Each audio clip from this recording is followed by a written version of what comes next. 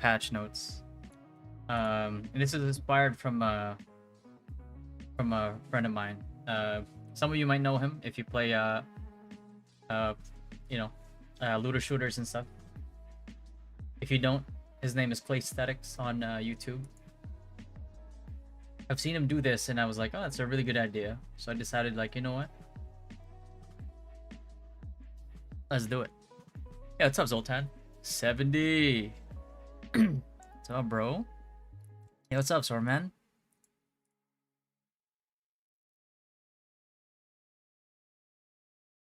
Alright.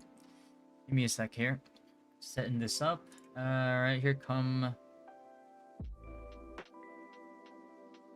Hold on. Gotta make sure all my 18 plus tabs are closed. Now I'm just fucking me. I always close it before I start the stream.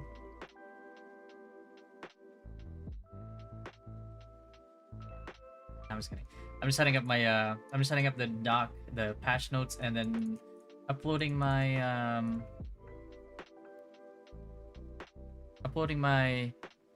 thumbnail.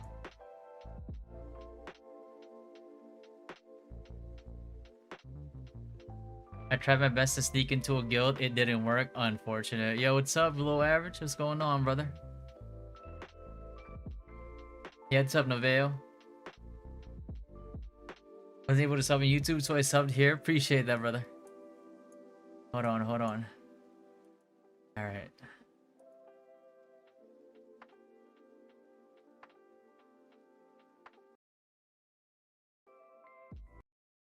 Swear to God. Stream crashed.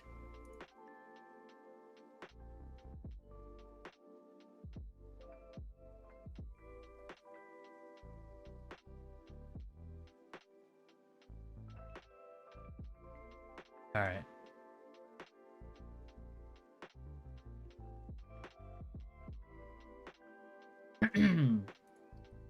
Anyway.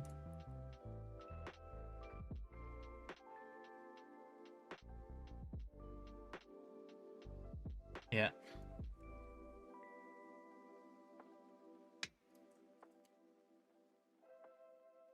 We're gonna do patch notes. Patch notes day to day, bros. I'm still gonna work on the guide, the written guide.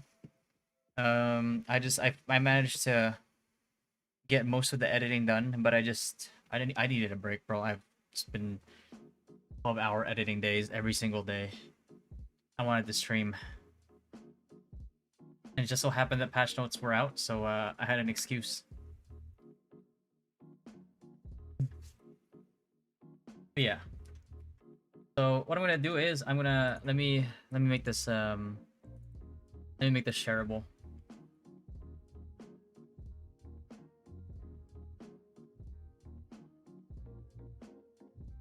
No. Still making guide? Yeah.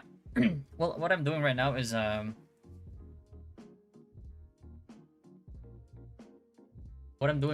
is basically, for the most part, what I'm doing is preparing all the guides, the video guides, and I'm scheduling them all to upload on the 14, 15, 16, 17, 18, all the way leading to the early access days.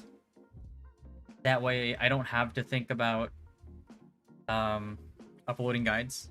Because when the game launches, bro, I don't want to be fucking making guides or videos, man. I just want to play. I just want to grind. Let me switch this over to my usual playlist.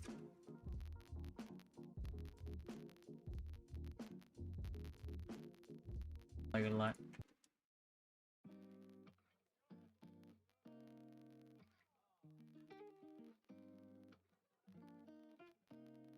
Okay, Mr. Grinder.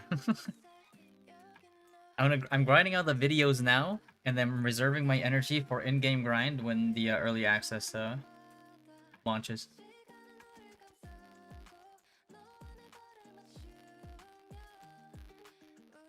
Anyway, let's get started.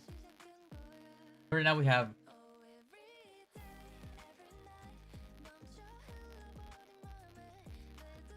was what you were saying about the supporter channel in Discord.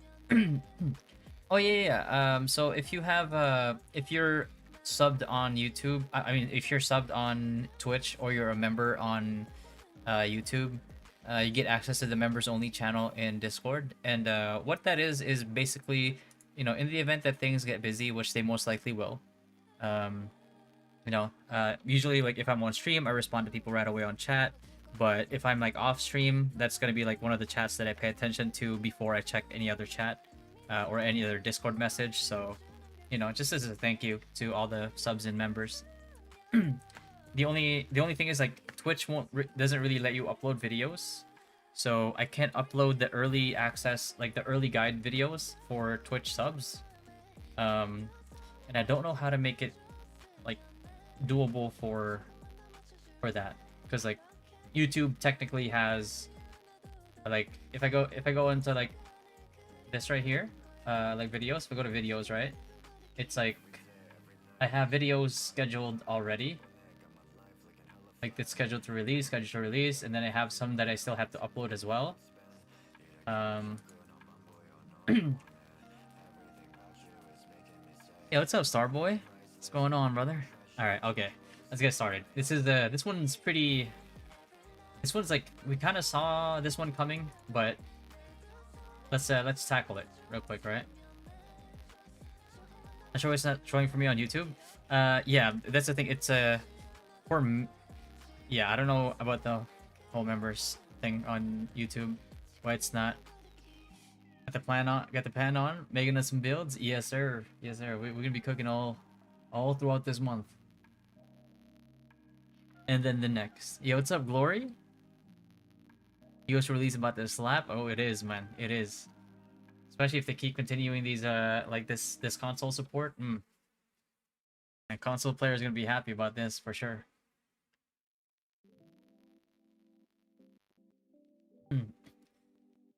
So let's dissect this like these patch notes, right? So equipment reinforcement expansion. Basically, what they're doing is they're making tier 2 equipment upgradable until plus 12, and they're making the T1 arc boss weapons upgradable to 12 as well. So for this one, it's like this is more like increasing upgrade limit to like 2 plus 12 is a good move to make tier 2 more appealing. The upgrade limit to plus 12 is a good move to make tier 2, right? Adams, what's going on, brother? So let's say like that, right? It's like to make T2 more appealing, which leads us back, which leads me back to think as to why they felt the need to nerf T1 equipment instead of just adding this and making tier 2 more interesting, right? You gonna play SNS 1, Adam? Oh, let's fucking go. It's gonna be, oh my god, we're gonna be like 50 out of 70 tanks. Oh my god.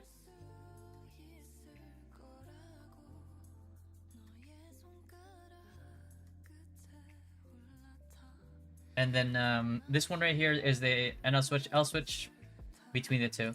So now they have equipment performance adjustment, weapon. Some weapon skill effects have been added. Some equipment abilities have been changed to higher stats. Armor, the number of options provided will be increased to 4, and some values of equipment with existing 4 options will be increased. Is this traits? Like the number of options?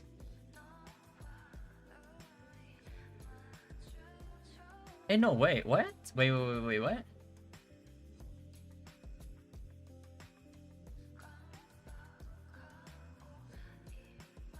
And some of the values of equipment with existing 4 options will be increased. Are these traits? Set effect of new armor will not change, so like the same set effect, the multiple pieces is still the same. In the case of cloak, no separate adjustments are made. Okay, so they're not gonna make cloak a an additional set piece, basically. So if this is actually traits, then okay, so wait, plus 12 on tier 2 on arc boss weapons, and then they're making, if I'm reading this correctly, they're gonna have tier 2. You're gonna give tier 2 more trait slots. Resistance builds are gonna make are gonna be on the come up here, or CC chance builds. If they do it for weapons as well. We're gonna have to see after the patch, right? So this leads me to think, it's like, so why nerf tier 1?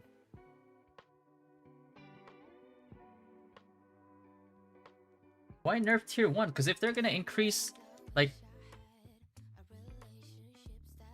if they're gonna increase like purples, right? To have 4 traits.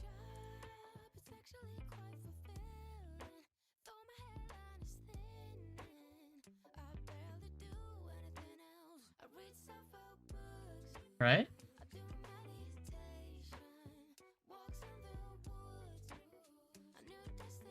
Then why the need to nerf tier 1? It makes no sense.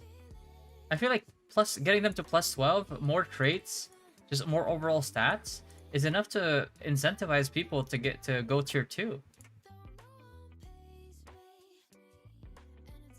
Especially, the number of options provided will be increased to 4, and some of the values of equipment with existing 4 options will be increased. Wait, the number of options provided will be increased to 4. And some of the values of equipment with the existing 4 options will be increased. Will be disclosed after the start of maintenance. Okay, so we're waiting on another patch note then. Okay.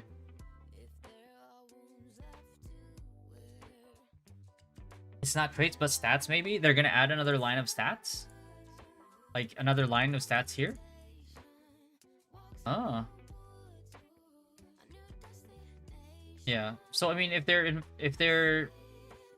looking at like other pieces that have like 4 lines of stats here, is that what they mean? Or do they mean traits?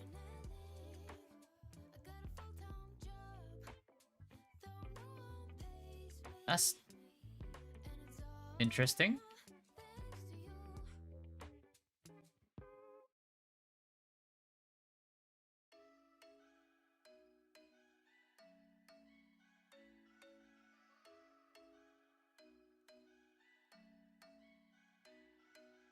Huh.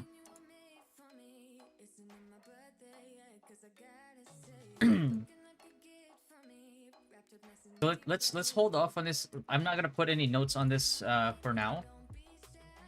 I'm gonna check the patch notes after, and then I'll add more notes onto that. And then are there any items with 4 traits right now? No. Yeah, what's up, Fiscal? And then the random matching feature has been added to the cooperative dungeon matching function that allows you to select 1-star or 2-star, then select one of the dungeons of the same grade. Party matching. I guess this is just like a random dungeon. I mean, this is pretty standard in a lot of MMOs, right? I feel like the random dungeon. It's like WoW does it.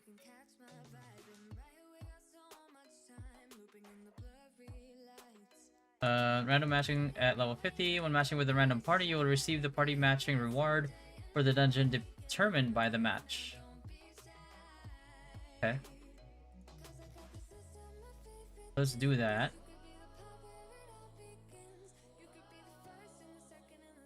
Alright. Random dungeon matching.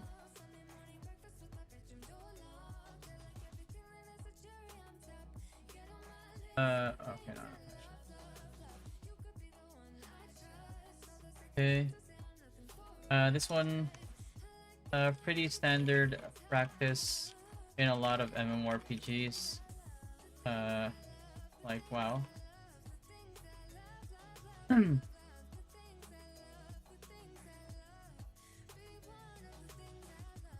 what's up, Sent? Is out for now for everyone. It's on Korea right now. Early access is on the 26th, and then free-to-play launch is gonna be on October 1st. Yeah, what's up, clan? Right now it is patch notes. This is the biggest update right here. When you purchase a cosmetic item, it becomes available to all characters on your account. This is big for all the alcoholics.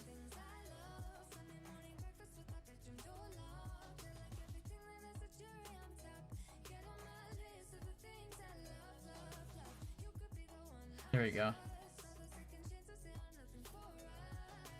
Okay. Long waited change that allows us to use cosmetics on our alts. Really good update, since most grinders will be managing alt characters on their accounts anyway. There we go. Playable in Asia? Yes.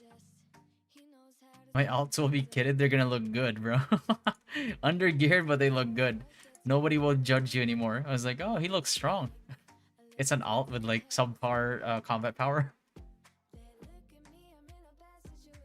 If you want to play Throne and Liberty, here you go. I'll link you the video as to how you can play it right now. There we go.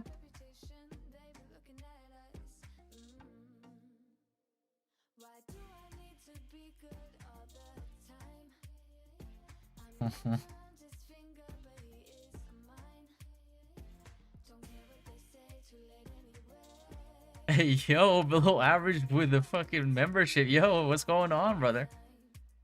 Appreciate that, man. Damn, this man is going wild right now. Holy. Thank you, thank you, thank you, thank you.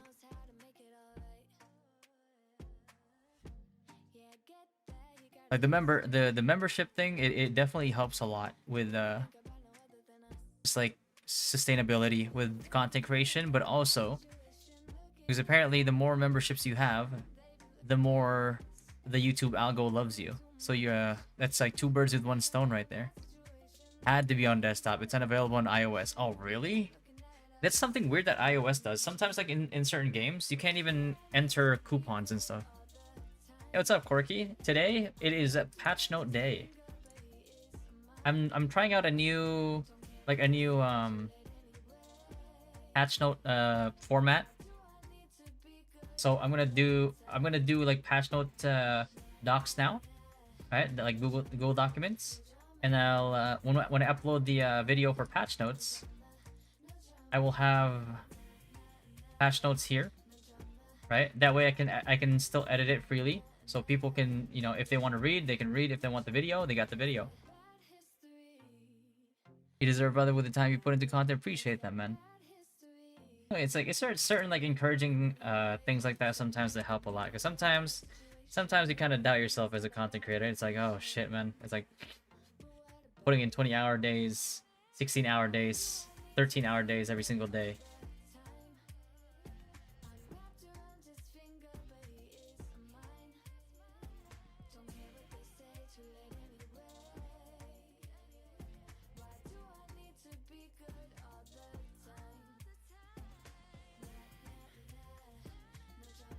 Appreciate that, brother.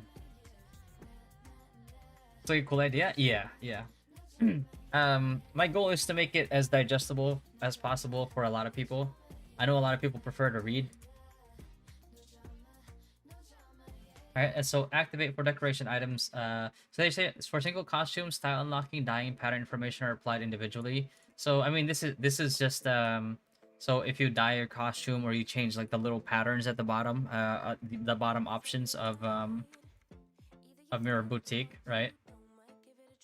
Like when you do that, this stuff right here, it just makes it so it's individual instead of you know what I mean? Instead of per character. Jesus fucking Christ, that's bright. Okay, just get out of that. Yeah, so that's basically what that means. With a feeling, the amount of Excel documents and standard operating procedures I create for the company I work for, it's draining. It is, man. It really is. It's like Google Docs and spreadsheets. And then, you know, all the information that comes along with it that you have to work on individually. That's, yeah, it's crazy. Oh, this one. For decoration items purchased through the special shops, they will be changed to be available for use by all characters. Oh. Limited to those marked as turquoise among costumes, weapon appearances, emotes, avatars, while transformations, play transformations, and titles. If you purchase the item with another character in your account, but the character you are logged in with does not have the item, it will be activated automatically. Nice. For single costume, style, purchasing, dyeing, and pattern information will not be transferred. Yeah, this is just you know, individual styling. So if you want your characters to have a uniform look, you'll have to do that individually, which makes sense. If you have the same costume on a character in your account, the existing purchase dye pattern information will be maintained. If you want a refund because you have the same item in your account, please contact our customer service center. Partial refunds are only available for decoration items that you wish to refund, and the refund amount varies depending on the components and item weight. Okay. Change. Among the decoration items previously expressed as turquoise, if only the character that acquired them can use them, the item color will be changed to the basic color. So turquoise, I think we see that quite a bit with like the mount stuff.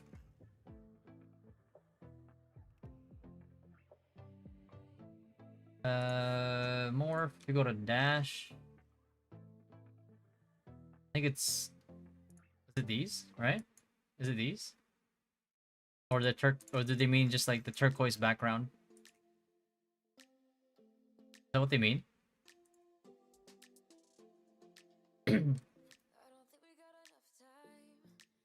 Limited to items obtained through gameplay and events. Right? The appearance will not be automatically activated even if another character has it. The titles obtained through some purchases are displayed in different colors. In case of wild transformation, growth points are maintained regardless of the item grade color. I mean, that's pretty standard, no?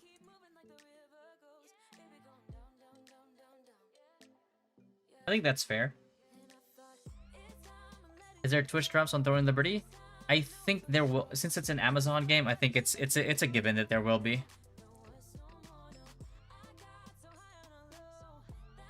Like, it would be pretty silly if they actually didn't. And then see, change among the decoration. Yeah, we tackled that already.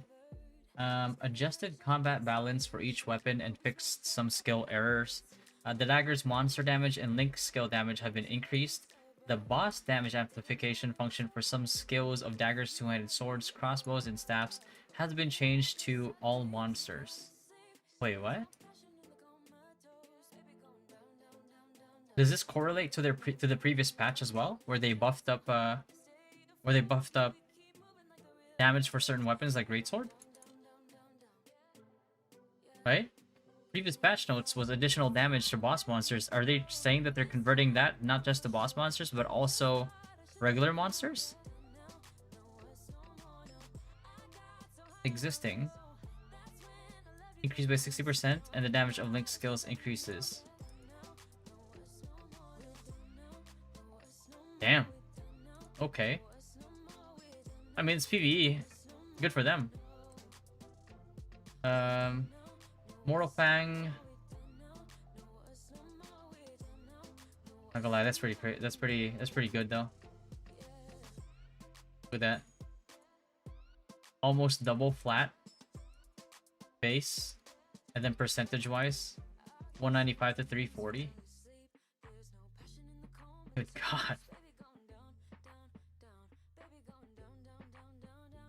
TNL didn't have Twitch drops on OG launch.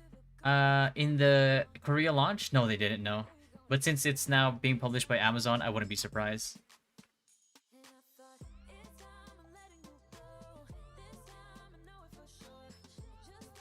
They already announced the 2 Amatoy and a title for watching the Siege event? Yeah, they did. For the Siege event, I think it's it will be available for normal launch, I think. You just have to be watching the streams when those events happen. I'm trying to sneak into like a guild that still has slots. I even offered like, yo, I'm just doing it for content. Like, I don't even want the Lucent that you guys get from it. Like, you could just give it to somebody else. But no bite so far, so you know, maybe we'll get there, maybe we won't. So we'll see. Hopefully I can get in, because I think that would be pretty fun. And I think it would be good content as well.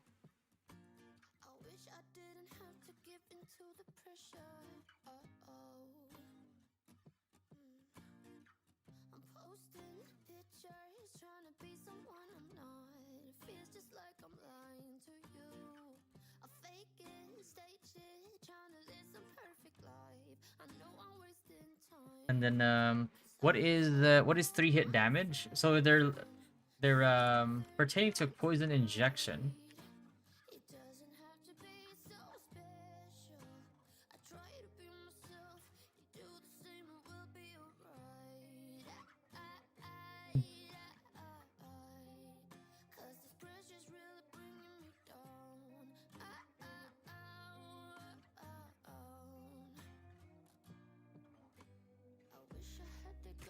We try to show a like the actual scaling. 1 sec. So Assassin's Dagger, let's do that. But that's basically it right there.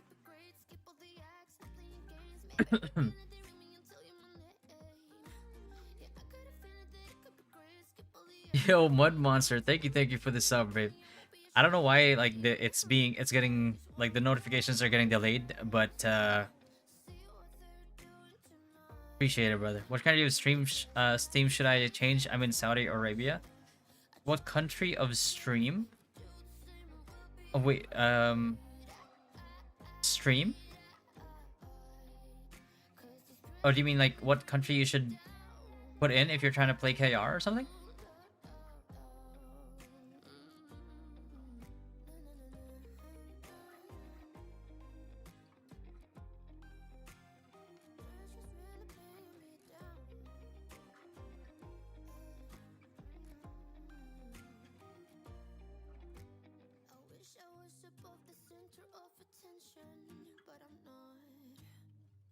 There you go. I appreciate that, Mud Monster. Thanks, brother. Appreciate the prime, man. It's not available in your country. Oh, Steam. Okay, yeah. You can use a VPN to NA.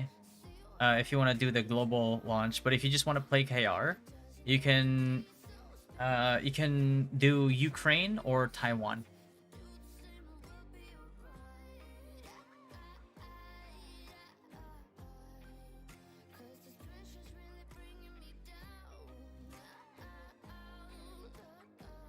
Yeah, this is pretty nice for that extra damage, you know what I mean? Not bad. Mortal Fang, the effect of increasing critical hits on poison targets has been removed and changed to a skill that reduces defense. Oh, shoot. Wait. Is it... like, if this is an actual like debuff? It just makes somebody squishier to everybody? Damn. Okay. Pretty damn good, actually. Look at that, man. That third hit. Is that the third hit? Yeah, that's the third hit. From 185.47 to 340.81. Holy shit, man. Yo, Serena, what's going on, brother? How you doing, man? Sheik? What's up, man? Welcome back, welcome back. That will be a real tank buster. Well, I don't know how much they're gonna reduce it by yet. And then the Staff of Death, um, which is basically more. Is it more? Is it Philostigma? Right? The effect that increases damage to boss targets has been changed to apply to all monsters now. Bro. Dagger PvE damage up, bro. This is actually pretty good. Like, you always like to see PvE buffs, man. Like, nobody cares about it in PvP, but it's just a feel-good buff. Like, period. The issue where skill distance was applied abnormally when applying the distance increased specialization has been fixed, so it's a bug fix. Cruel Incision. The effect that increases damage to boss targets will now be changed to apply to all monsters. So really, really big PvE buffs right here. I don't know how major this is going to be versus just like losing the crits, but we'll see. And then we have two-handed swords. So Brave Slap, which is basically what the fuck? It's Valiant. I think Brave Slap is Valiant Brawl.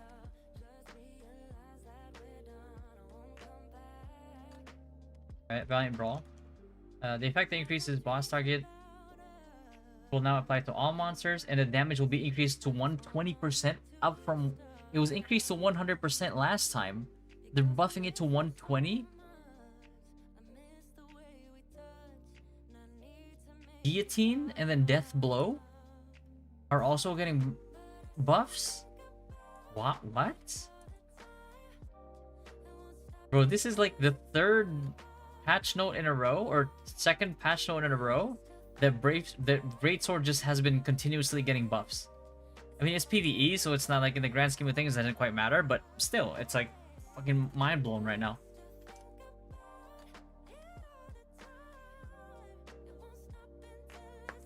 Crazy. Serial bombing. The effect. Oh, okay, so this one is just the effects that add boss damage is gonna be applied to all monsters. So this is a snipe, and this is, I'm guessing that's for bow.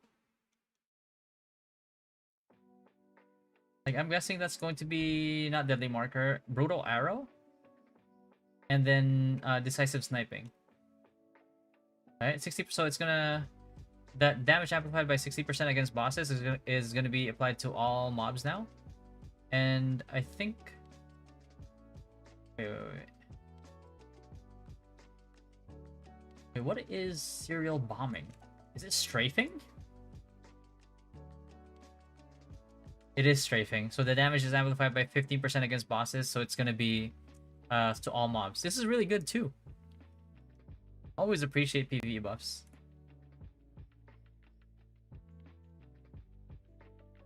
Yes, the mob grind will be even better now when it's to all monsters. Yeah. This would have been crazier if they added this to Whirlwind. Now that would be fucking nuts. Melee deserve to do big damage.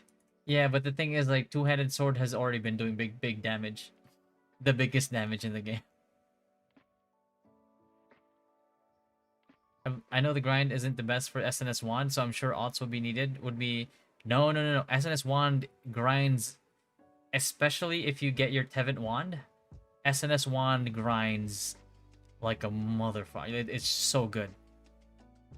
I hear guild is up to 4 guilds now, so no more Mega Zergs. I hear guild is up to 4 guilds now. You mean alliances? It's always been 4 guilds, no? Usage grind SNS Wand, use Wand block. Yeah. And especially if you have Tevin, it's just you could insta give like Sardoma mobs. Like Yahweh's been doing it for like a long time. Only after playing the game for about 3 to 4 months. Well, I mean that goes for everything, right? Like even SNSGS can't grind Sardoma that well until you get gear. But that's true for every class.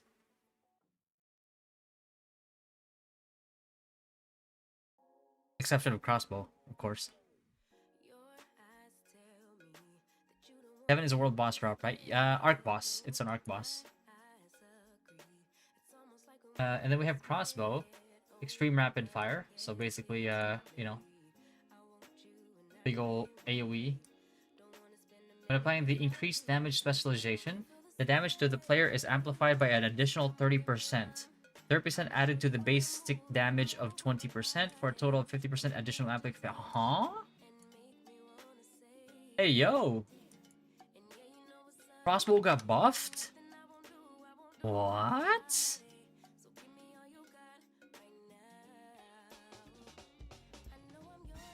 What the fuck? What? Really? Did Merciless Barrage get... No way. So no need for alts?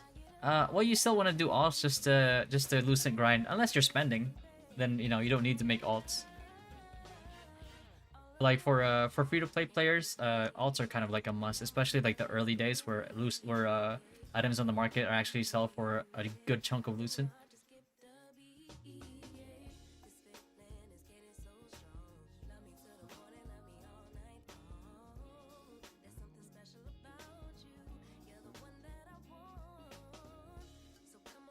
So this is gonna be... What the fuck?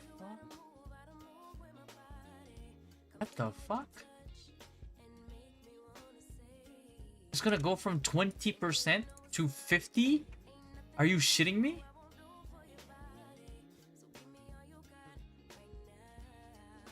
What?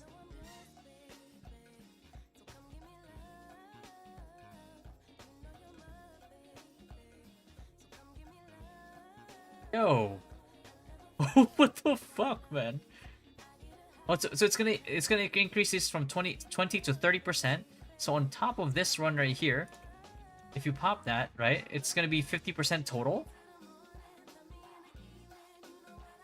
No, no, this is actually 30. No. This is 50. Because this effect right here, fucking I can't click it. This effect right here is already just to weaken targets. So this, bro, that's crazy. No, no way, man.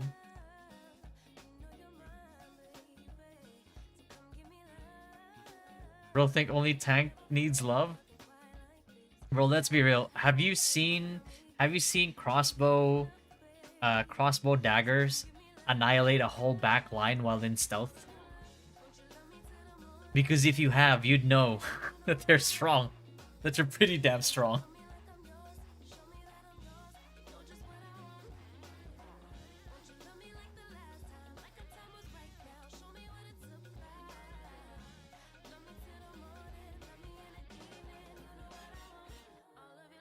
Like in Ezekiel, I've seen a Belendir crossbow, Tevin dagger, crossbow dagger, send a full guild running outside to the safe zone.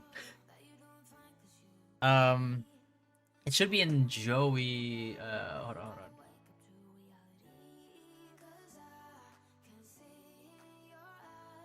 Let's see if Joey has it still.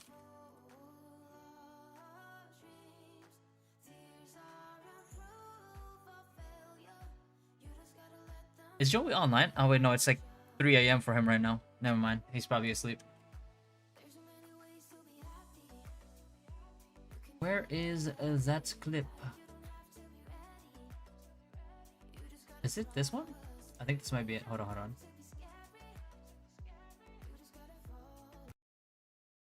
Wait, hold on. This might be it.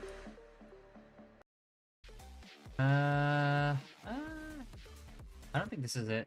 It was a Koazan. It was a Koazan fight. No. No. Is this? No, this is not it. Did I skip through it? Hold on.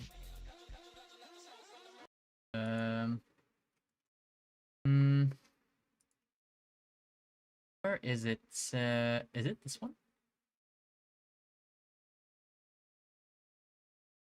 4 months ago, 4 months ago. I think this might be it. Island, okay. Let me double check.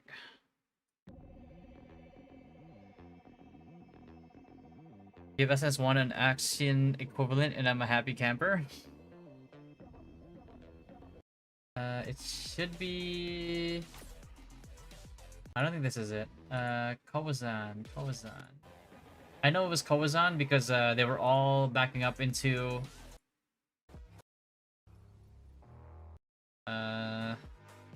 Is this it? Nah.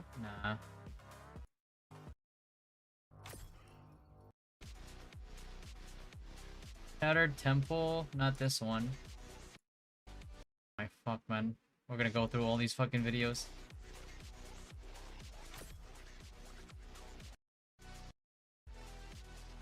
Nope, not this one either. Shit.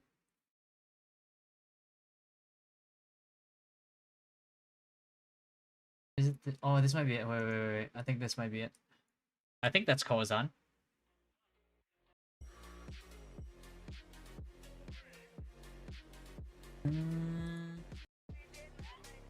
What do you think about Staff GS?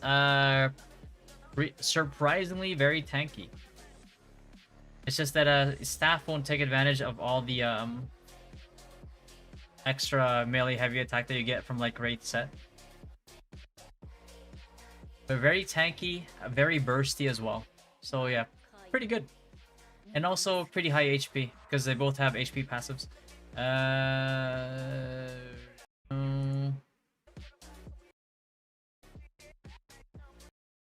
No. Christ. For some reason, I thought the preview was like the inside of the Kawazan Rift.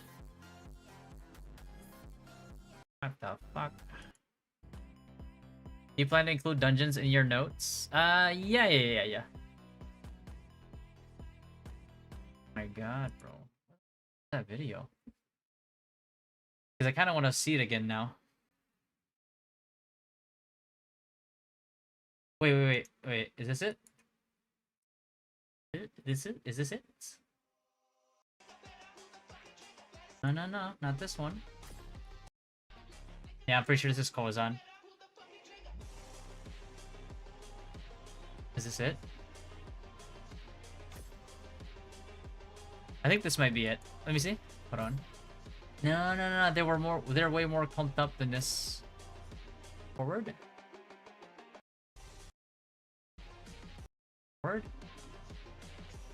No, this is Ruins of Terrain. No. Fuck.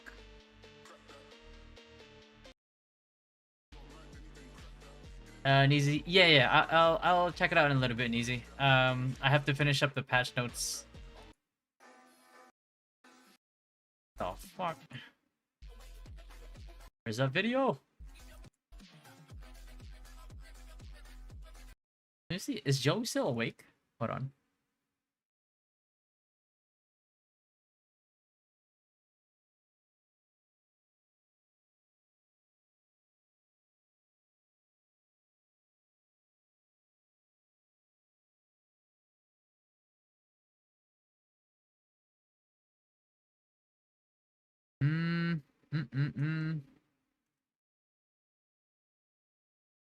Where is that? I thought this was it, but it was like the same spot right there that they were pushing people out. Which video? Dagger PvP mix? No. Not staff dagger. Where is that video?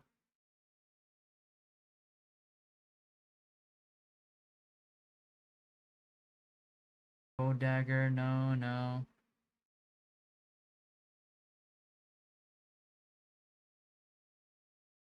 No, not greatsword dagger.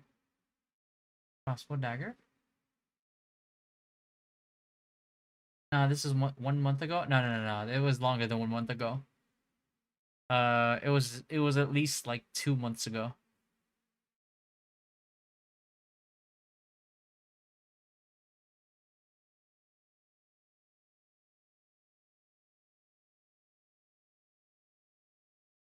Nah, multi-shot, mega mix. No. Yeah, what's up, Aloja? Not much. I was just looking for a video that Joey showed me. Maybe I'll just ask him when he's awake. Wait, hold on. Is he?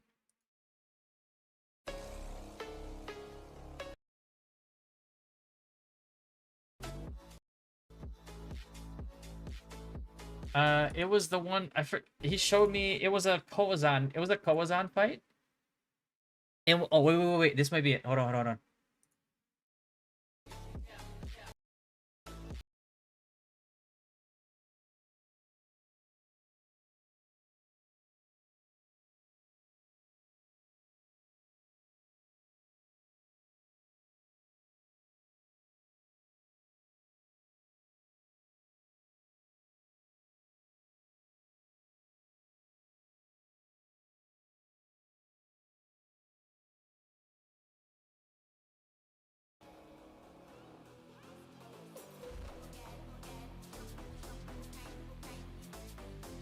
Not bad.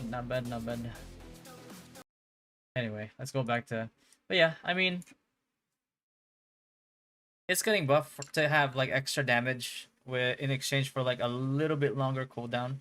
So you know, I mean, Bellandir did get nerfed, but it's also getting buffed again.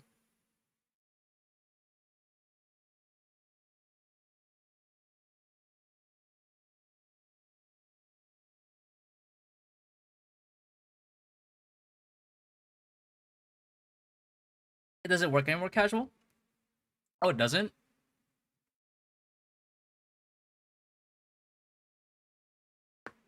What changed that disallowed it to that allowed it to like not happen anymore? I haven't been keeping up too much with crossbow after the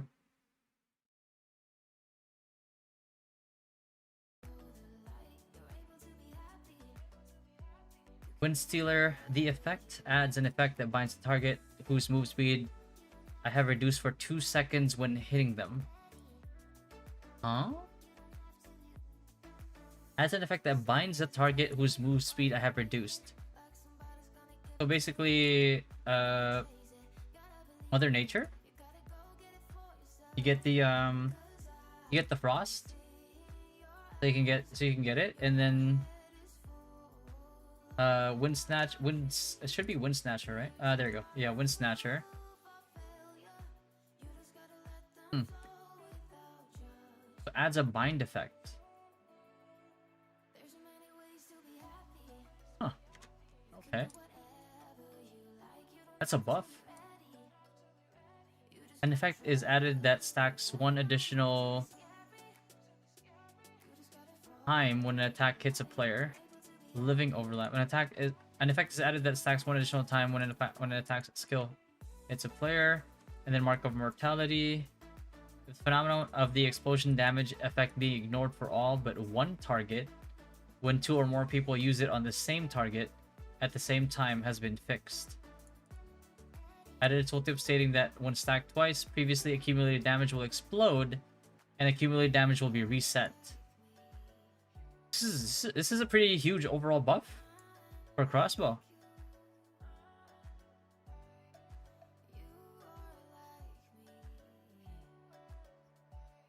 Yo, Zilf, what's going on, bro? Did you get to change about SNS? Not yet, no. I can see it here, but we're at Kane. Do you have to main SNS still? What do you mean?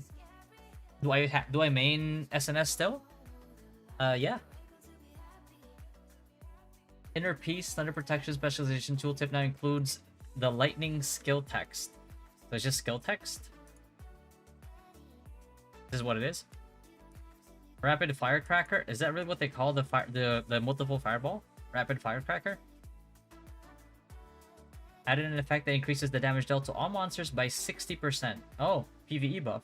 So maybe Staff Dagger won't be so bad in PvE anymore. Oh, it wasn't bad. It would just be better.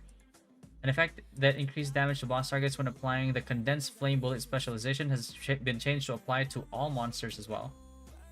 Oh. Chain Lightning added an effect that increases damage dealt to all monsters by 40%. And then Fireball oh wait, yeah, Fireball Barrage, never mind. So what is Rapid Firecracker?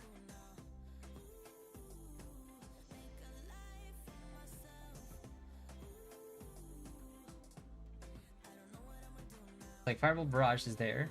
Oh, Serial Firebombs? Is that what they call it? Rapid Firecracker? Oh, okay. Magic Wand, Ray of Disaster, fixed an issue where it would hit allies when penetrating. Was it actually doing it? I never noticed this. The issue where the movement speed reduction time was applied for 6 seconds when applying the reduced movement speed specialization and focused effect time specialization at the same time has been fixed. And then Nightmare Swamp, fixed an issue where it would occasionally be impossible to block when hit.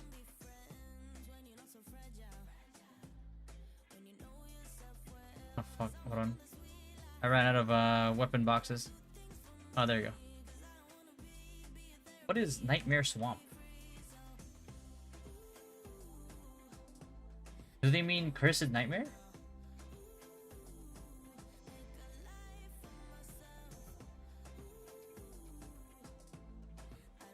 Wait, it was unblockable at some point?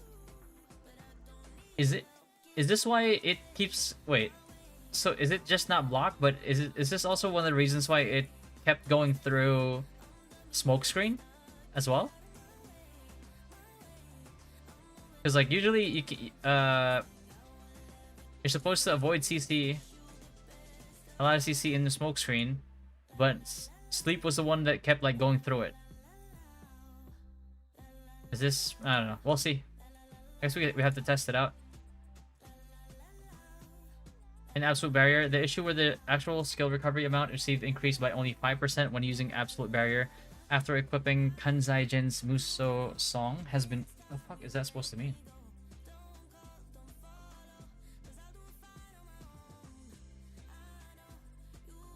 Kanzai Jin's Muso Song?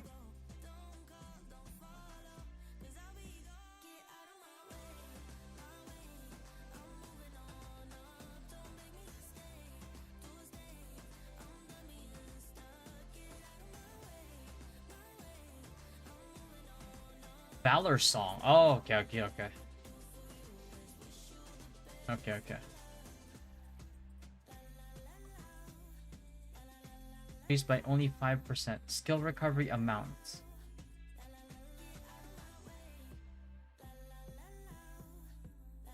Okay. Wait, what? The effect is Absolute Barrier skill. It has an additional effect that reduces damage taken by minus 5%. So how does this applying? Huh. Alright. We'll have to look at that weapon again once they actually change it after the maintenance. Longsword, Roar of Provocation. The issue where the Roar of Incision specialization would not hit 100% has been fixed. Oh. Is this why this shit kept missing? Even though it's not supposed to miss? Because if you read the description, it'll tell you that it's not supposed to miss in PvE, I think. Yeah. Yeah, against monsters always hits. So it was actually, so that explains it then. Why it was fucking missing when I was trying to grind monsters. When I was leveling the alts. The issue where the target would not be able to attack or cast skills when hit after applying the Roar of Incision.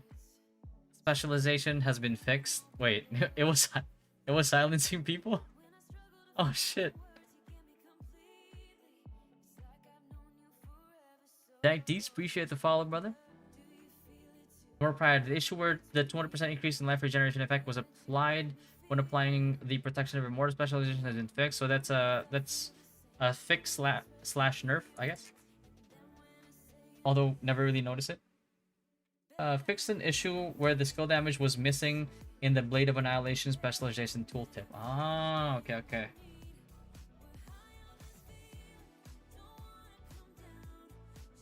So yeah, regarding your question, do we have to main SNS still? I mean, nothing here says that Um, you don't have to main hand SNS anymore. Wait, one sec.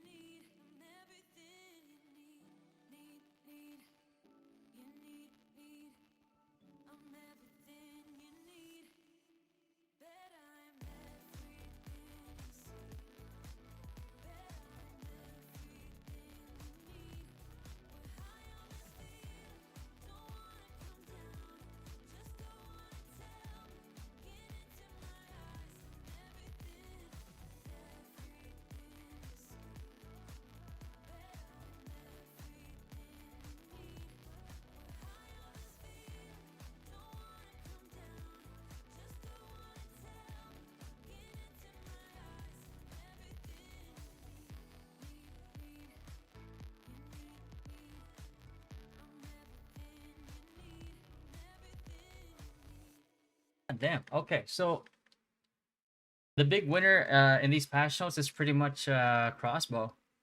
Maybe the crossbow dream is the SNS crossbow dream is alive again, bros.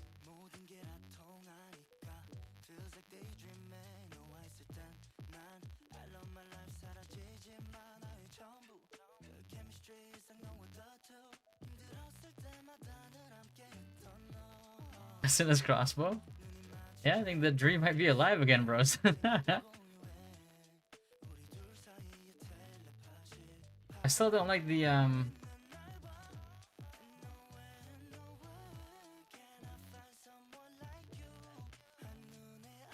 still don't like the changes to yeah, they fuck man, they actually straight up changed it.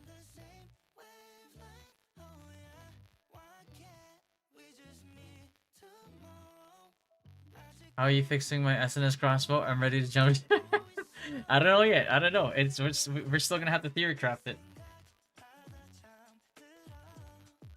A new season of Infinity Gate has begun. The Infinity Gateway participation level has been changed to level 55. Alright, let me get the screenshots for this real quick so I can add it to here. So we stopped at costumes, right? Okay, costume. And then we also did the...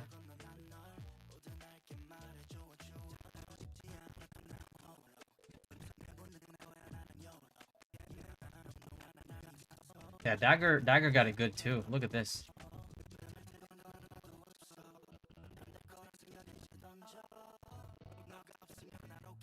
Dagger buffs. Let me see. Weapon buffs. Weapon changes. Let's just put weapon changes, because some of them are not really buffs. They're like bug fixes, which turn out to be nerfs sometimes to Dagger. I'll add the notes. I'll add the notes to it later. Did I include Coral Decision? Yeah, I did.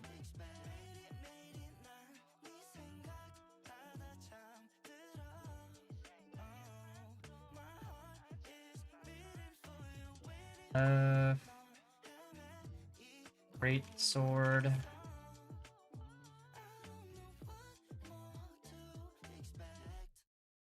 Yeah, Dagger passive change is it's pretty nice. Background music is cutting off. Is it like because it's too low, or is it being staticky again? Super, thank you for the follow, brother. Yes, I've never died. Do you think this game will hold the community or die fast? I have no way. I have no way to predict that one. Never die.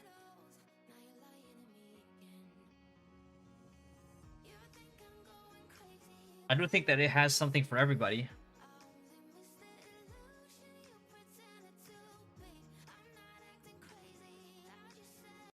Let me pause that for a bit. It'll disappear later again, and then we'll put it back on. Great sword, and then we do longbow, and I'll put the actual skills on there as well. So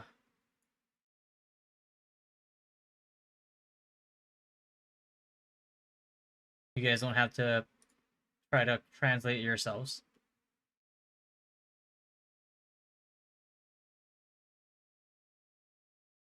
I heard it's too much time gate. Hopefully, it isn't too bad. Well, the time gate works. Actually works for free to play players. It works in the favor of free to play players.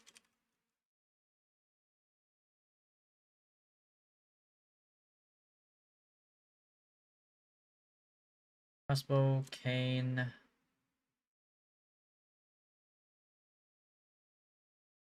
Ah.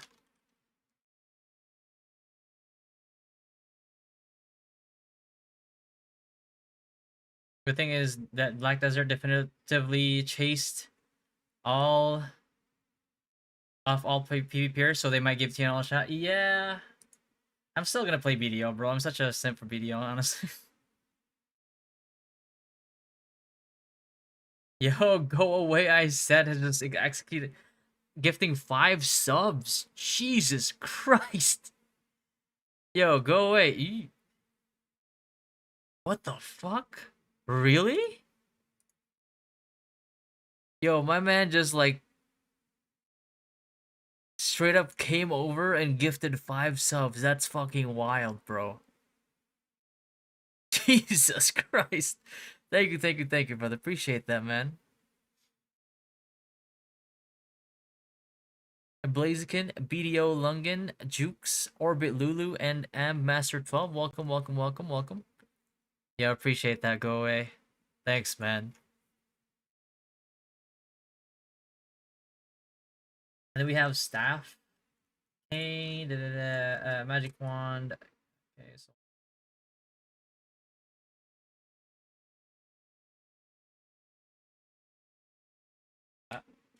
wand and tome. We'll keep calling it just wand, but you know, you shouldn't neglect tome as well. Tome's part of the weapon combo, you know? Like sword and shield. I'm gonna look at BDO again when they released Dosa Awakening. I don't care for RP expansion the game is getting. Yeah, I don't either. But I do like the new class though. I don't know. For like brain dead grinding, I do like. I don't know. I kind of just want to stick or go to a Guardian Awakening.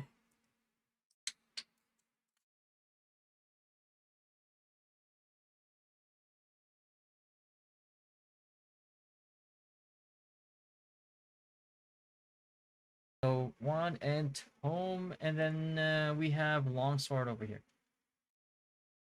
Yeah, longsword. I mean, sword and shield. You know, it's not really too major, like anything major. Like bug fixes, right? So that's good. And then this one was just like, this is a bug fix slash nerf, if you consider bugs part of your strength. Um, let's see, sword and shield.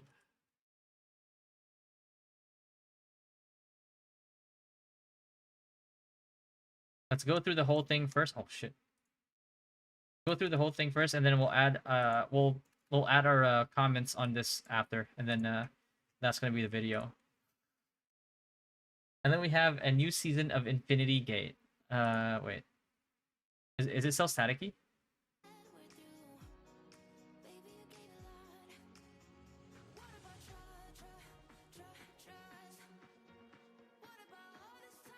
New season of Infinity Gate has begun. Yeah. So same. It's pretty. This is pretty general. Same goals still. Still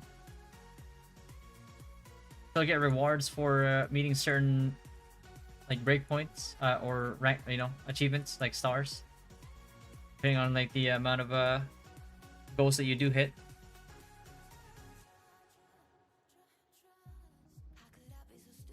Crossbow mains. Celebrating. You have your trait conversion stones, Baron mastery points, which is huge. Rare polishing crystals, which is also huge. And then your, you know, your omnipotent parchments, which is a absolute must as well. And then okay. I mean, we'll just add this just because, like, there's really not much to say here. It's just a new season Actually, do I want to add this? I feel like I should just add things that are going to be relevant for global. No? What do you guys think? I saw that they bring Berserker outfit back to BDO. Hungry for money, it seems. Yeah. I don't really play Warrior anymore, so I don't know if I want to get it. Probably not. Like, if I go back to BDO, I might just go Dosa still, or Guardian. Or potentially Lon. I don't know. But we have that, so, I mean...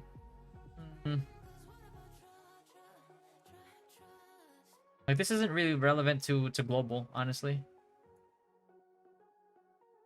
This is more KR... This is more KR new season Infinite Gateway. Apparently, BDO population has dropped to an all-time low. I mean,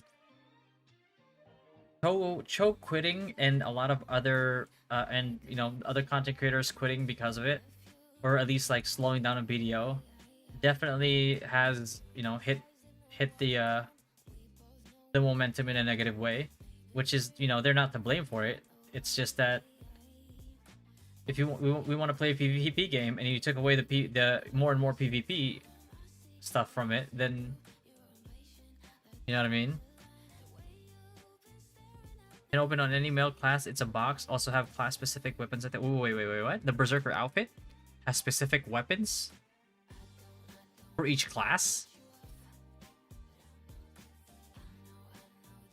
No way. Wait, what? So what did it? Node War is a PvE mode.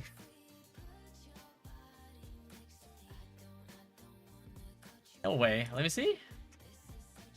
We're cross posting a. Berserker Anime Black Desert, introducing Guts Berserker armor, Griffith outfit, and Turkey's garb outfits. Warrior, Guts Dragon Slayer, okay. Uh-huh.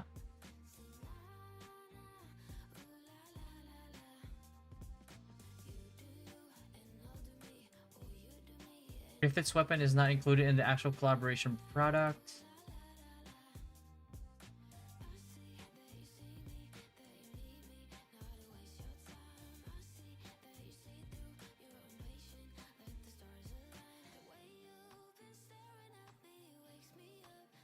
Wait, but only Warrior can...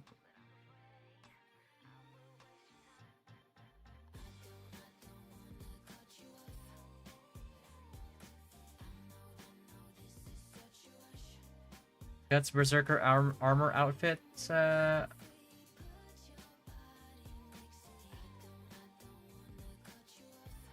but you can't equip the weapon, right? What is this garbage?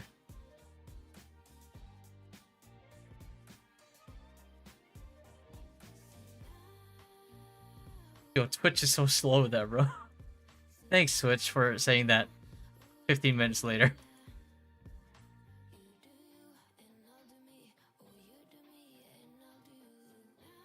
Oh, Puck's gonna be available again. I like this chandelier.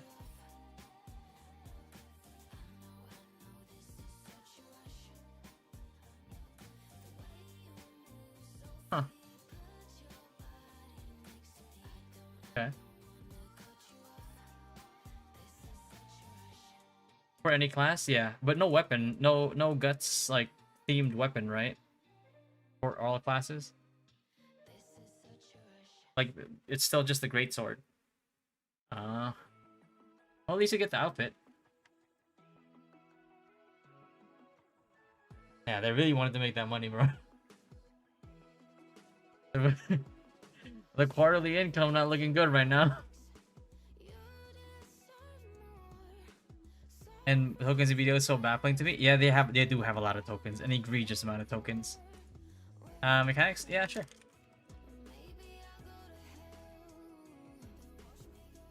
There you go.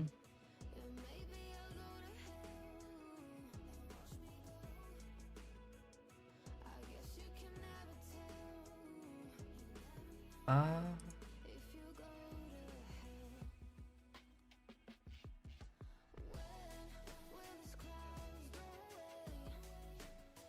my friends list was empty after they announced more enchants.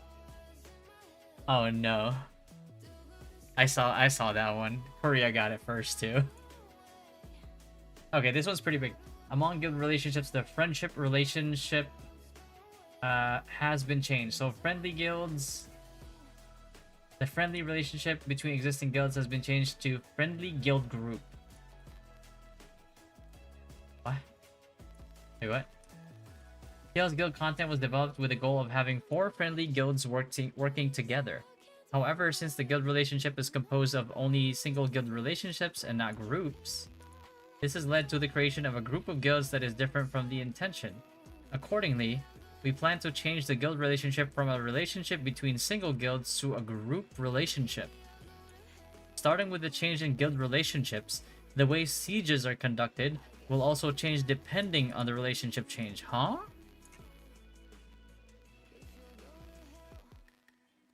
Wait, what? Among guild relationships, the friendship relationship has been changed. Like the friendly status in guilds?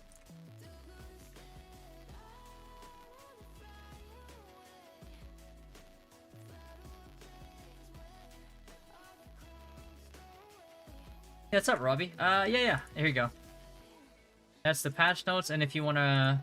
This is not done yet, but once you wanna read, like, my thoughts on the patch notes, which I will also upload in a video, I'll post it in there as well.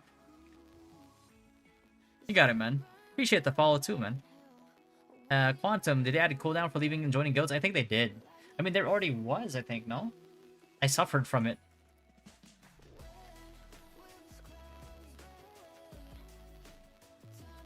Hey, yo, what's wrong with Twitch right now? It's a little late as hell. But thank you again, go away. Well, I mean, don't go away, but thank you. Did they nerf it? Looks like it. What did they do to Sword and Shield? Nothing, like, nothing major. Nothing to write home about. Among good relationships, the friendship relationship has been changed. The existing friendship relationship, consisting of 2 relationships between guilds, has been changed to a friendship guild group. What is this supposed to mean? So, existing right now is Guild A, Guild B friendly. Okay. Guild B and C friendly. And Guild B and C friendly. Guild A, Guild C doesn't matter. Guild A and Guild C friendly.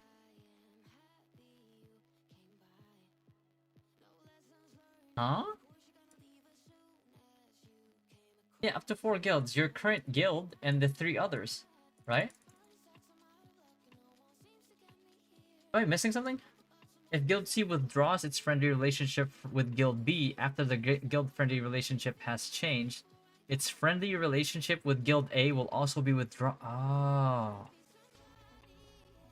Oh, okay, now it makes sense.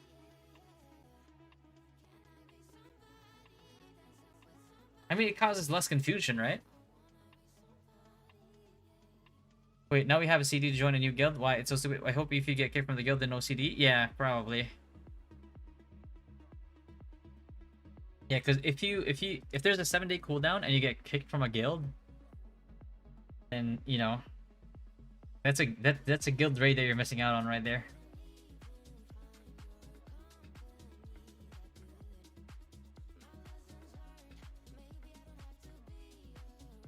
When guild relationships change. Oh, this is just a patch. I mean, this is just gonna reset like Korea. This just doesn't matter to us in global. So you can have form new friendly relationships or break existing friendly relationships while a siege is in progress. Improve guild occupation to allow you to immediately check information about your guild and the opposing guild. You can check guild information by selecting the guild name in the occupied area. Okay.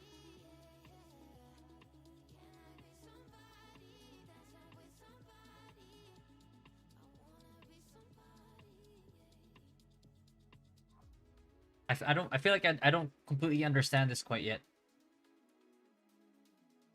Let's grab that there. Guild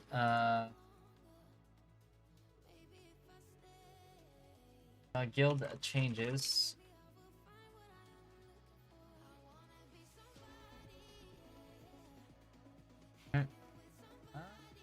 We bring it down to its own field. What the fuck? Hey, hey, hey, hey, hey, hey, hey, hey. What is it? What? Why is it doing that?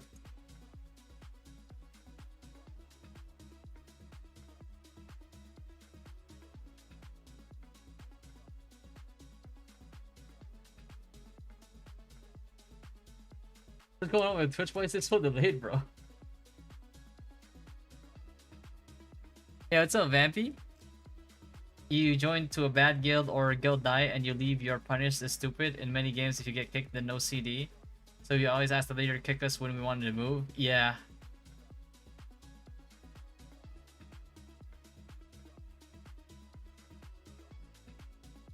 But it doesn't say it here, though. No?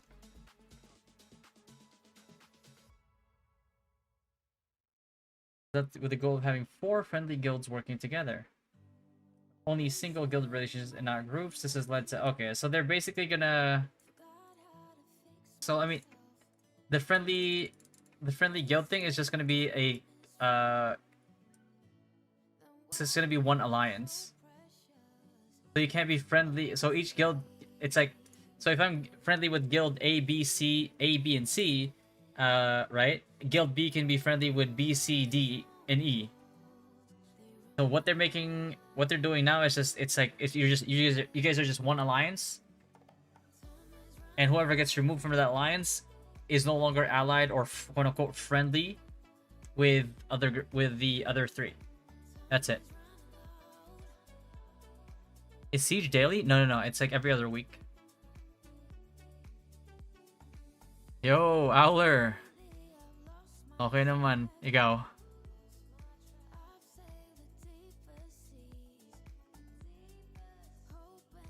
Playing experience of some content will change. Regional event rewards have been added and changed. Oh, wait. Event rewards have been added and changed? Are they gonna get rid of the food boxes, bro? Tragedy Mansion battle balance has been adjusted. We don't care about this right now. For global.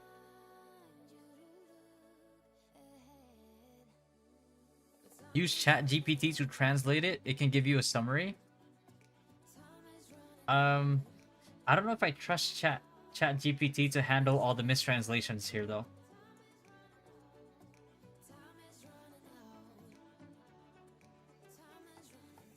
That would be a much better system than what they currently have. I like the new ally changes. Yeah, me too. It solidifies it quite a bit. But I do like it a lot, actually.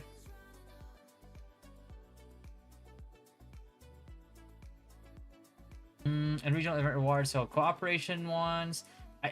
Can I just say I love the cooperation events. It reminds me a lot. It reminds me so much of Guild Wars 2, and I love it. ChatGPT probably knows Korean better than Google Translate. Yeah. Yeah, you know what? Okay, right, fuck it. ChatGPT, hold on.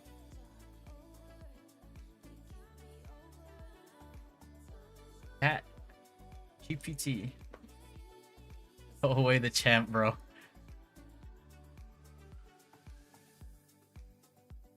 I don't know why Twitch is delaying it so much, but I appreciate you, brother. Yo, what's up, Nebula? New ally changes? Yes. Anything to wander bow? Anything to wander bow? What do you mean by anything to? Any changes, you mean? Co-op events are so much more fun than peace. Yeah, I feel like peace is just like people just get away with being like assholes, bro.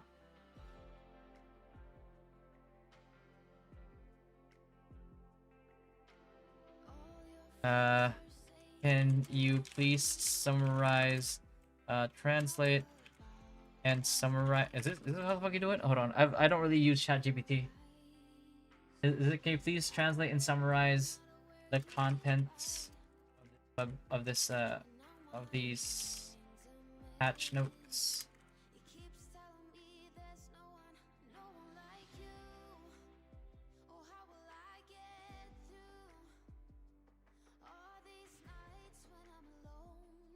Bro, there ain't no way. Is this how it's supposed to be? This doesn't tell us shit, bro. Can you summarize this? Can you summarize this?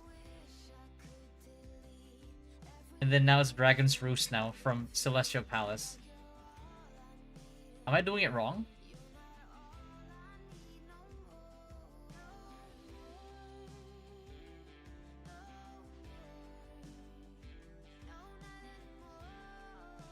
I fucking bro, I don't know if I'm doing it wrong. Alright, okay, so rank rewards right now. Subbloom Element, Trade Extraction Stones, Parchment, Magic Powder, Guild Coins for Guild ones, and then areas above level 50. Above level 50 or 50 and above? Special Resistance Metal, bros. This is nice. It used to give you this, like, it would only give this to you when you do, like, bosses. But now you can craft yourself a free special tactical resistance armor.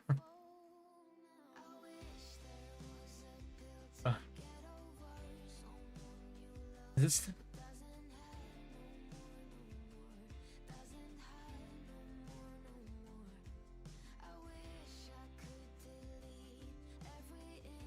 Alright. I wonder how much it gives you, though. One each? Because that means you'll have to do 40 events. Eh. Can you translate? Oh, okay. Can you translate? Here's a translation. Celestial Palace. Bro.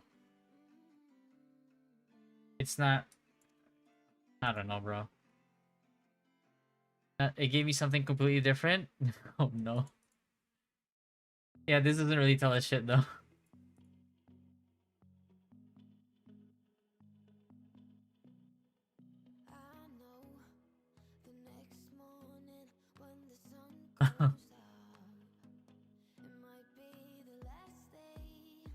Oh well. Number of catapults appearing in co-op Lights Requiem has been changed from 12 to 8, and the number of light fragments consumed to destroy the catapults has been reduced from 1500 to 900. And then co-op on the new... This is the new co-op, by the way, the Festival of Fire that they changed in the previous patch note. Number of shield walls from the Fire Orc Priest has been reduced from 500 to 350. I feel like they should just change every single peace event to cooperation. Because here's the thing. Here's the thing about like peace events. People can be straight up like dicks and steal like your stack of mobs, right? And have no and like have zero consequences because you can't kill them. So instead of having a frustrating game mode, if you give them this instead, then it would actually foster a better environment of community.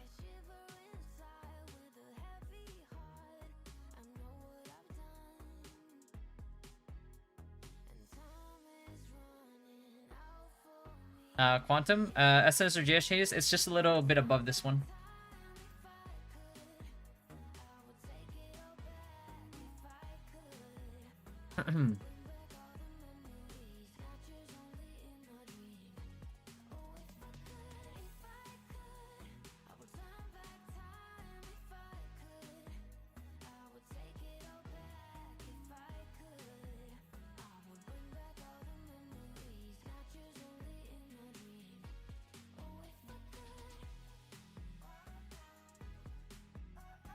Can you link that? Yeah.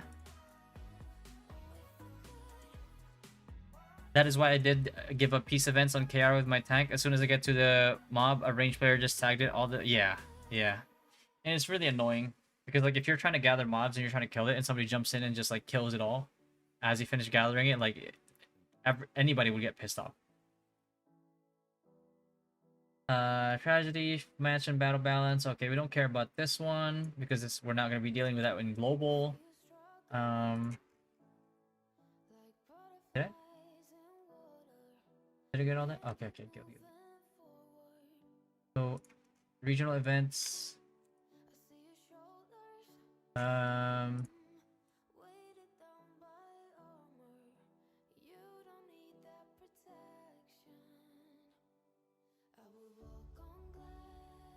Events changes.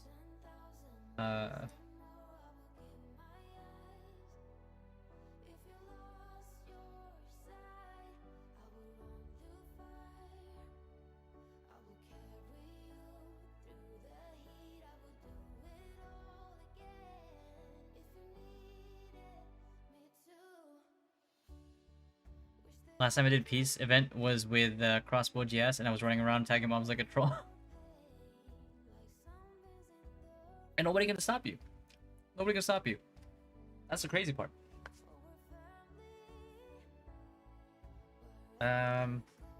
Monster. The overall abilities of NPCs, including arc bosses, field bosses, siege objects, and golems, have been increased to match level 55. Oh. We're probably not gonna get this. Bro, this would be insane if we got this at launch. At like Siege. I don't think we're gonna get this. Because if we do, it's gonna be completely broken. Whoever gets Golem is just, yeah, it's over.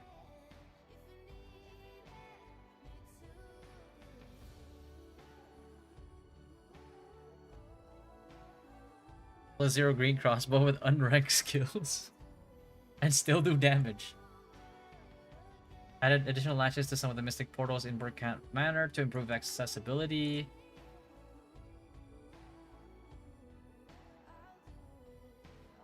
Like, well, okay, so here, it's like, I appreciate these additional latches because it allows them to create more rugged mountainous terrain while not making it hell to try to climb them. So this is really good. But sometimes I do wonder, and this is just me like nitpicking, sometimes I do wonder if they should just actually have better terrain design.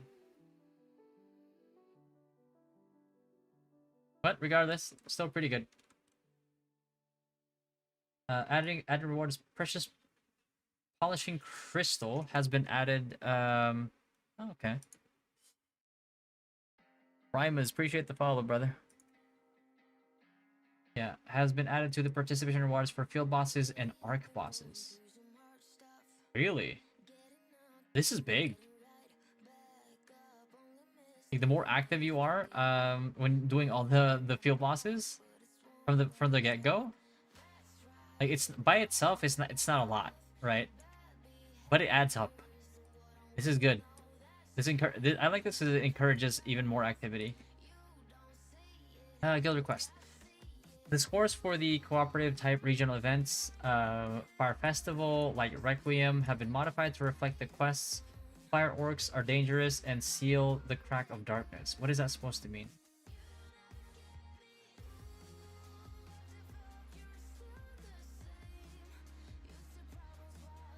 Yeah, Zil, it is, man.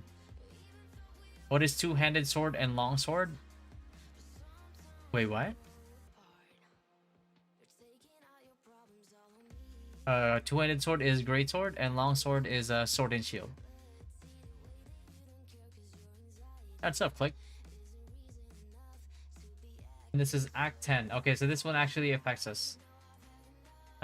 Weekly mission has been added. Okay. Wait. They're gonna put a main quest appendix weekly mission. Oh, tutorial, maybe? Some appendix codex objectives in the adventure codex have been changed to automatically complete in the progress stage when achieved in advance. So Adventure Act 2, Chapter 2. Auto completable appendix codex name. How to craft armor. Wait, what? Auto completable? What do you mean by auto completable? Oh. Oh, okay. So I think I know what this is now. This is actually a good thing. Because sometimes sometimes you get ahead of yourself and you craft before you get the quest and you don't get credit.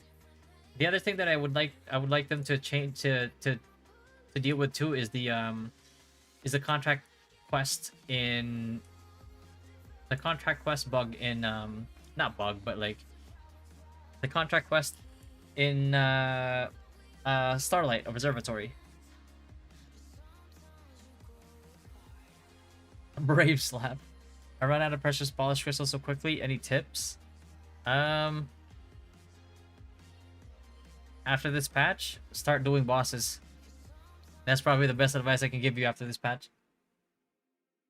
So what blue gear box are we getting from quest? Is it plus 0 gear, plus 6, plus 9? Blue gear?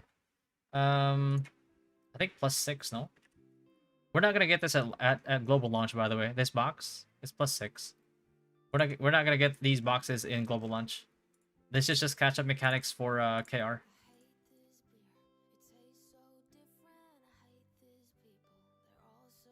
Adventure 5, Secret Below, equipment transfer. This is just like transferring upgrades to from like green to blue, or blue to blue, green to green, purple to purple.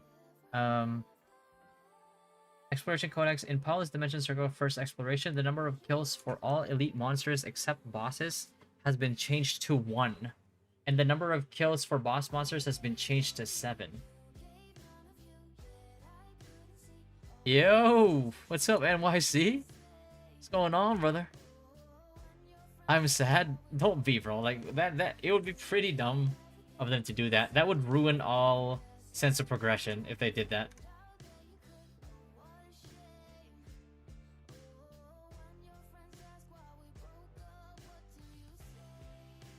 Wait. Oh, hold on. Let me. Okay.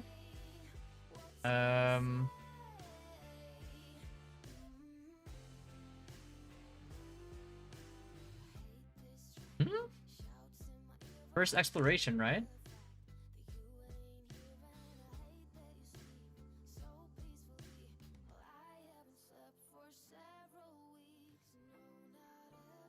Lawless.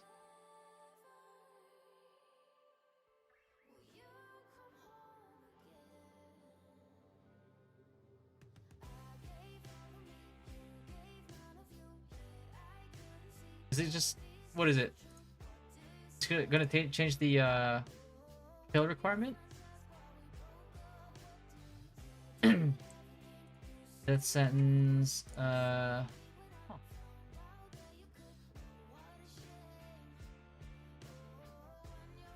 If they did what? If they did the equipment, the free equipment boxes that KR is doing to catch new players up, these things. So NA is getting a behind version of the game versus what KR is. So the dev said that they're gonna try to keep us up with KR patches, if not just a tiny bit behind. So maybe we'll get it like a week later or something.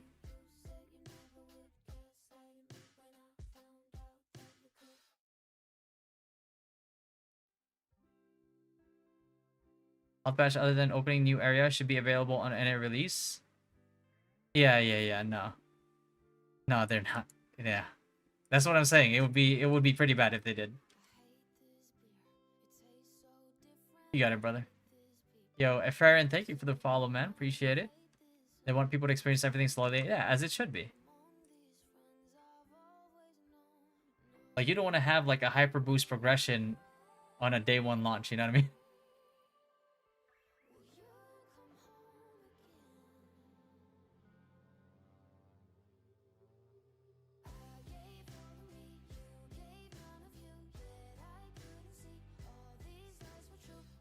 Let's see. Target dimension. So it's gonna be everything then. Okay. So we just get to complete it earlier. Fun.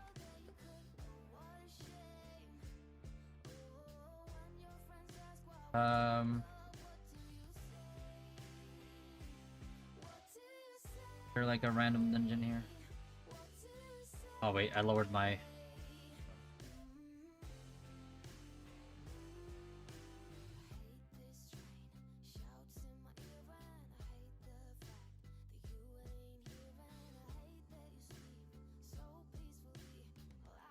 accessories here real quick.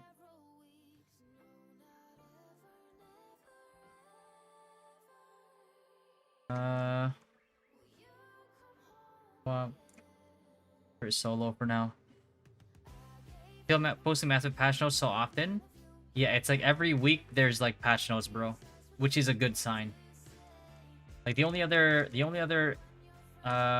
game that I know does it currently that is like in such a with such a scale as like TL is probably BDO.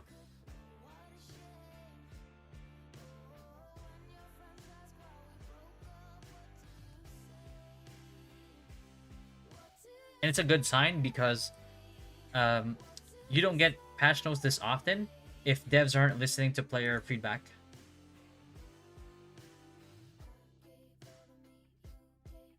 Open this shit. Okay.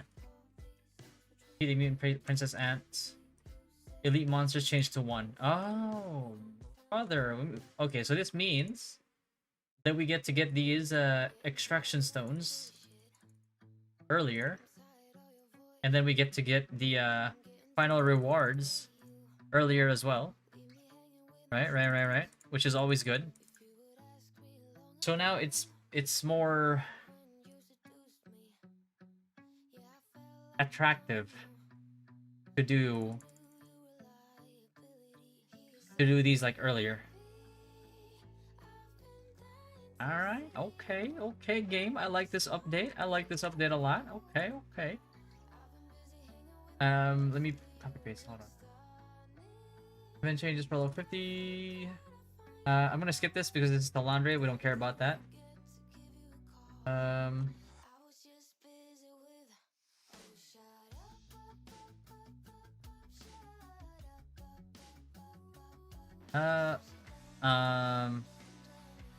gonna skip this too because this is Talandre. There's no way that they give us this early.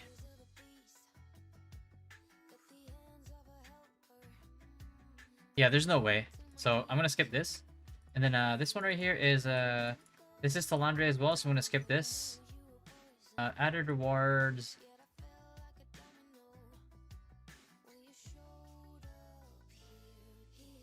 And this is good too. This is free-to-play friendly as well. This is a free-to-play friendly change.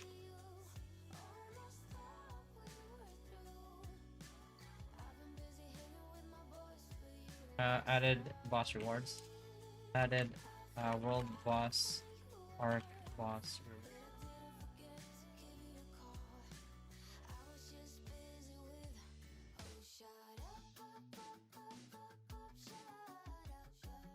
Right? And then I'll add my notes on it after. Add rewards and a guild request. I still don't know what this really says. The scores for cooperative type regional events have been modified to reflect the quests. Fire orcs are dangerous and seal the crack of darkness. Is it just putting the event objectives with the quest objectives to be in line with each other? Is that what it is?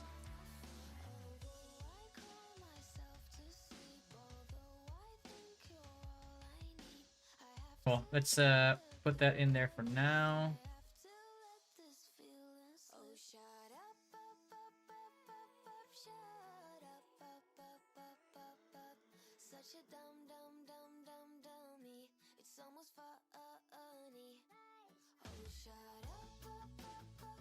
Yeah, I think it's just putting it more in line with the actual regional events. So it makes it so I guess you can do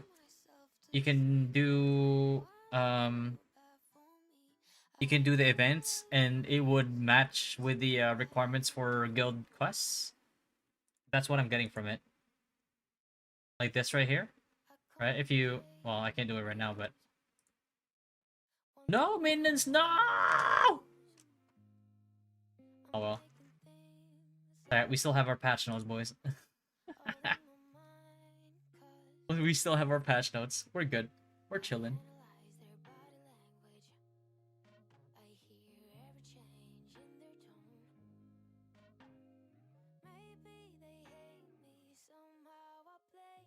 Discord link says expired. Really? Let me double check that for you, buddy. I don't know. It worked for a click just now. You try it?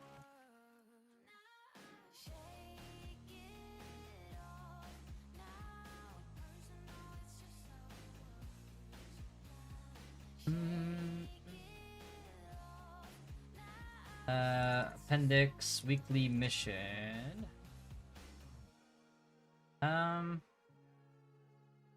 Codex. This is more of a quality life adventure.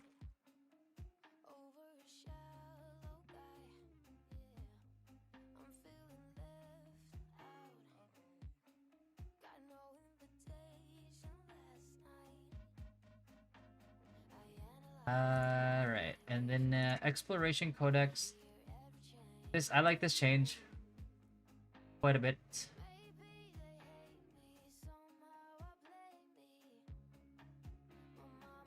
These are just like QOL, so you can get the stuff done in one event. Exploration codex. I'm gonna call it a QOL change as well.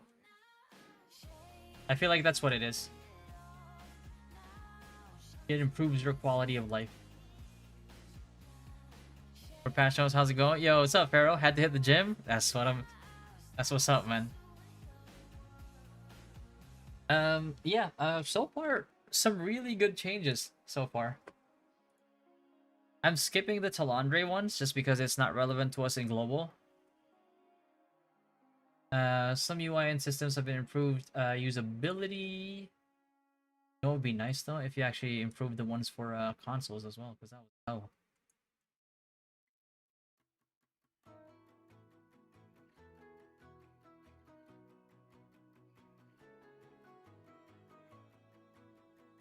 UI changes. Okay.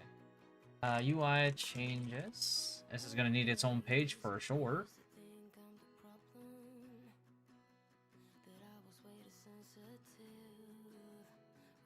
This is a chat UI.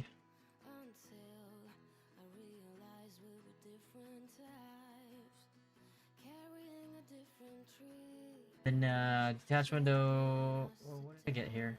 Detach window. Okay. You can place one viewer per chat tab.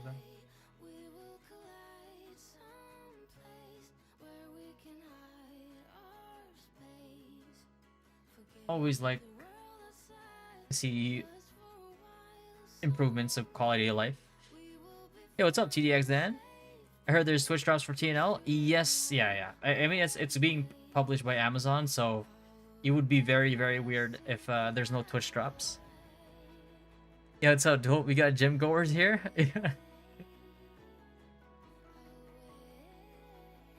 I've been working out for the past few months as well. If you saw me like maybe 6 months ago, like you'll notice I lost a lot of weight as well, and I've been working out my mostly my core because I mean, you know, abs look nice, but also because I know I was anticipating me hardcoring the hell out of TNL at launch, so I was strengthening my core in advance because I'm going to be sitting down a lot.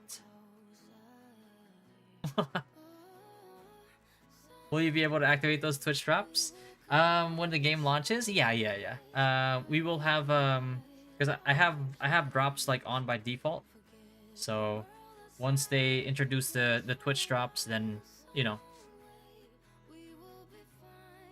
There's some legs too. For legs I usually just do incline. And I do like intermittent fasting too, so I do my workouts before I eat. Which explains the weight loss.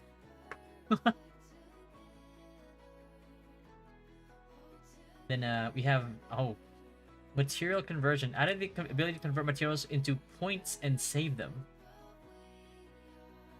Huh? You can save the points when you want to deposit it, like the RNG, the gacha thing. Automatically use it if you want to go for like a big gamba session. Oh my god, bro. Anyone in Orlando? I'm in PA. We do have some people that live in Florida though. Yo, newbies. Which event are needed to attend for TNL? I just realized there's Moonstone instead of Prime Time sucks for C. Boonstones, Riftstones, and Siege every other week. I do 16 hours. Yeah, I just do. So what I do is I usually wake up around like 5:30 a.m. Sometimes I wake a lot earlier. Wake up a lot earlier than that if I anticipate like a long editing session. So what I do is I wake up early. I work out, and then I eat, and then I don't eat for the rest of the day.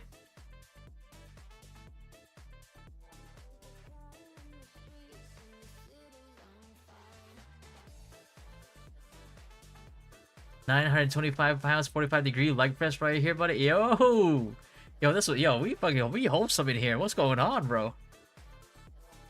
Is he back from training? Do you know already what leveling guide we'll need? Baki, I don't know exactly what they're going to do, but I have a leveling guide for each version of the leveling process. So whichever one they decided to release, as long as it's one of the existing ones or the previous ones, I'll have a guide for it. I've prepared as much as I possibly could for everybody. If they change it last minute, I don't know what to do anymore.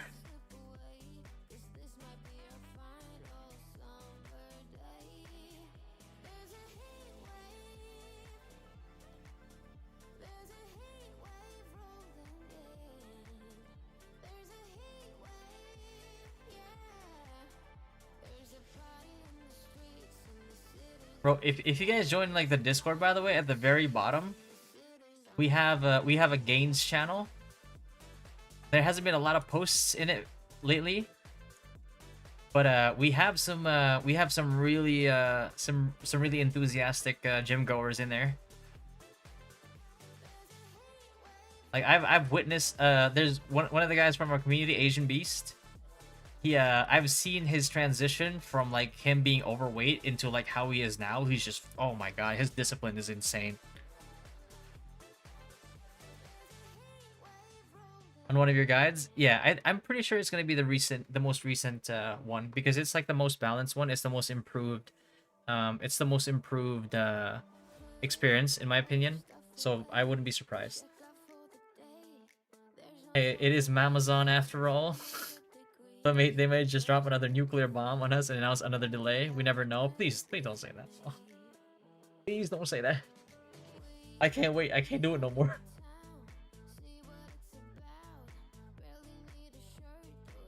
I have to be able to push a little so I don't get too far behind. I guarantee you'll, if you follow my guide, you'll get there in less than half a day. Trust. Appreciate the follow, Baki. What does NL stand for? Netherlands?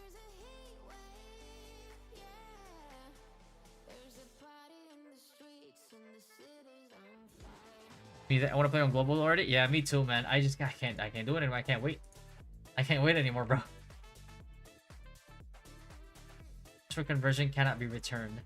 So they're allowing you to do mass gamba all in one go. This is basically what I'm getting from this change. Hey, fuck it, eh? Better than dissolving it, I guess. I don't know.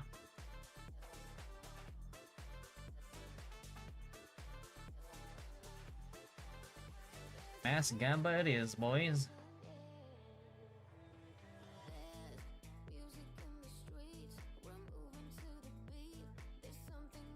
Half a day? Less than half a day. Less than half a day.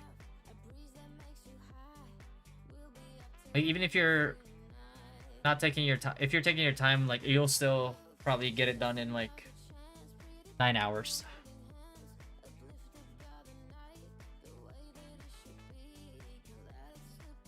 Because I did it on another character, and I was like talking to chat and everything, you know, trying to explain some things, and I still made it in like 8 hours. So, yeah.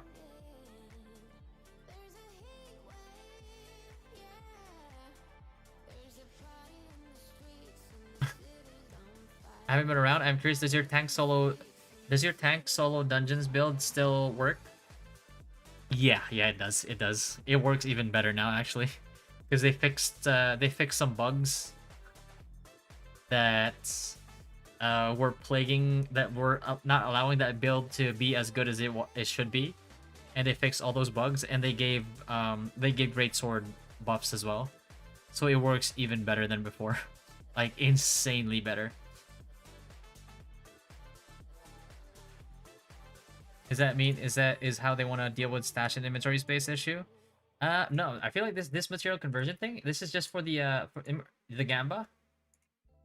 Like you're collecting points. So if you want to do like a mass you know, tier 5 conversion, you can do it. Probably go bow dagger. Bow dagger's good. Bow dagger is good. Installing the Discord? Hey yo, let's go. I did like 2 days to level 40.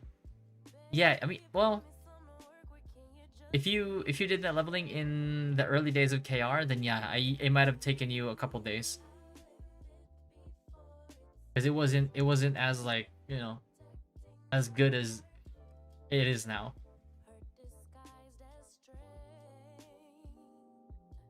But trash gear and gems transmute. It's basically transmute. That's basically what it is. The conversion.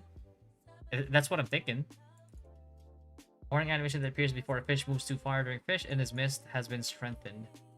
So again, another quality of life, or, you know, fishing.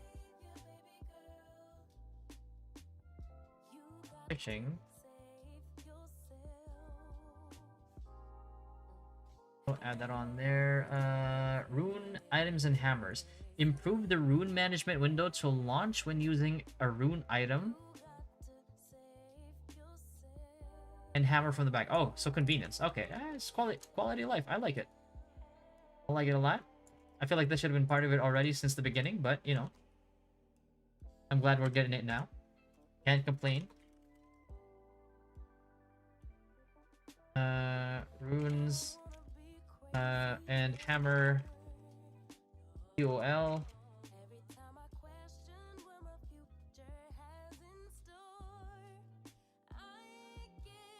Oh.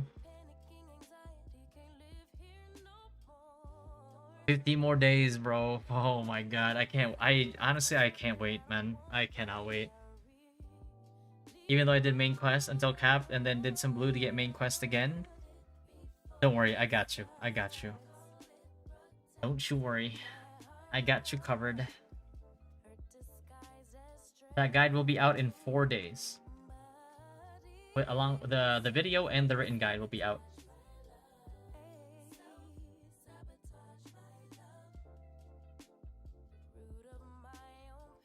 Skill growth. The skill enhancement menu has been removed from the context menu of all skill growth books, and the skill UI has been improved so that you can now move it via the use button. Okay.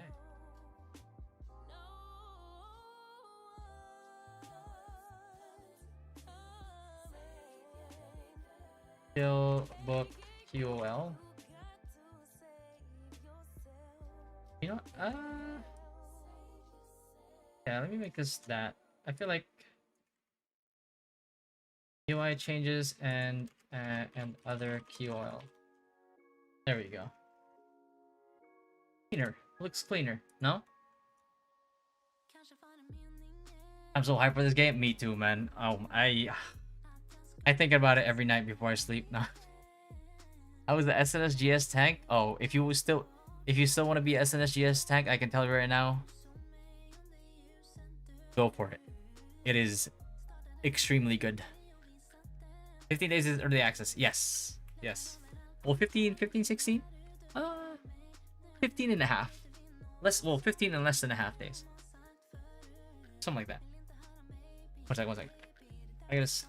Let me grab something real quick.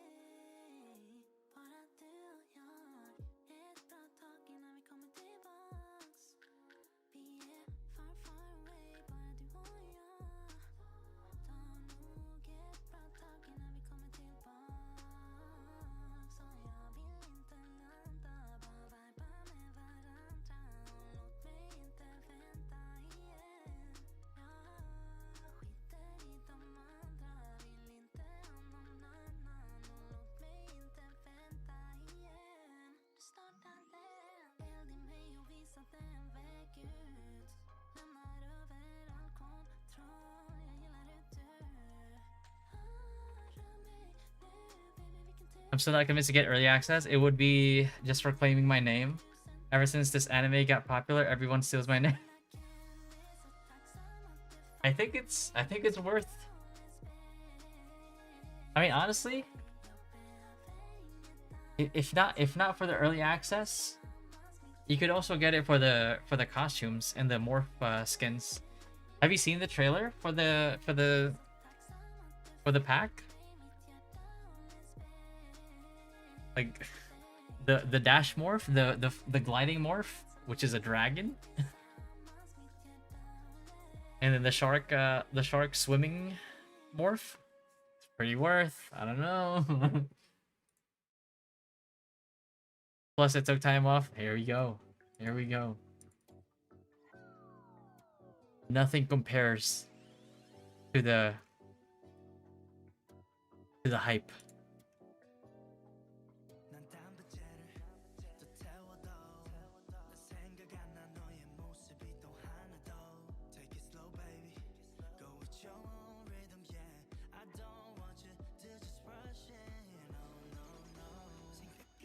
And then skill growth book. Did I do that? Yeah, I did it already. Dew of skill. And this is just the weapon mastery. The amount of dew mastery acquired within 1 hour from initial acquisition is combined into one slot. They're actually letting you stack it now? Items acquired after 1 hour from the time of initial acquisition will be separated into a separate slot. If that is what it sounds like, about time. That thing occupying like 25 slots on your inventory was like, whoa.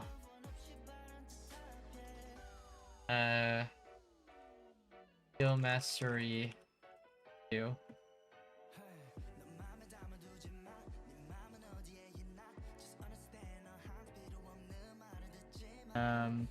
Cooking. The names of some dishes and cooking ingredients have been changed. So before it was terror bird meat, now it's new meat, huh? What? Is that a joke? If I get, I'm gonna sing Baby Shark every time I transform. Oh my god! It's gonna be still play on our account when officially released. In the KR server, yeah, you can. But you can't carry over your KR account to the new launch servers. Refresh the patch notes. I think they updated the gear with the gear changes at the start. Wait, really?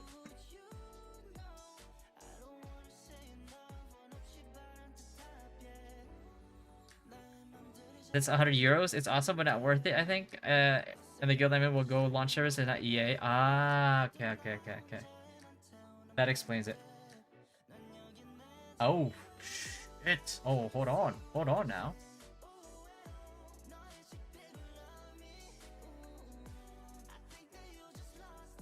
Brother.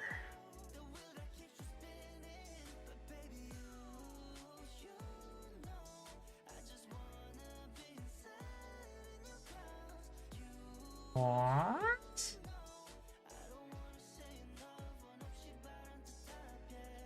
Oh, so these are the Talandre. Ah, okay. I'll be honest with you, I don't really care about these too much. Because, like, we're not going to see Talandre in such a long while, and I don't even know if these are going to be the same by the time Talandre comes out.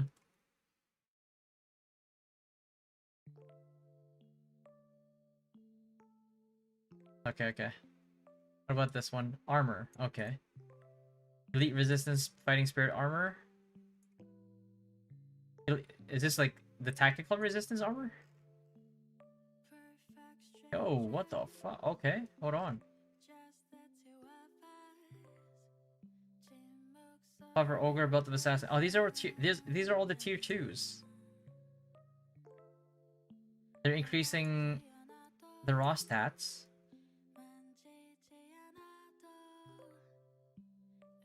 Oh, and they're adding what? More. Skill is dexterity, I believe. Inside is perception, and fighting spirit is strength. Yeah, so they are adding a new line of base stats. So it wasn't traits, it's base stats. that obviously will scale up. Good God. Hello. Beautiful. Hey, yo.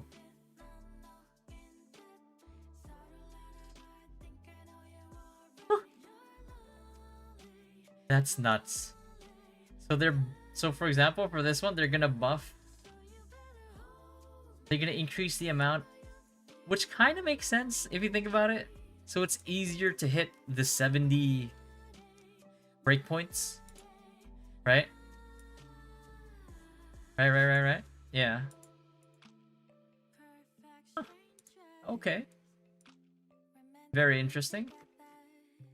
We'll check this out once the game is actually up again, either today, if we make it on time. How long is the maintenance?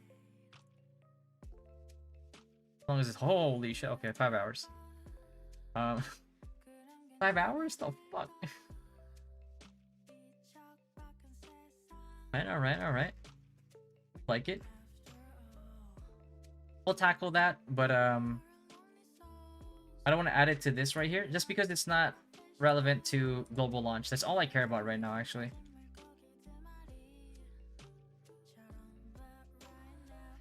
Alright, cooking. Added some monsters to drop some cooking ingredients. Okay. So, I mean, monsters already drop cooking ingredients, but I guess if they're adding it more, maybe they're adding it more to laundry mobs as well. Let's add it anyway. Kind of a weird change, don't you think?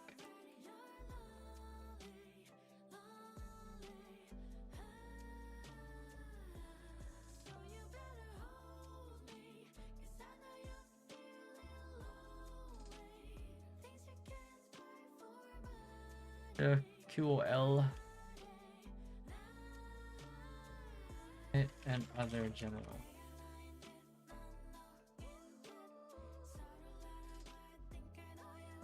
Okay. And then server transfer. When the server transfer cooldown time is applied, the server transfer screen has been improved to display the next possible transfer time. Okay. Clarity. You like to see it.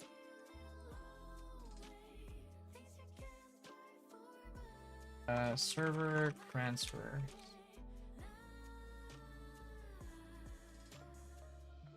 Alright. Title. Titles obtained through gameplay and those obtained through events have been improved to be displayed separately. Okay. So this is just a UI change. In the character nameplate, it is printed according to the relationship color without distinction. Okay.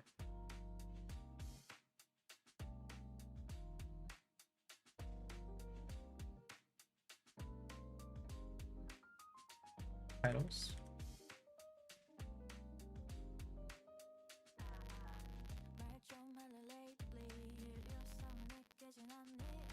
Equipping character weapons.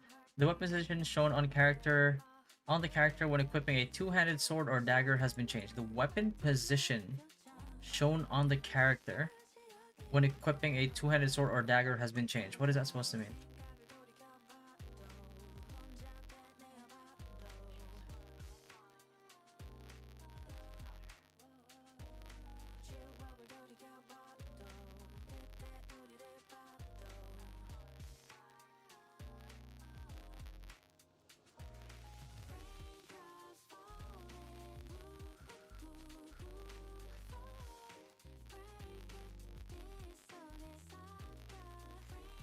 Preferences. Some shortcut key default values have been changed.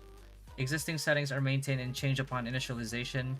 It seems SNS Wand GS will be meta. SNS Wand GS, yeah. Or anything Wand and anything GS is meta as well.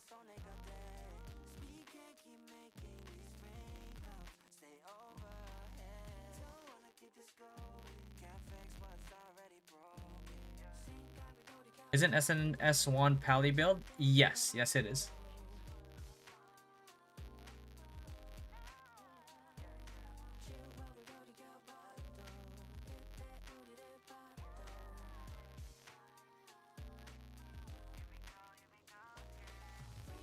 What version will Global have, level 50 or 55? 50, most likely. Fifth, I think Telandri is gonna be behind a milestone. for sure. Option name exit character lock on, like self target. Control left mouse click. Oh, not self target, but like actually lock onto a target. Oh, okay, okay. And we about to track yo ass. Okay.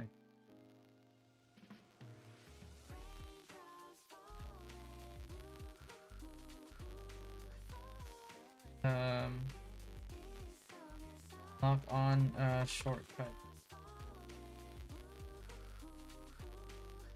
Jefferino, thank you for the follow. Appreciate you.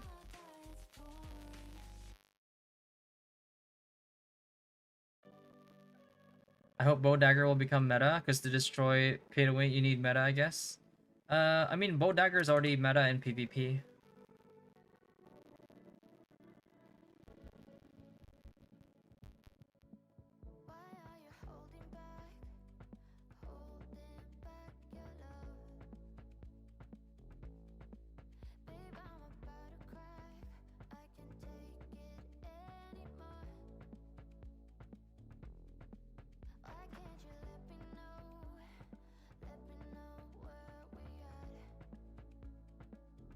Here, simplifying game execute. When running the game, the output order of via terms and conditions has been simplified to allow the game entry screen to be output quickly. Oh, okay. I mean, I never really had an issue with the current one, but the sooner I can get rid of it, the better. Okay, faster game start execution. Alright. Whatever gets me in faster, I guess. Unused engraved items. Names have been changed to make it easier to distinguish between crafted gems that are no longer in use. When you melt a crafted gem that has lost its light, you can obtain gemstones of the same level, which is... Did they make these changes before already?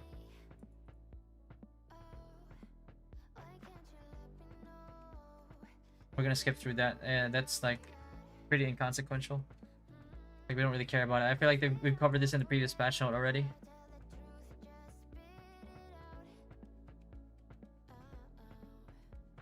Give me the best changes. Yeah. I'll update the notes for that one. It's a dope. Five commercials. Appreciate the follow, Doob. Why are they playing 5 commercials?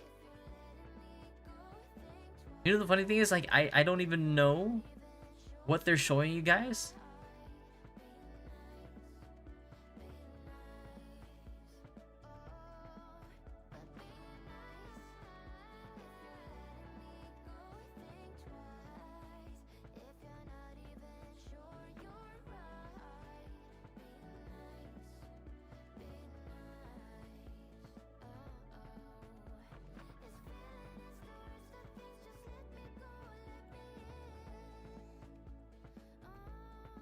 All of a sudden, 5 commercials came up. Why does Twitch do that, bro? The phenomenon where characteristic resonance value of dimensional eye-ring was applied based on 2-star equipment has been corrected.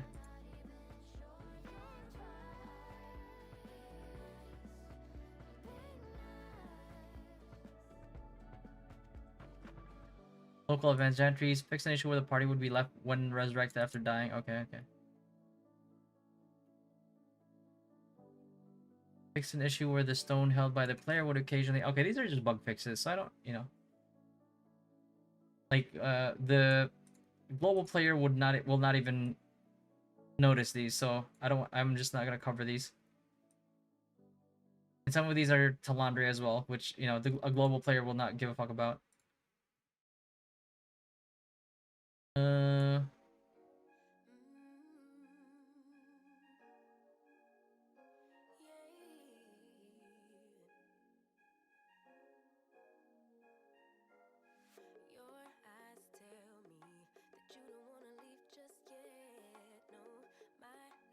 Hey, yo, Zil. Appreciate the gifted sub, man. Thank you, brother. Resistance over attack resistance codex. Fix an issue where Theodore and Melvin would remain in the Guardian Shrine after completing Act 11. We don't care about these because this is all Talandre. Anything like beyond 10, Act 10 is Talandre. Pyramid Associate. Fix an issue where the parrot male scene would play repeatedly in certain situations during the event. Ah.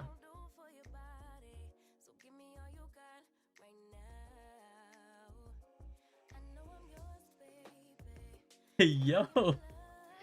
Damn, bro. Why they gonna call you out like that? Appreciate it, man. And the last of the great Mystery of Hamel's tomb. Fix an issue where the location of the marker displayed on the world map was not accurate. I've never seen this issue before. Sacred Blood Appendix about the guild. Fix an issue where players would be in an awkward position when talking to Sophia during the progress. I've never seen this bug either. Nice meadow. Okay. Okay. None of these matter.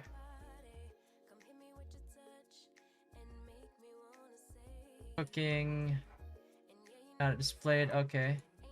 Black and forget when we're inaccessible. Okay, we don't care about these. Using a gamepad could not be found. Oh, okay.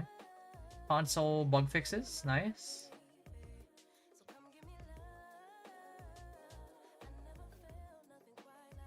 And then promotion autumn collar day package. Okay. Oh, yeah. The new costumes. The one that I put my face on the YouTube thumbnail. The new Amatoy. This is an old Amatoy. This has existed before. I've never seen this one though. Look at this guy, bro. Why do you look like that? New and re-release. Yeah. There you go. Re-released. Yo, she looked bad. She looked like a drunken master, bro. Look at that.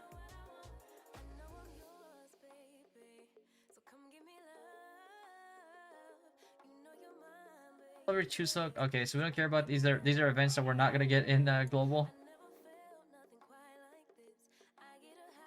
Then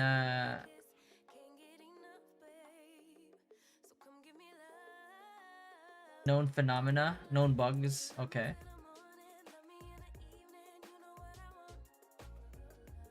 There is an issue where the blood magic circle cannot be intermittently manipulated while progressing through the Burkant Manor. Okay, that's Talandre. We don't care about that.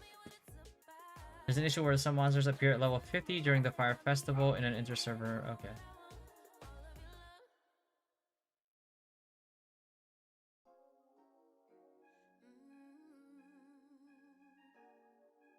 Okay, we don't care about these.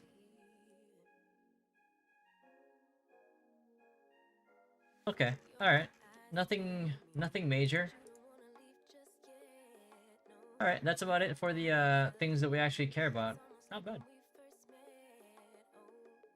What's up, Riffin? You think the Epic Ultimate EA pack is worth it? Only if you like cosmetics.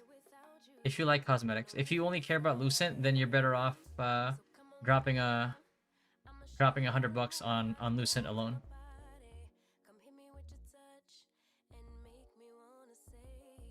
But what I will something that they added too, by the way, is they finally added the emote, the Thron emote. You know, the one where that they gave away in KR. Like, that was the one thing that they didn't have in that package that I really wanted them to add, and they ended up adding it.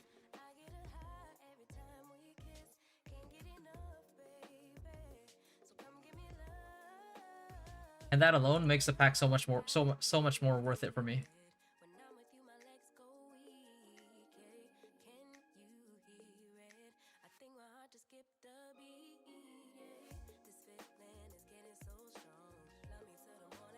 This one right here, the Take the Throne emote. Because the only thing that's similar to this name is a Throne emote in, like, where you put like the red like chair and you sit on it like a boss. Like, I love that. And then the Wyvern morph is really nice. The Shadow Shark morph is really nice too. I like the Shadow Knight outfit, especially since it's probably gonna be dyeable, so I can dye it off of the purple or pink. And then the Shadow Lion as well looks badass.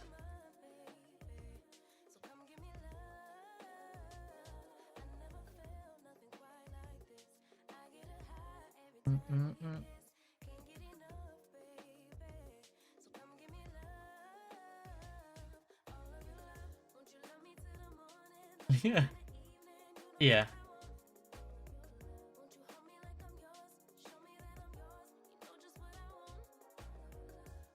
Like that's the thing is like I don't care for like pay to winning the game. I just want to look good, bro. That's all it is to it. That is all there is to it. Okay, cover performance, weapon effects. These are these changes apply to tier 2 Talandre. Oh yeah, to Talandre equips. Basically adding another line of base stats to existing pieces, and also buffing some existing stats. Nothing we care about currently for global.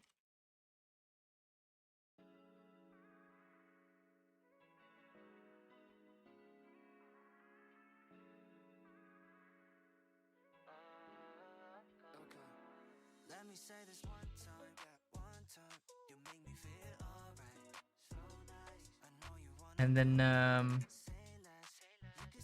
Thron.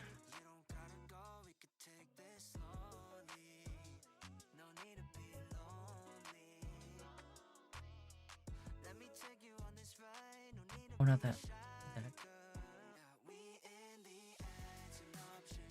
A second.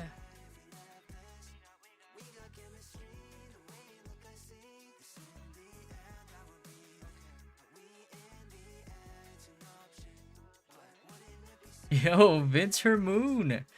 Appreciate the sub, brother. What's going on, man? Damn. That's crazy, bro. Winter Moon.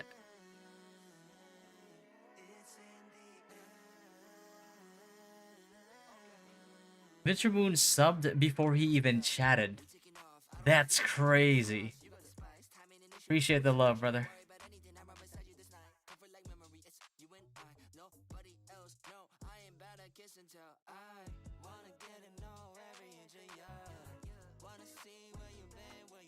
Yeah, what's up, Kuroshi? Waiting for this to come out. It's killing me. Same. You have no idea how itching I am. Like, how much I'm itching to just, like, start grinding already. I'm resisting the urge to grind in KR because I want to reserve all that energy for global. That is actually nuts.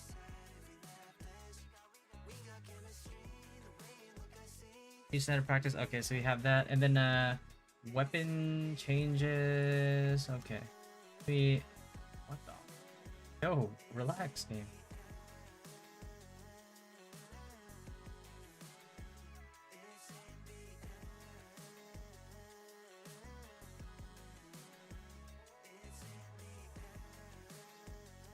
There we go. All right. Okay.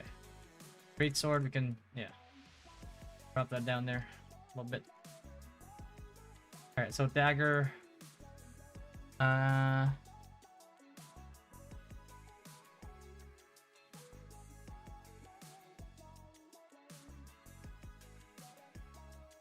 huge boost for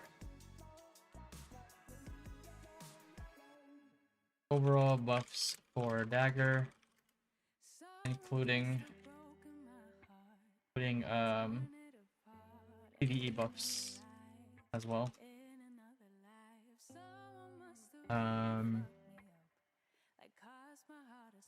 Been watching your vids for weeks now. Good job. Appreciate that, man. I have a lot more set to come out. I think on the 14th is 14th, 15th, and 16th are when the leveling guides are coming out. So and then I'll also have the written one on that. So if you're a sub here on Twitch or a member on YouTube, make sure that you join our Discord and you attach your account to your Discord account so you can get access to the members only channel.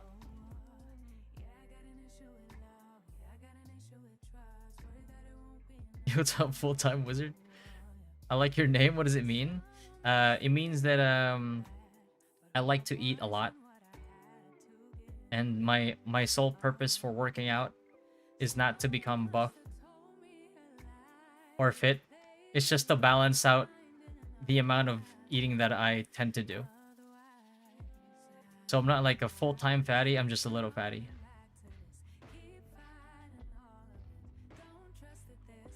Appreciate the follow full-time. Whiteout, appreciate the follow, man. Food is great. Amen. Hallelujah, brother. I don't know, man. It's like my you know, for the longest time my family was just like always worried. Because like for what is it, like for 2 months straight I ate nothing but pizza. They were like, bro, you need to, like, you can't just you can't just eat pizza all the time. I was like, I mean, I've been doing it this whole time, no?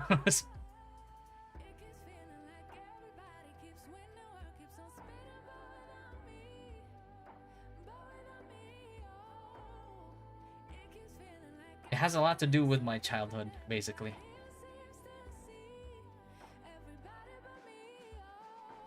Pizza.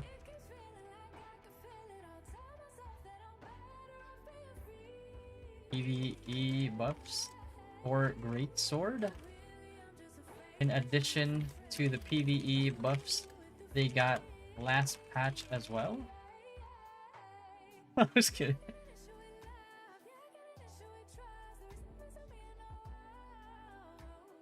Yo, what's up, Gaza Nation? Any changes to Wand? Nothing too crazy for Wand. Just some bug fixes. That's about it, but nothing too crazy. And like absolute barriers, interaction with the Talandre weapon, which we don't really care about for global anyway. So,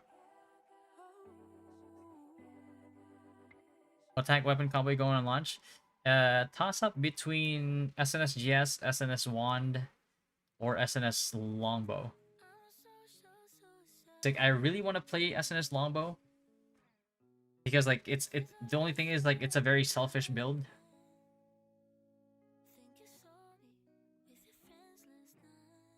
For the most part. Well, in comparison to Wand anyway. But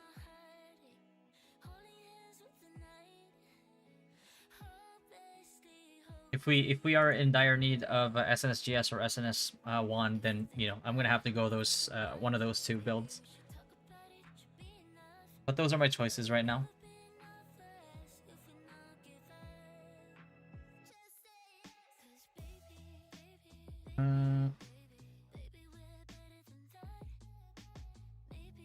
PvE buffs to strafing and decisive.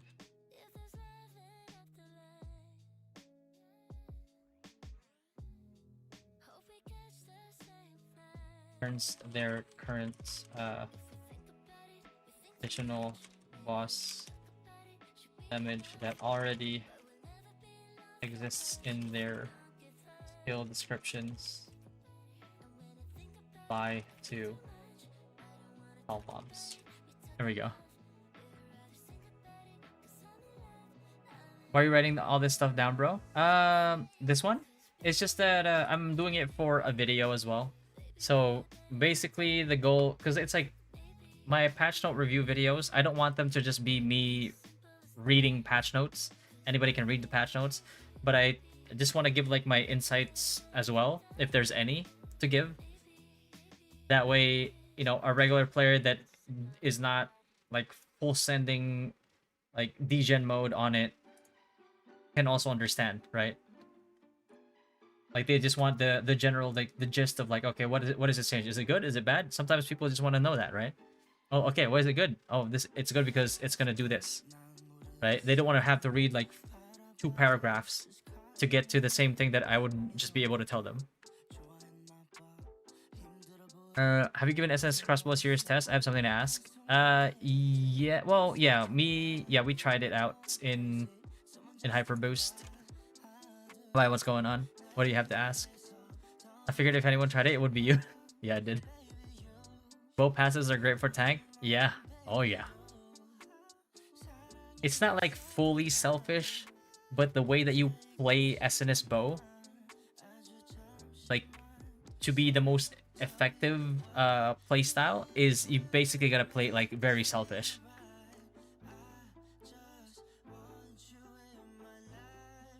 Spectrum of Agony passive and Merciless Barrage can extend the taunt to like 20 plus seconds in a clump.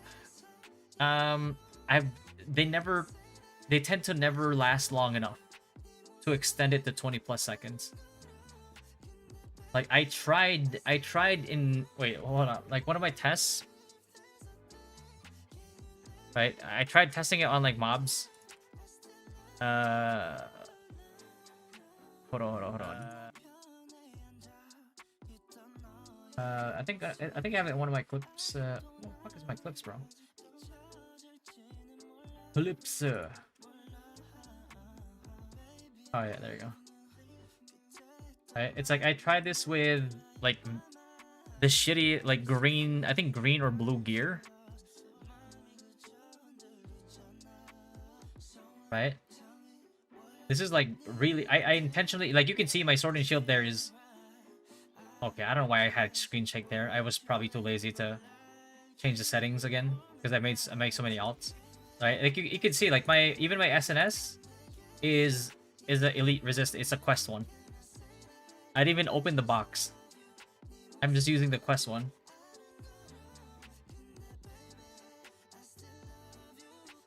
So they don't really last that long. Wait. Let me see. That motherfucker. Hold on. Oh, please. Quality 1440. Doesn't look like 1440. Fucker. Hold on. What does that say? How many seconds? Oh my god, bro. If you build buff duration.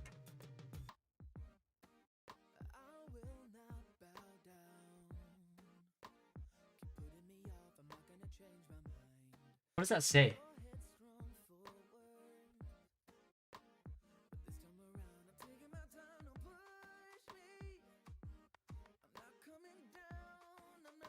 $11? Okay, I see. I saw 11 before they died.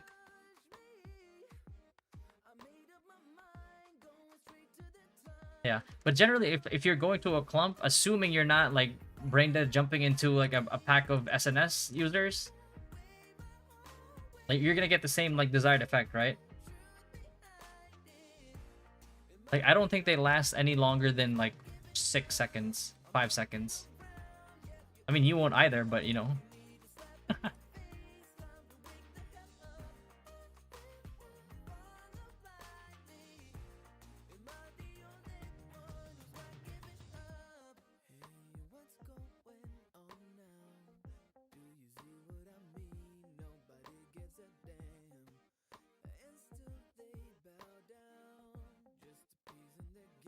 Yeah, you saw it go from like 5 seconds to like 11 seconds before the mob just died. So yeah, I think yeah, would be pretty possible actually. If you ask me.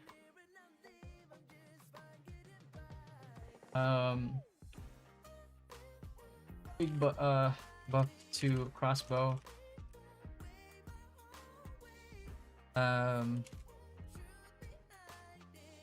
Damage. Merciless barrage. Specialization.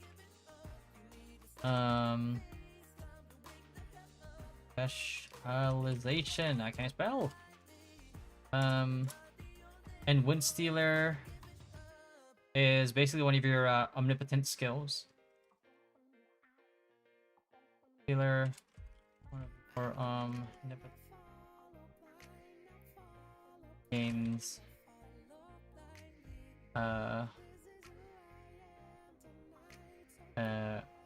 fine on slowed targets.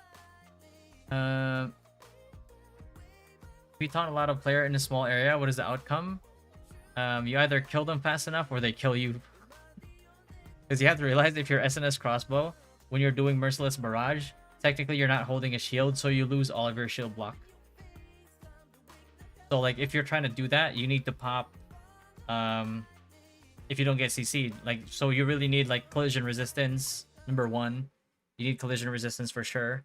And then number 2, you will also need before you do it, you need to pop your defensive cooldowns as well. You need to pop your fortress or stalwart bastion, they call it nowadays. And you know, you need to pop your immortal pride even, most likely. So the biggest weakness you have with SNS crossbow, honestly, and I think the only weakness you have as SNS crossbow is your sustain. That's it. That's the only clear weakness SNS crossbow has.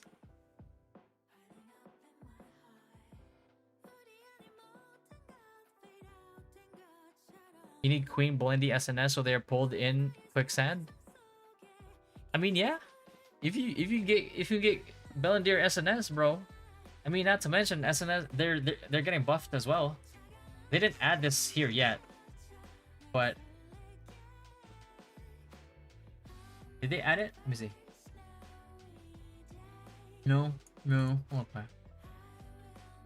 But yeah, they said they're supposed to maximum enhance. Oh, it's just maximum enhancement. Okay, I thought they were supposed to add like extra stats to it too. Okay. Yeah, looks like they're not including Arc Boss here, which is kind of weird. Like, why wouldn't you include Arc Boss? I mean, you know, better for free to play, honestly. Can't be mad about it.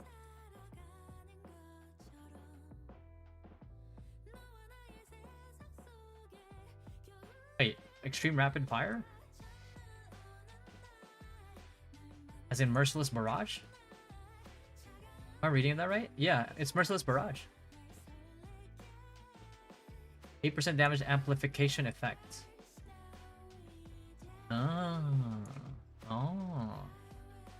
Along with the damage buffs. Oh. I wonder how that is in practice. One thing's for sure, it has a lot of damage now. I'm going Bodag for launch, but I ran a GS crossbow up to 55 to see the current leveling, and I have to say I am really enjoying it. Arena is great, and open world PvP is surprisingly fun. If you like GS crossbow, run GS crossbow, bro. Honestly. But you can't go wrong with bow dagger either. It's just like GS crossbow, or generally like any assassin type build, right? It's like, especially if you enjoy arenas and that's what you want to play mostly, go for it, man. Honestly. And when it comes to like GVGs and mass PvP, just change up your playstyle, right? Don't be like those people that like dive into a stack of people as an assassin class and then wonder why you're getting insta-gibbed in like 2 seconds. Like if you have to play back and play peel for your backline, do that. So you're still like 100% effective. There's a single GS stun on your face and you're dead. T1 Arc Boss now? Yeah. T1 Arc Boss is now max 12 along with tier 2 equipment. They're making them a lot more appealing.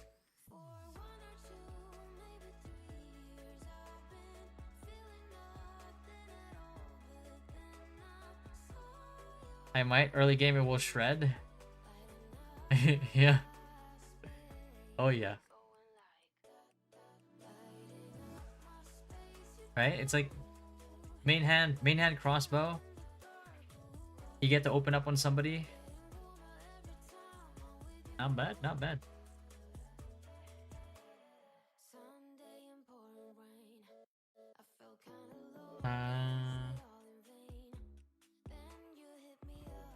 But one target when 2 or more people use it on the same target at the same time has been fixed. Mark of mortality.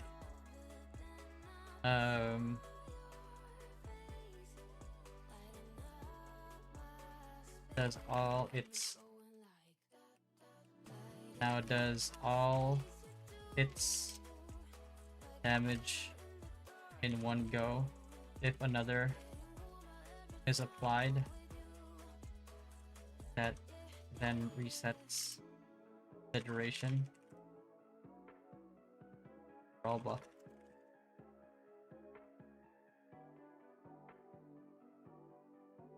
And then living overlap. An effect is added that stacks one additional time when an attack skill hits a player. I have to relook at this one again. I don't quite understand it yet.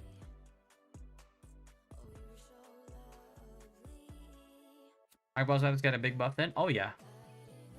GS crossbow, jump in middle of people's, AoE stun, and then spin to win. AoE stun into Gaia Crash into Merciless Barrage is probably your combo. And then, you know, you're probably gonna die. Will you be adding guild members at launch? Wait, adding guild members at launch? I mean, yeah, we'll technically still be recruiting by launch if we need to fill numbers, but if we're full, then, you know. I think we'll go SNS bow in GVG and SNS crossbow in PvE. Oh. Only thing is, like, you need to decide early on, like, which one's you want to get to purple level 1 first, because the game really only gives you enough initial skill books to do one weapon combo. Yeah, but die would take a bunch with me into the grave. True. Actually worth.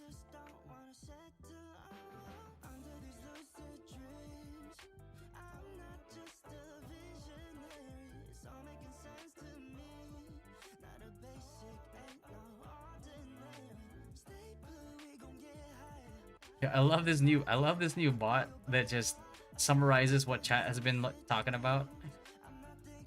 This is crazy trick pondering the dark arts of taunt extension. Holy shit, man.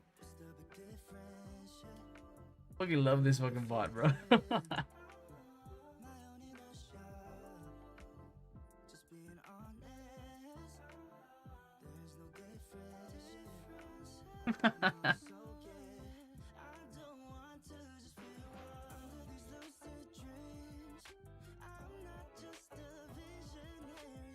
Like Bomb Squad, you sneak up and try to nuke as much as you can before they kill you?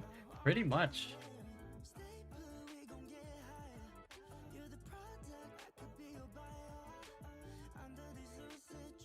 If you can jump like a solid back line, oh. I mean, honestly, like, you take down 2 or more, it's already worth, right?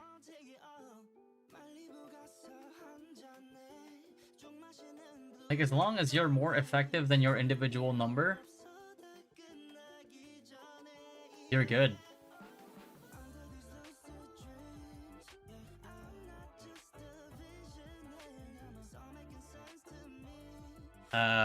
Sorry, hit an ad shortly after my last question. I got you. Yeah, so will we be adding guild members at launch? If we have more spots by launch, I'm not sure if we will. Then yeah, but I don't know though. It'll have to depend on, like, if we're, like, filled to capacity, and it also depends on which branches are, like, you know, full. Like, if somebody wants to go, like, hardcore competitive and, you know, want to join the main guild, then if main guild's already full, then, you know, it's like, I mean, you could either progress and wait in the semi-competitive branches if you want, but it's up to you if that's like something that they want. Yeah. Backlines are the staff, bow, CC, and AoE monsters, so easier time for the others to push. Yeah, exactly. Get rid of all the tornadoes.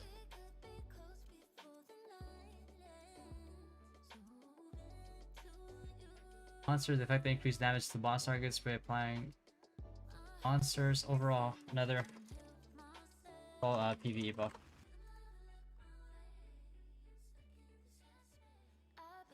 Wand tone. Not gonna. Oh, there you go.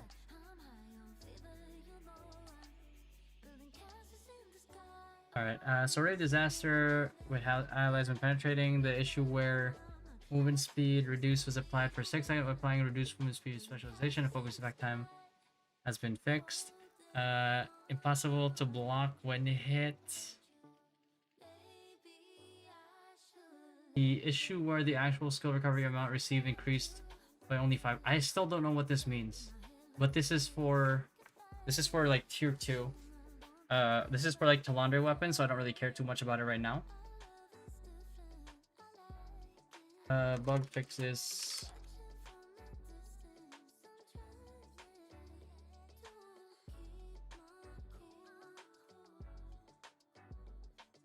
There, your effect is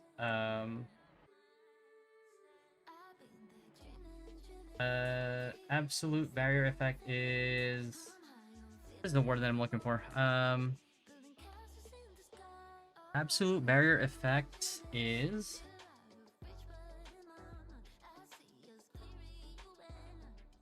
Bro, I'm having a brain fart right now.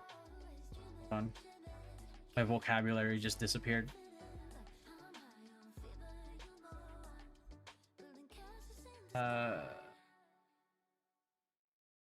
Exclusive. Fucking what? To a Talandre weapon.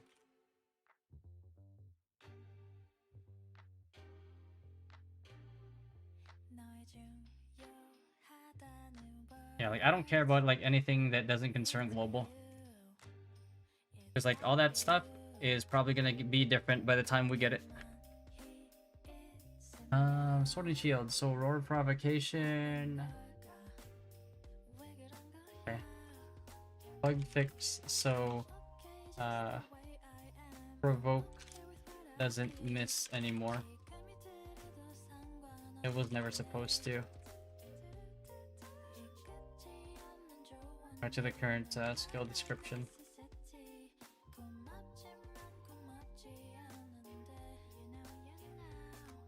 Immortal Pride, the issue where the 20% increase in life regeneration effect was applied when applying the protection of the Immortal specialization has been fixed.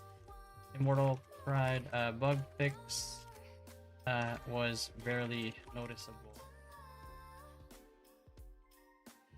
Technically a nerf, but not a big deal. Chance of victory. Fix an issue where the skill damage was missing in the Blade of Annihilation specialization tooltip. Wait, what?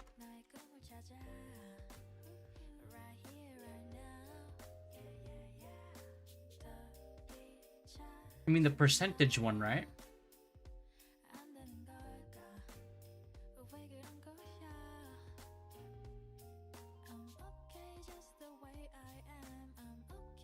I'll have to check this one when patch is up. I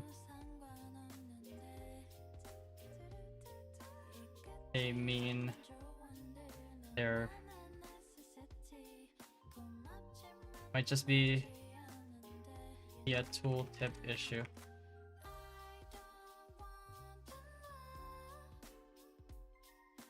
Dual maintenance lasts 6 hours. It's like 5 hours usually. The hoses. Oh. I don't know how long they're gonna be for global, but it's not always 5 hours for KR. Usually when it's like a large patch notes like this, is when it takes a while. Or sometimes they get done in like 2 hours. Like it'll say 5 hours and then the time will shorten.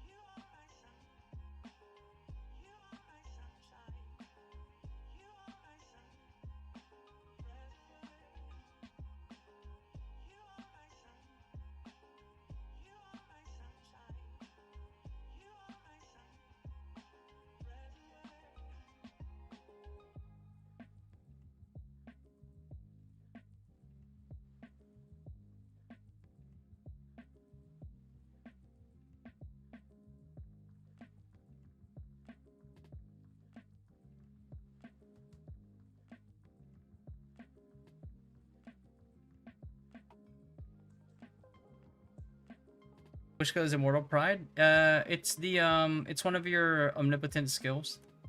The one that gives you HP. The one you can have a specialization, so it gives you flat defense for every amount of HP that you have.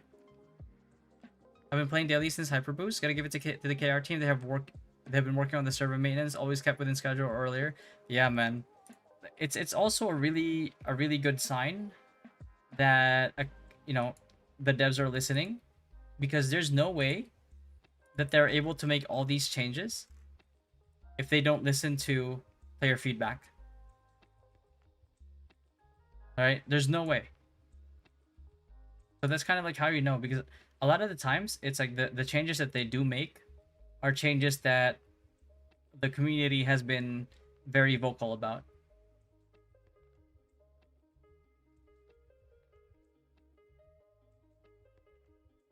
Mm-hmm.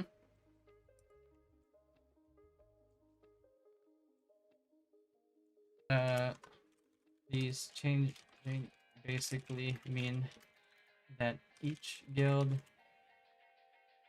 that's the friendly relationship between guilds not be at an individual basis, but act more as a set alliance. If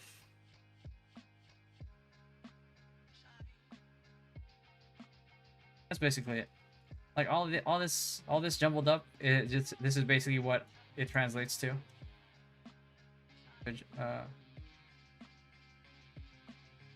Act more as a set alliance. Yeah.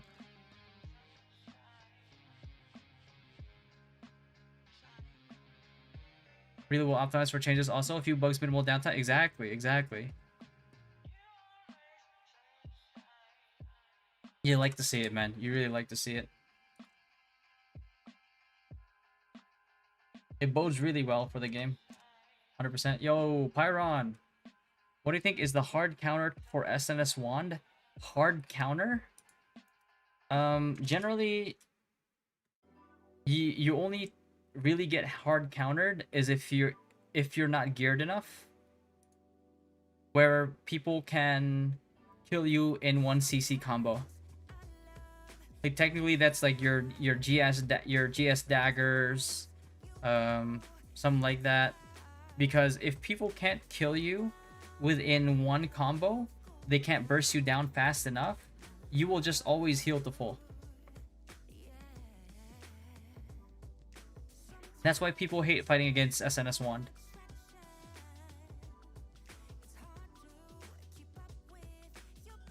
But that's one of the reasons why I think that that SNS Lombo is more selfish, because it's not like you can't quickly burst heal somebody, but you can upkeep like a triple heal overtime buff on you that burst heals you on expiration, and then you have a shield that's also applicable to yourself while you're being CC'd, as long as you have weakened on you, and it allows you to survive that burst. Allows you to have a higher chance of surviving all that burst. Is SNS Wand good for a starting class for beginner tank? Yes, absolutely. It's all muscle memory. Like, you just get used to your tank combos, and then you get used to your curse combos as a SNS Wand, and then from there you work up and you start to input like your healing. You start to get used to healing other people, and then after that you start getting used to using your defensive cooldowns on yourself and on your allies, and you just progress naturally like that, right? Like you don't try to learn everything all at once. You learn it all one at a time, and then when it becomes muscle memory, easy peasy.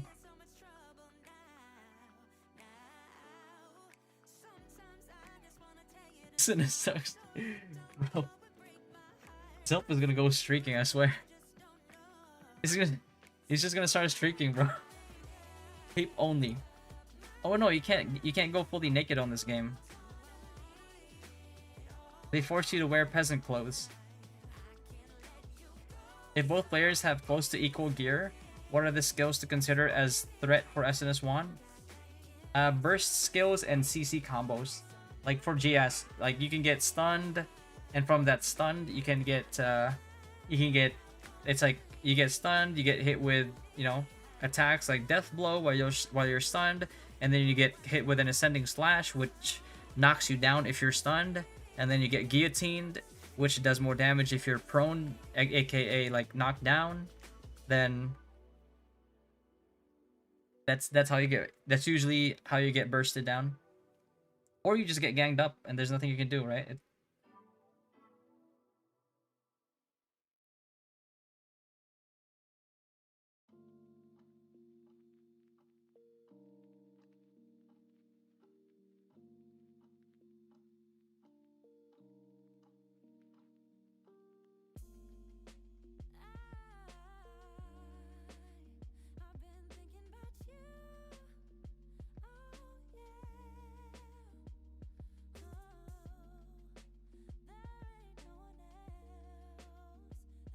Not playing now. Yeah, what's up, Goat? My dumb half friends are saying they would rather run their own guild than join the early access server for NA East. What do I do? Probably not play with them, because I feel like what they're doing is self-sabotage, bro. Like if you're and this applies if you're competitive.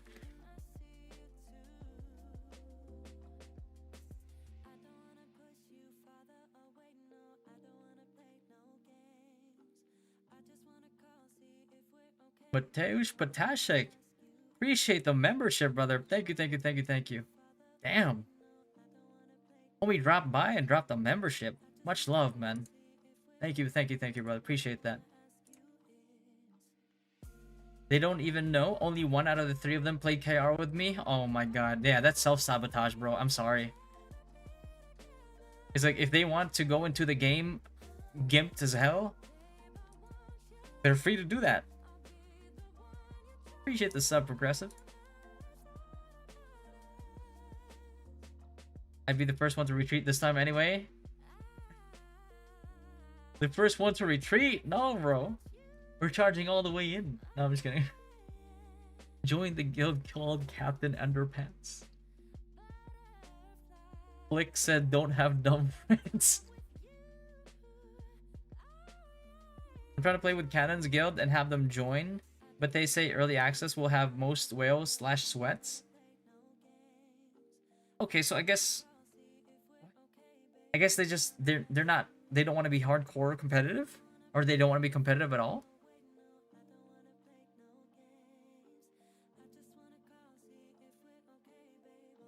But early access is also like the best opportunity if you're free to play.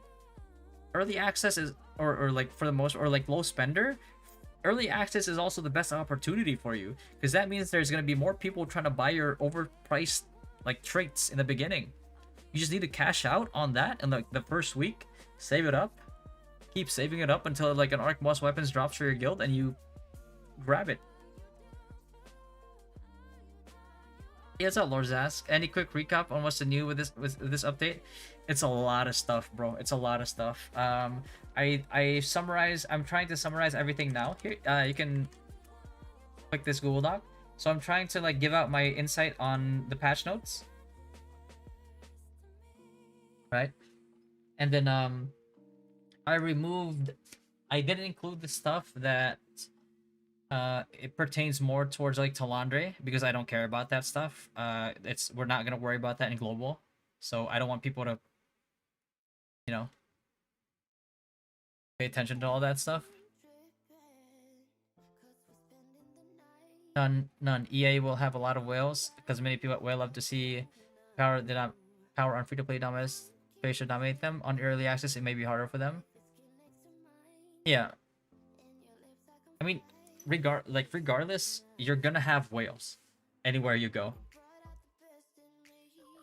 It's like the whales, like the competitive and the sweats and the whales that are going on the early access, at the very least, like they live for the competition, right? If you go to like if you intentionally go to regular servers and you want to deal with the whales and sweats there, chances are it's like they're probably gonna try to bully you even harder. Because they wanted to intentionally avoid the sweats in the early access server so they could bully the regular players instead. Need cape build?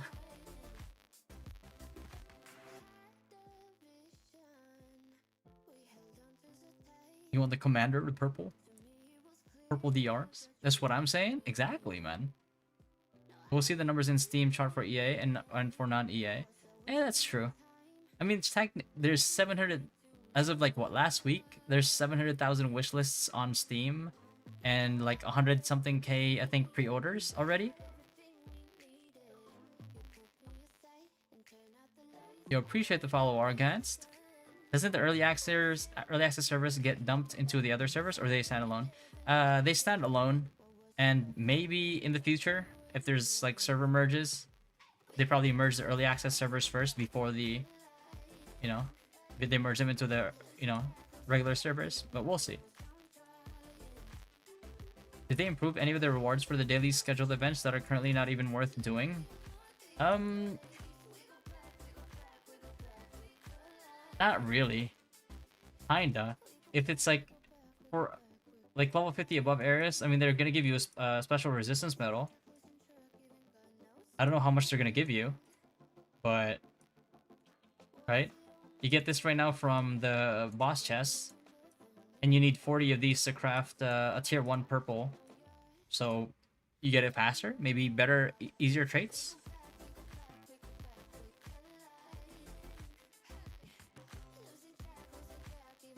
Those whales are the pay-to-lose whales who do not know how to properly PvP. If you're free-to-play, you still can bully them if you get in PvP, since it is not only gear dependent. I mean, let's be honest. It doesn't matter where you go. If you don't have a solid community or guild, it's like why is competition even in the conversation? You know what I mean? Like, it doesn't matter. Like, you could have a you know, a guild of 30, 40, 50 full whales, and if you go up against like big guilds, you'll just get run over anyway. It's still worth it if you get 1 or 2, since you can do a bunch of dailies in a day. Yeah, exactly. And then you get one from the boxes from doing like bosses as well. So it adds up. It adds up. I'll say that. Listen, my guild application is my bank statement, so... Jesus! That's a flex.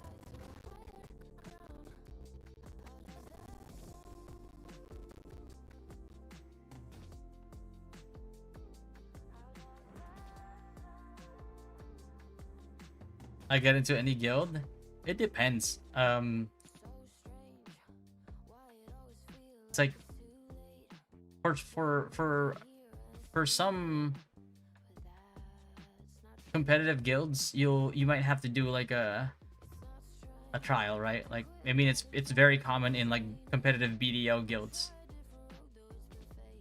You need to do a PvP trial before you get in.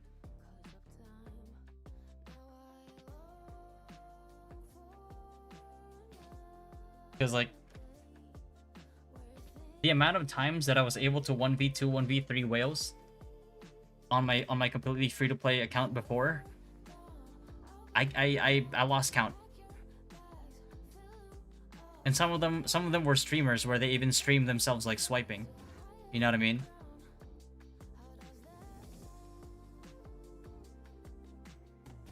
Like one of the bigger like guilds that was also like swiping before.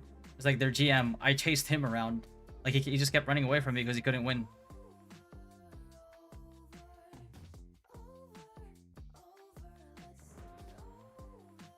That's because I work and stay with my parents still, since I need to take care of my mom. So I basically have all my money just saved, and I work full time for the Canadian government. Oh, well, there you go.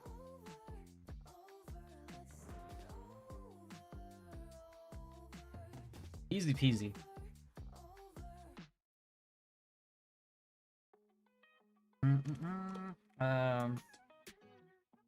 Buff to plus events. I'm not sure if this is like above level 50 or not.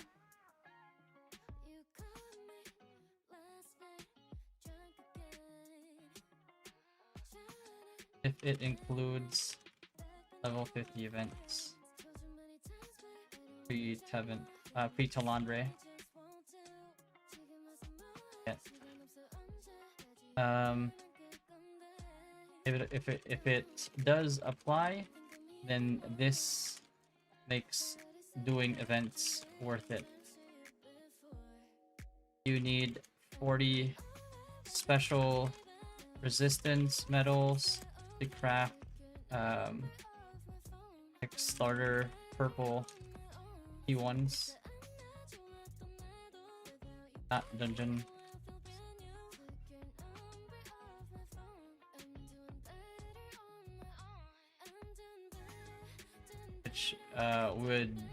Which would be good for traits.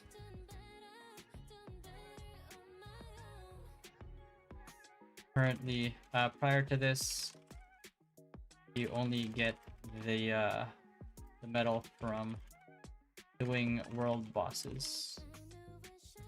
There you go. So I probably will not spend more than 75 to 100 a month though. Canadian. Yeah, you don't have to, bro. Like I play this game 100% free to play. And then, you know, you also have people like Whelps who also play this game 100% free to play. You don't have to spend. So long as you actually play the game. Hi, in the patch notes, nerf Paladin, SNS1? No nerfs.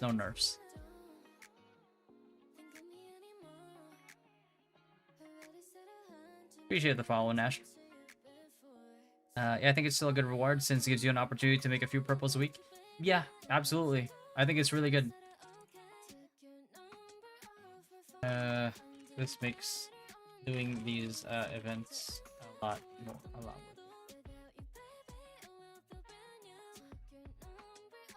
Only got the medal from doing world bosses. Added world boss arc boss materials. Been added. Okay. Really good.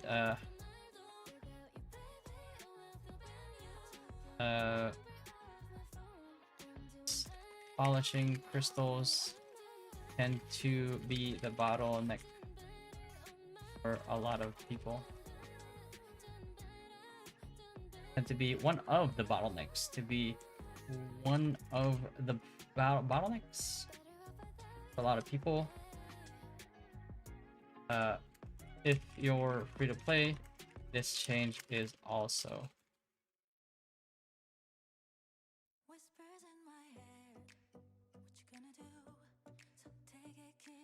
As long as you actively do bosses. There you go.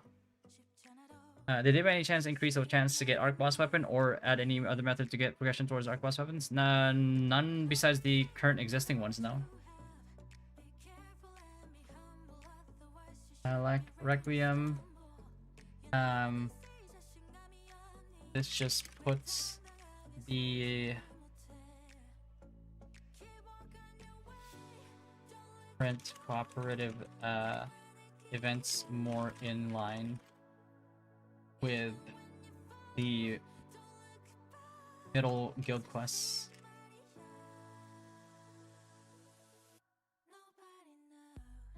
Good quality, I like. Good.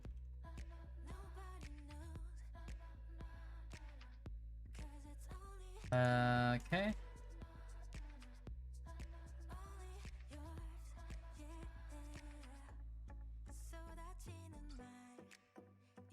Nothing much here. Okay.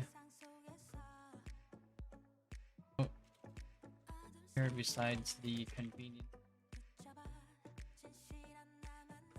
exploration codex QL changes. This makes it so you complete the codex exploration quests from dungeons faster and get the skill books and other rewards.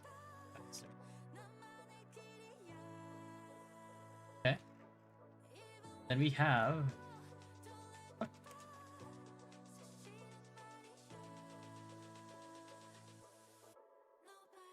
There we go. Okay, chat UI.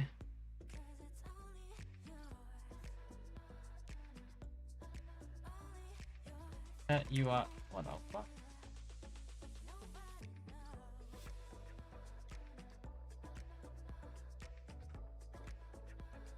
Chat UI changes. Just makes yeah,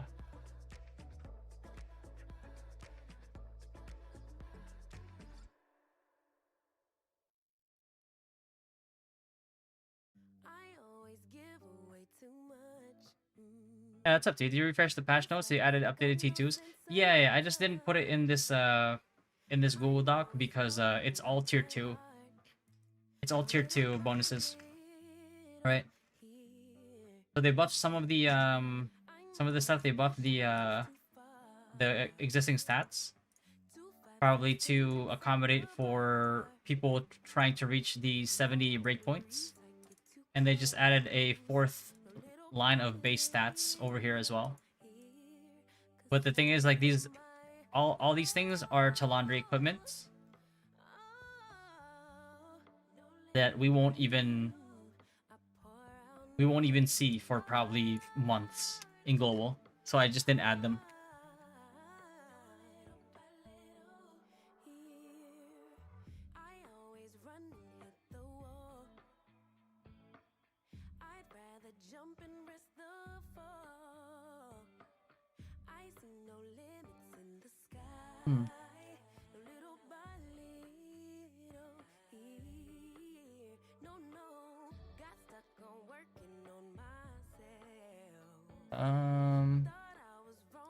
See what else we got here.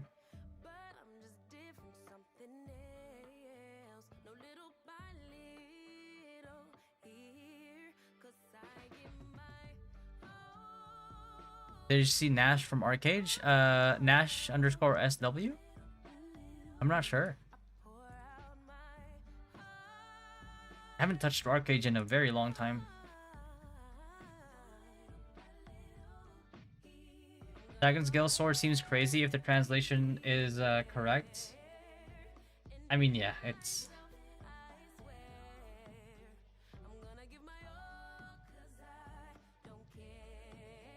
probably like a skill effect, though. I don't know. We'll see.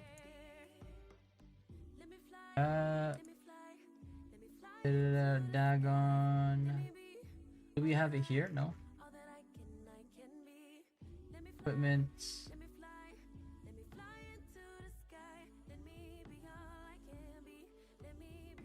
The C2 buff is going to be extra scary. It's alright. We don't have to deal with it for months. I wouldn't concern myself with it right now. By the time that we get it in global, it's not even gonna be the same, bro.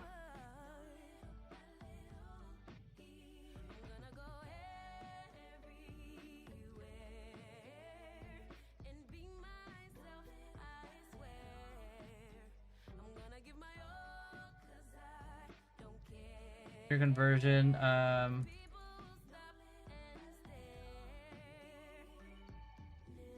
this looks like they'll let us accumulate points. The material conversion.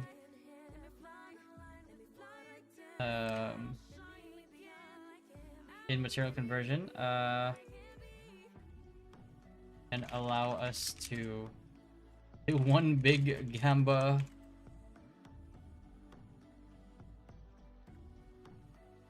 session instead of doing it one at a time.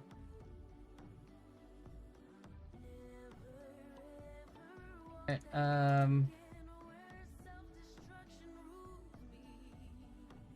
his mist has been strengthened.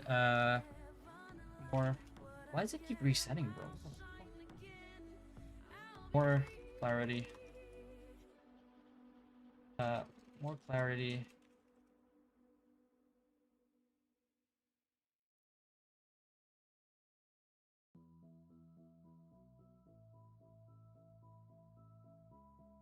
Um.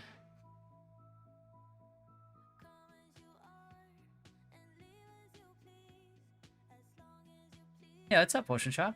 What's going on, brother? Appreciate it, man.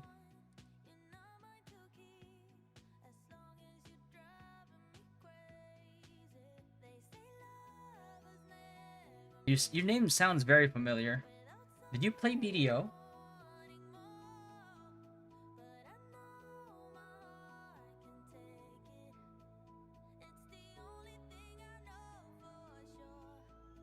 I haven't found from the back. Maybe. As if you did, then I think I might have used one of your guides before.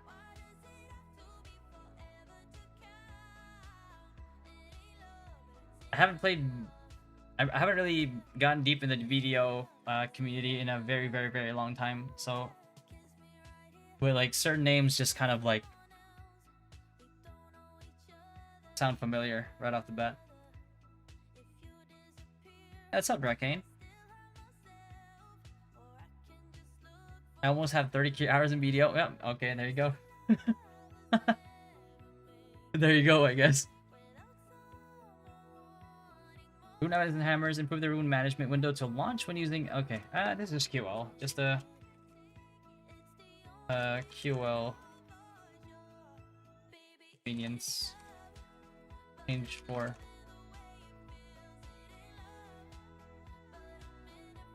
Hammers. Okay. Skillbook QL. The skill enhancement menu has been removed from the context menu of all skill growth books, and the skill UI has been improved so that you can now move to it via the use button. Okay. Okay. More. Why does it keep resetting, bro? More convenience. Well. More, I already put QL on top of there, so more convenience. Yes. Skill mastery do. Okay, this one I actually like this because this bro, the amount of times that like I've just noticed that I'm all out of inventory space, and it's because like it's full of like do masteries. I lost count. So this one just makes this makes it so do masteries will no longer log your inventory.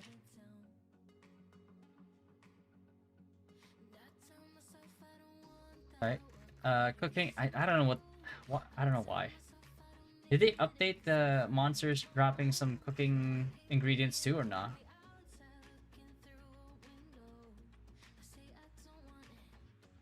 Did you? Nope. Didn't update it.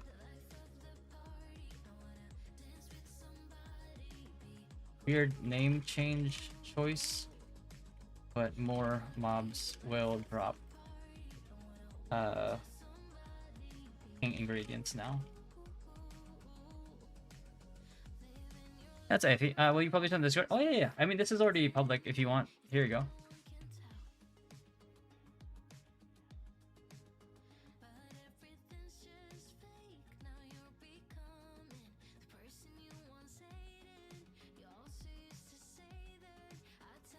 And server transfers. Okay, let's just.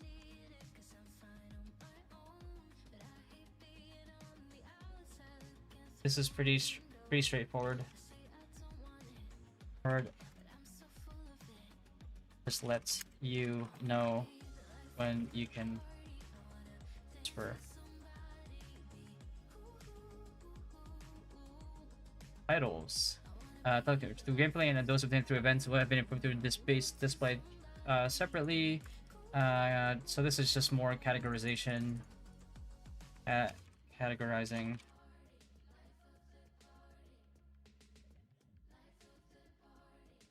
Equipping character. The weapon position shown on each character when equipping a two-handed sword or dagger has been changed. The weapon position shown on the character when equipping a two-handed sword or dagger has been changed. I don't know what this means, bro. The skill Immortal Pride be nerfed with a patch. technically it counts as a nerf Nasher, but none of us really felt that. Like the increase in health recovery, it didn't really, it doesn't really like affect you all that much, because like generally if you're using Immortal Pride, you're not really using it for anything besides the defensive buffs anyway. So it's like that bug fix, quote unquote bug fix slash like technically a nerf. We don't care about it. It does nothing for us. Equipping weapons. The weapon position shown on the character. Is this is like a positioning thing? Like your daggers will be on a different position on your character? We're gonna have to see once we actually get in, and we'll start equipping those two. Not sure what this means. Might be that they're going to change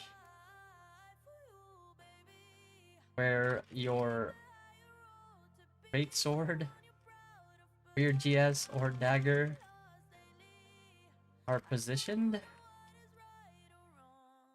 visually. That's the only thing that I'm getting from this. Like, position shown on the character when equipping a two-handed sword. So dagger right now is on your waist. On your waist, and two-handed sword is on your back. Where else would they put it?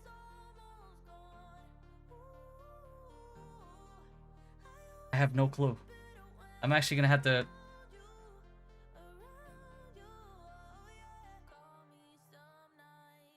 Yeah, that's...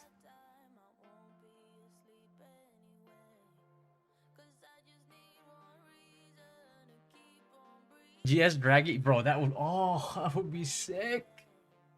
Yo, is that Epic? Yo! What's up, Epic? What's going on, brother? You guys don't know, Epic is one of the OGs, bro. One of the OGs. One of the people that I fought with in the first and biggest castle siege in TNL history. And we fucking won that shit together.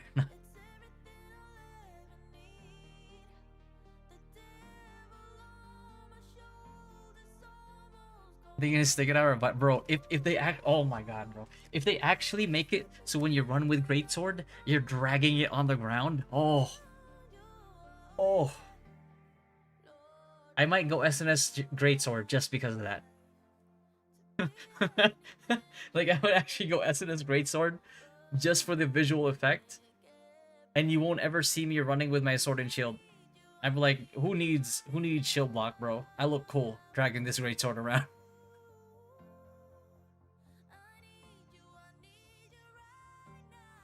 Can you imagine?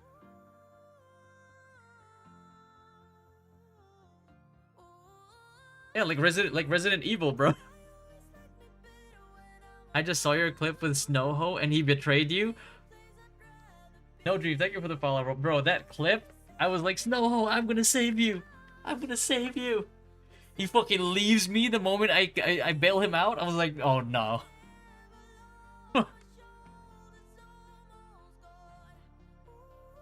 I was like, never again, bro.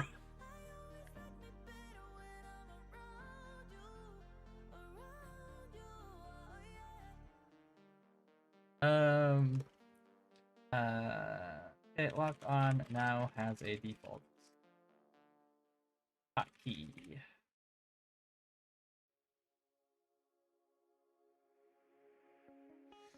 Whereas before you had to enter it yourself.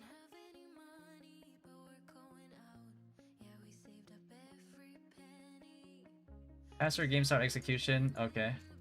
What is this? Okay. Company gets the hint that nobody reads the terms of agreement. That's a skip. faster. I mean, this is basically what I can say about this about this change right here. Can't wait to finally not wake up at 5 a.m. for PvP, brother. Fucking hallelujah. You know, like my sleep schedule has never been more messed up than when we were doing all the hardcore PvPing in Korea. Holy shit, man. Like that was actually miserable. Okay, that's it. I think that's it. Certain things that I just need to confirm is this right here. And let me write that down actually. Hold on.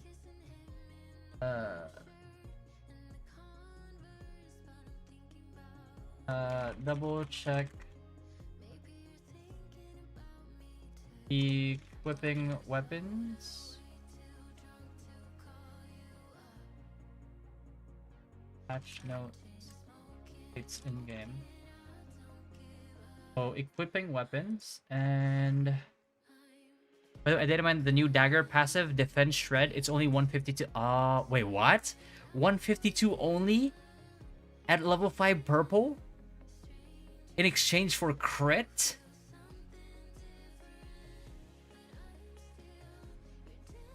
That's not even a gear piece, bro. That's not even a... What is 152 defense going to, like, in terms of, like, additional damage from shredding 150 defense? What is that, like a 1% increase?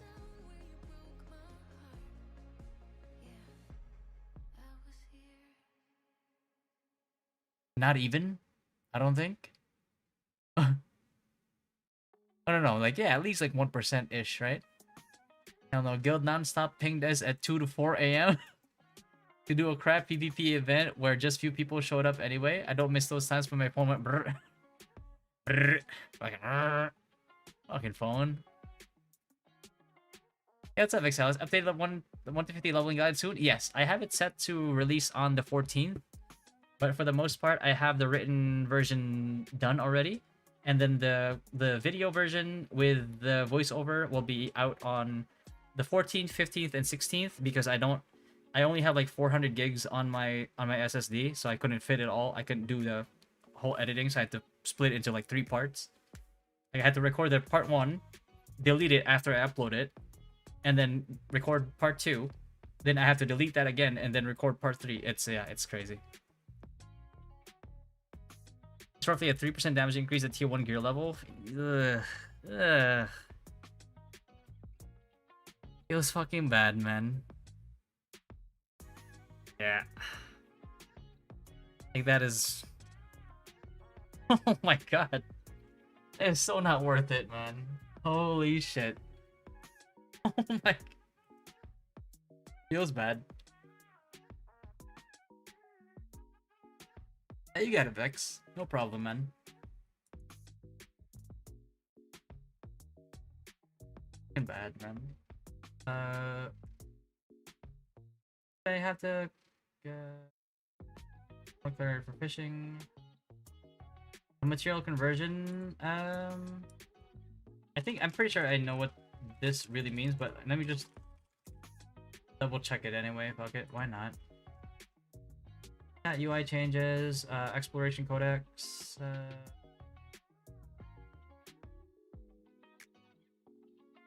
Okay, this one I have to check if it actually applies to like ruins of terrain, like events and stuff.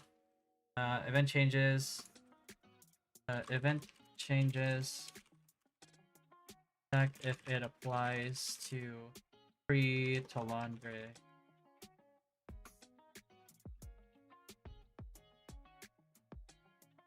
Looking forward to the leveling guide. I remember your early KR leveling guide, and that was a big help. Oh yeah. It's practically done. Is it this one? I just have to like format it better. I'll send it to you as well.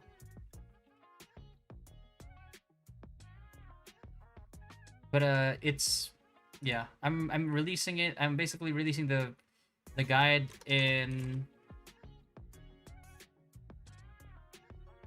I'm basically releasing the guide on the 14th, the video one, and then I'll have the link pinned on like the comments or something like that probably. Have you gotten over the weapon damage changes yet? I look forward to this the most. It's not something that we'll be kind of concerned with in global because it's all Talandre weapons. Which kind of, I'm so confused. Like, why did they nerf T1 if they were gonna make these like these many buff, or what if they're gonna give these many buffs to tier 2s? I'm so confused. These are all Talandre weapons, Talandre equips.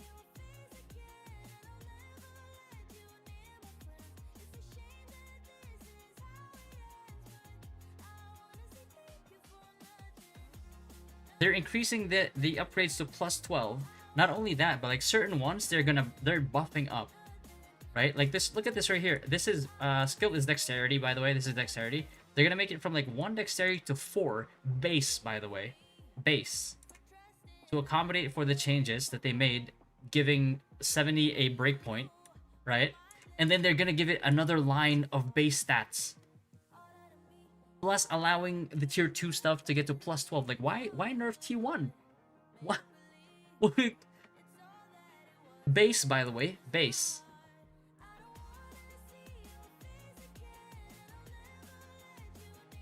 Oh my god. It just confuses the shit out of me, man.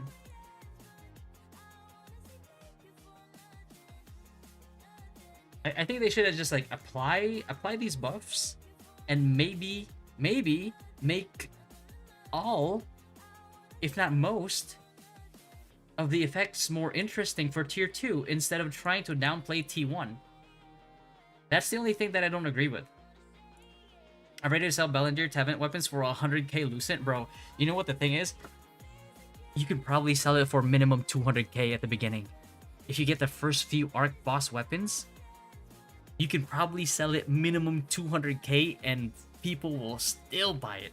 I know people that just have been saving up for these Arc Boss weapons that have told me that they are willing to spend 1.5k, 2k, 4k USD on a bi-weekly basis.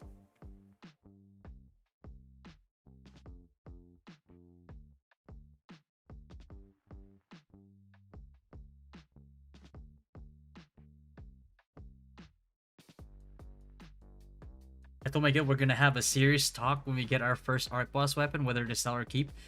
Yeah. I that's something that I'm doing too, because like generally I want to sell everything, especially when they're going to be the most expensive they'll ever be. And now I'm probably gonna be like, hey, we could potentially sell this for around 200k Lucent right now. Do we sell it? Or is somebody in the guild whaley enough to buy it? We have people with 5k plus for global already. That's on the lower end, Oats. That's the crazy part. That's on the lower end.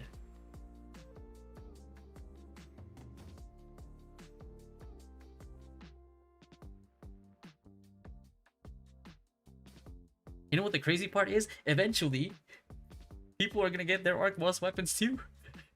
It's only a matter of time. It depends on what piece it is. I don't know if I want to sell something like the staff. Staff for sure. Staff and potentially Tevent Greatsword. Because like instead of nerfing Tevent with how broken it is right now in the end game, they decided to buff the they decided to buff it. So I don't know if I would want to sell Tevent Greatsword either.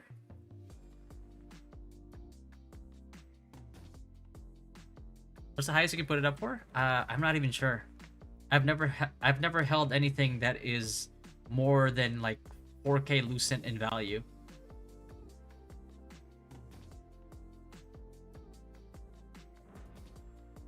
I sell it for 100k plus USD. Then share with guildies by buying some food from them for 1k Lucent, 100k Lucent. Jesus. MGS is insane now that Dentist got nerfed. Yeah.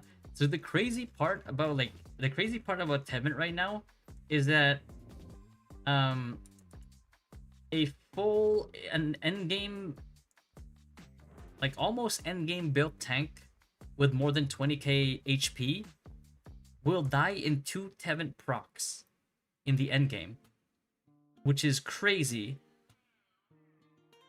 Once you realize that like a GS dagger or a SNS GS has more than 2 ways to proc that Tevent passive. It's nuts. We doing Lucent bidding anyway? Hopefully somebody spends at least 50k on a weapon. Yeah. I think that's probably the best way to do it, so nobody complains. Like everybody gets something. Everybody gets something like pretty evenly as well, so nobody can be really like, it's like, okay, I got an equipment that's like worth 5k Lucent, but that guy over there got an equipment that's worth 20k Lucent. That's not fair, and it's just, yeah, I just don't want to deal with it. Sell everything. I can't see DKP being a good system for arc boss weapons when they're worth so much. Exactly.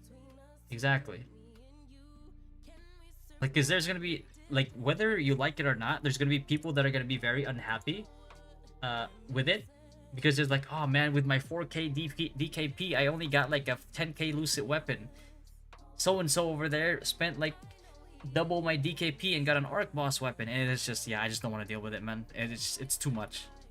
I was like, yo, somebody wants to spend money, good, bid on it.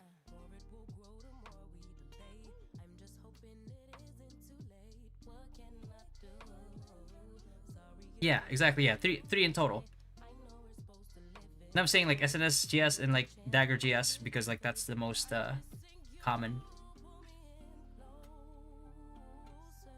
Is the staff strong, or why would you not sell it? Because it's broken.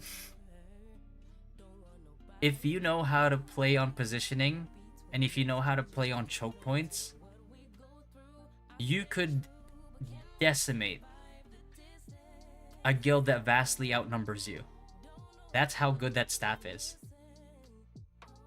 In the right hands. In the right hands. There have been people who've gotten that staff and have not done anything with it.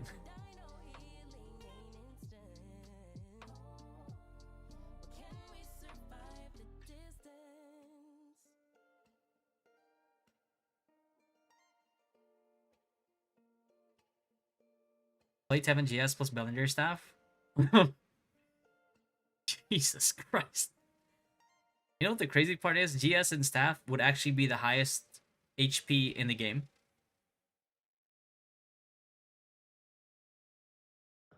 Because they both have HP passives.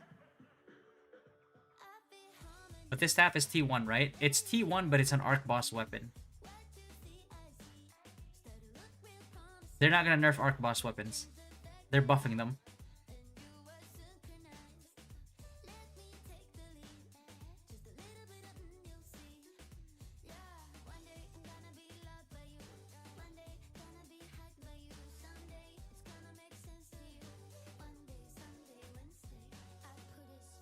So that's something that, yeah, this one I need to find out if this applies to pre-Talandre events.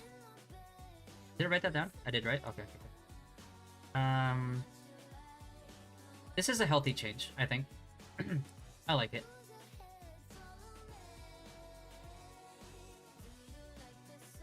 This one, oh yeah, a shot at victory.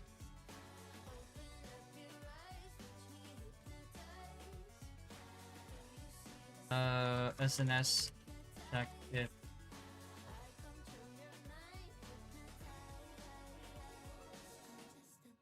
pretty sure it's only a tooltip error.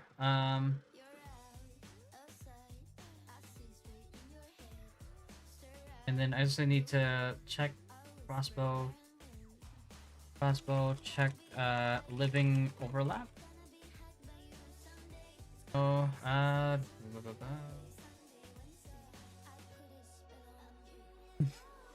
you can see, like, I'm so, like, confused. Like, why'd they buff him again, bro? Why? For PvE buffs as well. I'll just add here, losing crit on Mortal Fang.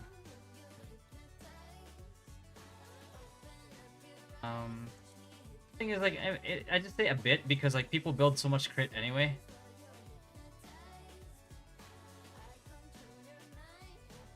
PV is gonna be a snooze fest on it. Yeah, they keep they keep they keep I don't know. I mean, it's PV changes, right? I don't know. Maybe they wait a little bit before they implement these changes.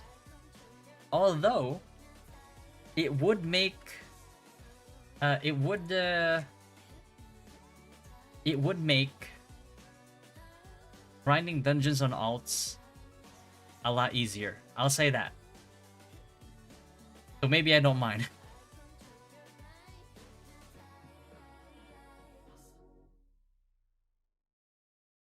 Like, the less time I have to spend on a regular dungeon, the better. Challenge dungeons, however, bit of a different story. But then again, once you... Man, the thing about challenge dungeon is like you just do it all the way, and then once you're done, you go back to 15. Huh. Yeah, I saw you guys are requiring alts for free-to-play players. Yeah. Only for hardcore competitive players. Semi-competitive and casual players, we don't.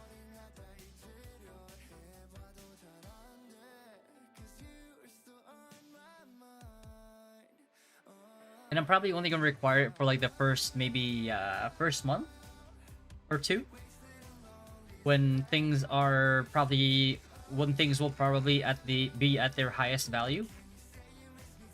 And then after that, people can wean off of the alts if they want to. I won't require it anymore.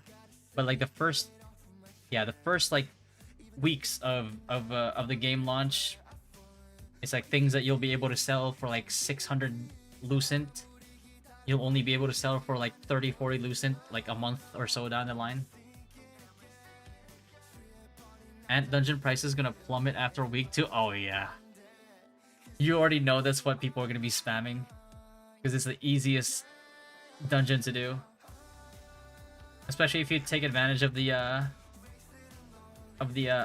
matchmaking weapon buff, and you can just kill it after like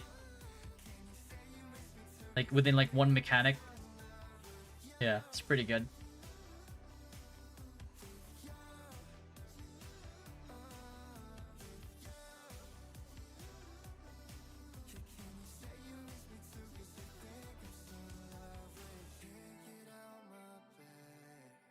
Meanwhile, Cursed Wasteland is a literal wasteland. Nobody wants to do it. Yeah. You know, to this day, I've never done a single Cursed Wasteland. Like, ever.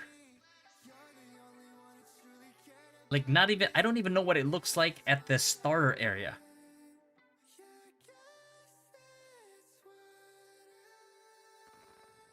Like, I actively avoided that dungeon. Like the plague. What were your opinions on weapon balance changes for PvE? I saw they added more PvE damage for staff and greatsword again. I'm not sure if it's to kind of make up for the T1 nerfs a little bit. I mean, some of the nerfs weren't really even like DPS nerfs. So I don't know. I kind of like it for my alts. I'll say that. Less time in the dungeon when I'm spamming it, right? Pretty good, honestly. Yo, Progressive 2020. What's going on, brother? Thank you for the raid. That's a progressive raid there, man. What's going on, man? How was the stream? The boy up with a shout out, bro.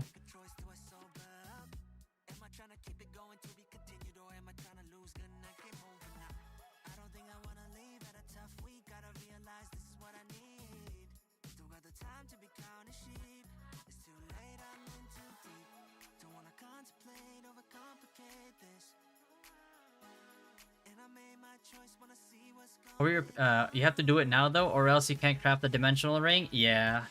Well, then again, that's the.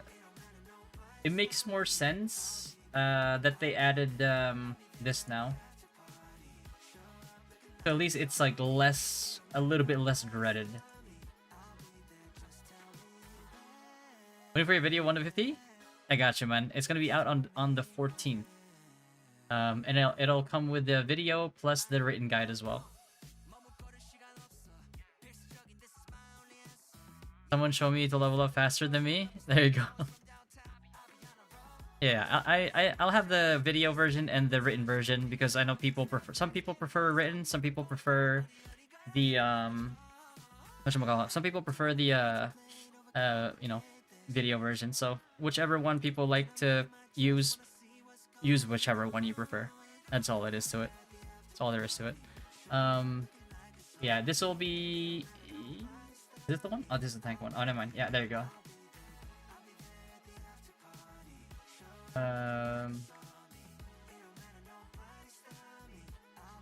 Right. And I'll link that. I'll pin that in the comment section as well once the video is out. Where's your RO emotes? I'd sub just for that, bro. I actually have them in my folders right now. I just want to know. I wonder if I wonder if I'll get in trouble if I use them. I don't think so. No, I don't think so. It's actually a good idea. I should add them.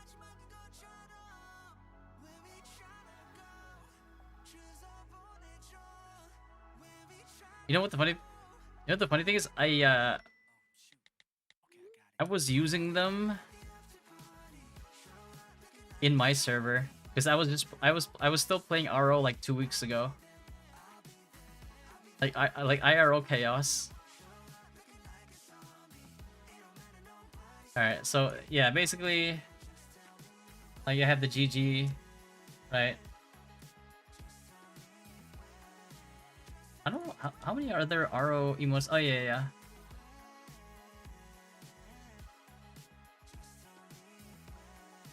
I have like deviling emotes in there. I have where are my pouring emotes? Oh, there they are. The pouring emotes. The yawn emote, static one, and like the animated one. Yeah, man, it's just, you know, I love Ragnarok. I just hate what Gravity has done to it. There's still an IRO server up? Yeah. Only one server is really active though.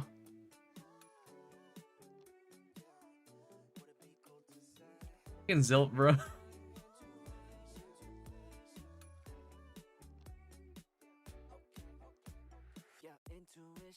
The Caped Madman. You were playing IRO 2 weeks ago? Yeah, I was playing IRO 2 weeks. I was playing IRO Chaos. And then I had to uninstall it because I needed disk space.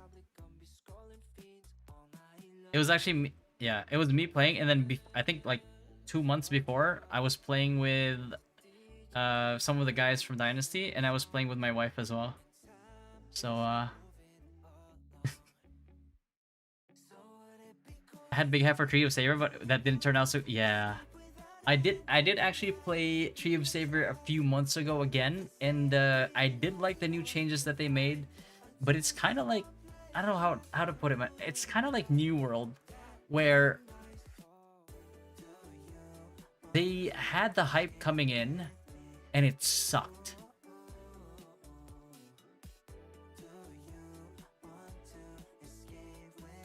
And then they made good changes after, but it was too late. Kind of like that. Although I did like playing New World a lot at launch, though. I'll say that. But I know a lot of people did have a ton of issues with it. Especially like the queues. Like I was on, luckily I didn't crash, but like on New World, I was on New World for 7 days straight. I put a quarter on my W key, running inside my house, and just at work every single day praying to God. I was like, please don't DC me, please don't DC, please don't crash me, please don't break my GPU. I want to play that for nostalgia. It's good for nostalgia. I think the new updates made the leveling process a lot easier, less grindy, and offers for more variety in grind spots. I remember Tear of Saber and hope it was going to replace RO2. To be honest, Crave Saber grinding is very satisfying. I'll say that. How much more time do we have? 3 hours? Oh my god. Okay. In order to be more productive, let's see. Let's do the SNS bow build, eh? Ah. Ew, chill. Don't erase my shit. What? Oh my god, did it just fucking... Oh, I reset my shit, bro. I should have saved it.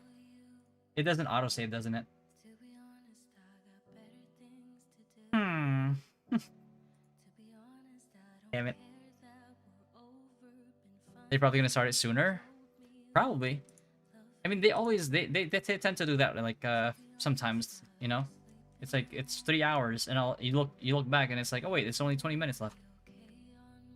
I think the most money I made from Tier of Saber was multi-boxing 6 characters and re-rolling this one mob for a ring that sold for 50 USD a pop. Jesus.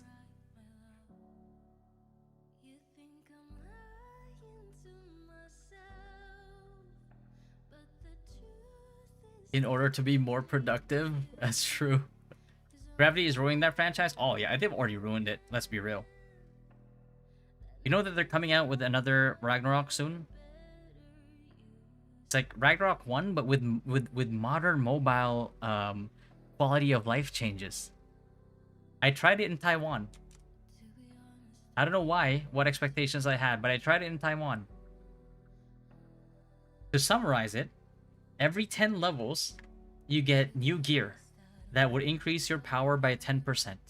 Sometimes you don't even get that every 10 levels at certain, like, you know, breakpoints. But the problem is that every 10 levels, the mobs that you fight double in power. So if you, like, forget about PvP, if you even want to keep up with the mobs alone, your level, you would have to spend money.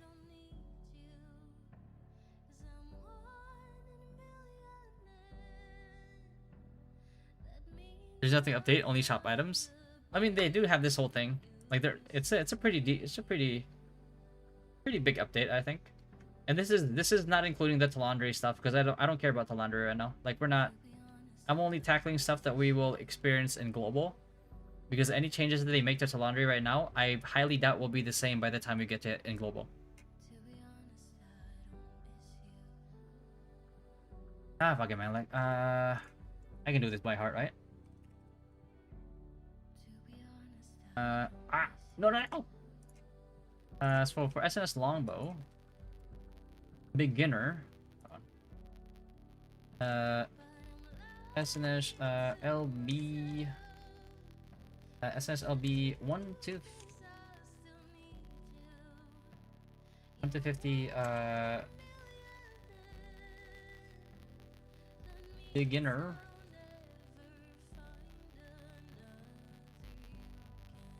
What? Hold on. Beginner SNS.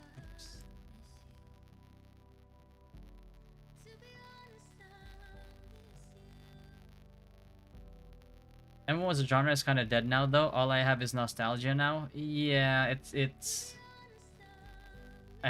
something that I've never liked to say, but I've always known is that MMORPGs are kind of like a dying genre, I think. Unless crackling. Oh, hold on.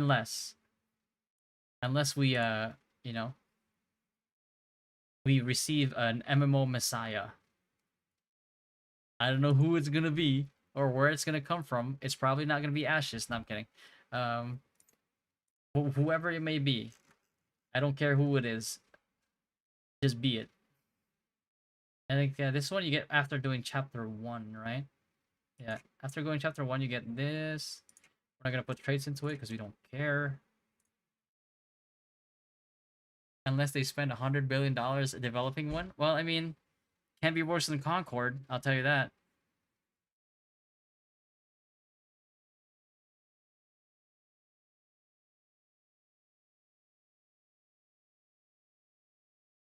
Can't be worse than Concord, bro. Because that game was a disaster.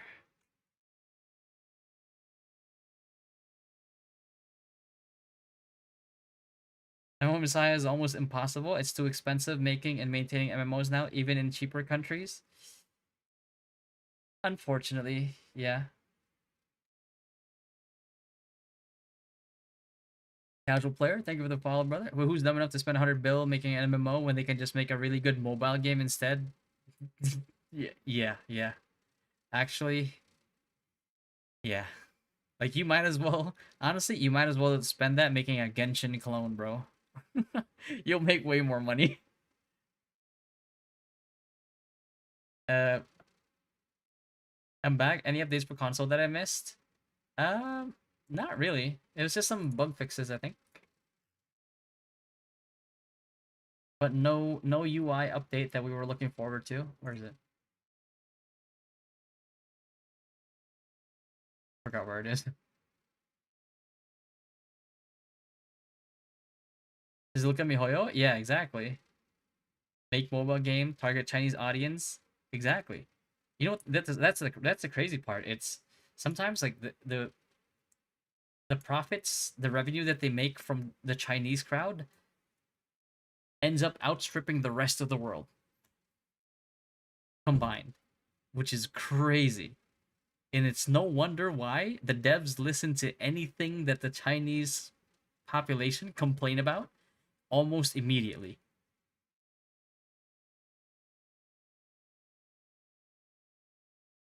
Just look at Black Myth Wukong. Exactly. Like if they like if certain things like that they know will be popular in China, but is also popular in like other cultures, big money right there. Because like even if you're not Chinese, like everybody knows Wukong. Everybody loves Wukong. Took me to like 3 years for your update. Hopefully it doesn't take that long. Yeah, I hope not to. So level 1 to 50 leveling gear. We go for elite resistance mask for that HP. We're not gonna be able to trade that out. In terms of cape for leveling, we will go with the combat soldier. This one will actually trade up. We'll trade this up because we're gonna be wearing this for a while, a long while. What's up, Captain? What's going on, man? Wukong is probably one of my favorite characters. Was broken when Wukong was in BDO Mobile. Oh, was it Korea? Was it Korea or China only? I think it was China only. No, the Wukong class in BDO that we will probably never ever get in the West. That's a game will go hard. I think so. What are you working on? Tank build or leveling guide? The leveling guide is kind of done already. I just have to do the video slash voiceover version of it, and then I'll release them both the video and both the written one on the 14th. Because I have videos that are scheduled to release on the 14th, 15th, 16th, 17th, 18th, 19th, 20th, 21st, 22nd, all the way until like early access towards launch. And I'm just scheduling them all and prepping them because once the game launches, I don't want to make any videos. I just want to grind. How is Throne for you in comparison to other MMO games? Real opinion. Throne for me, the reason why I like Throne a lot more than any MMORPGs out there right now is it kind of brings back the MMO and MMORPG. Like it has built-in systems that help cultivate community and working with people, and it makes it feel good. The same, the same way that like grinding 5-man Sawzins used to be so much fun. Kind of like that type of like but like better because you all got your own loot. China and it was only mobile too. Yeah, exactly. I saw somewhere that they finally released Wrath of the Lich King in China, and now WoW broke all-time sub records. Wait, what? They Oh yeah, that's true. They did bring back WoW in China. which was where all the RIP Terrace land came from.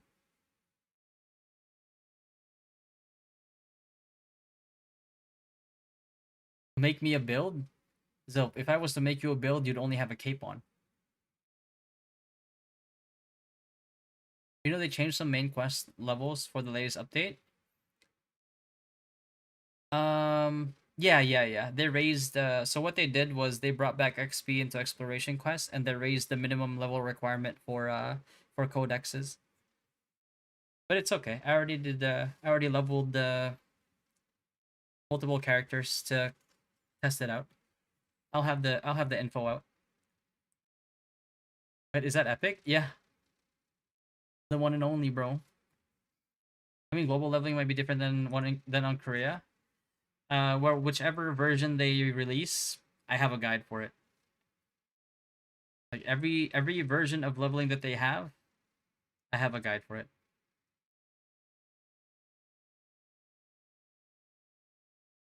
If they release a version, if they release a version that doesn't exist yet, oh shit, I don't know. I tried my best, I guess. I don't. I'm here to poach love adding to my guild. Here's the funny part is if my community didn't want to play Throne, I actually would have joined you instead.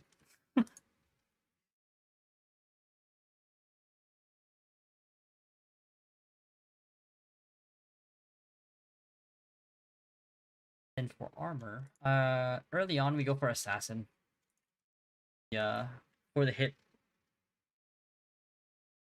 melee. The evasion doesn't really matter too much after like day 2, but not too many competitive West guilds out there. Yeah, that's true. Although we never know. Maybe people will surprise us. What was the difference to other MMO? But yeah, that was basically like it brings back the feeling of being an MMO. Like a lot of MMORPGs right now, it feels like a a single player game, where it's like yeah, you stick with your party, you're static, and that's it. Like Throne kind of brings back that old school like yeah, you got to work with your guild, and it has systems in place that make it enjoyable and advantageous. What was that? Wait, what was that tank's name from Rose? Like oh. What is the strong point of this build? Can you elaborate on SNS bow combo? Why would I use that instead of GS SNS or one SNS and dagger? Okay. So the thing that makes bow strong. Let me try to see if I can bring up the skills here for you.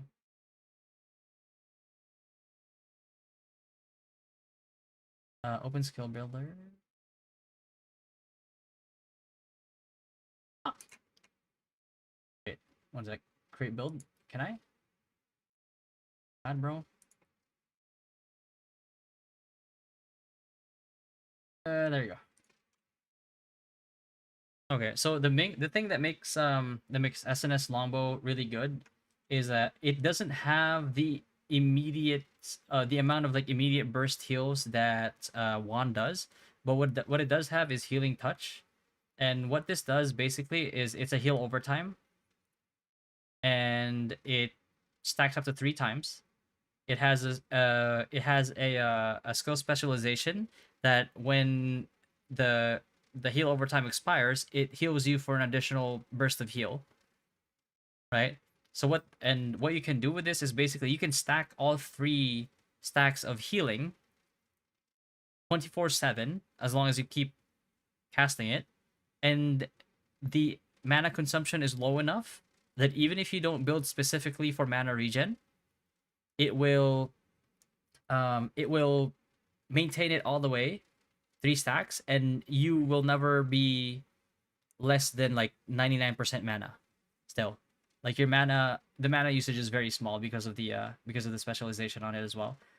So what that does is if you're getting CC if you're getting CC, yeah, we'll get to see. We'll get to the seed. We'll get to the seed. Just I want to explain it to you one by one first. I don't want to get ahead of myself. So what that does is that when you're getting CC locked or CC comboed, wait, let me. So when you're getting CC comboed, what this means is that generally the weakness of like SNS wand, for example, is if you're getting like CC comboed, if you cannot survive that CC combo, you can't get up and full heal. That's the strength of SNS wand, is if you can survive it, you can full heal.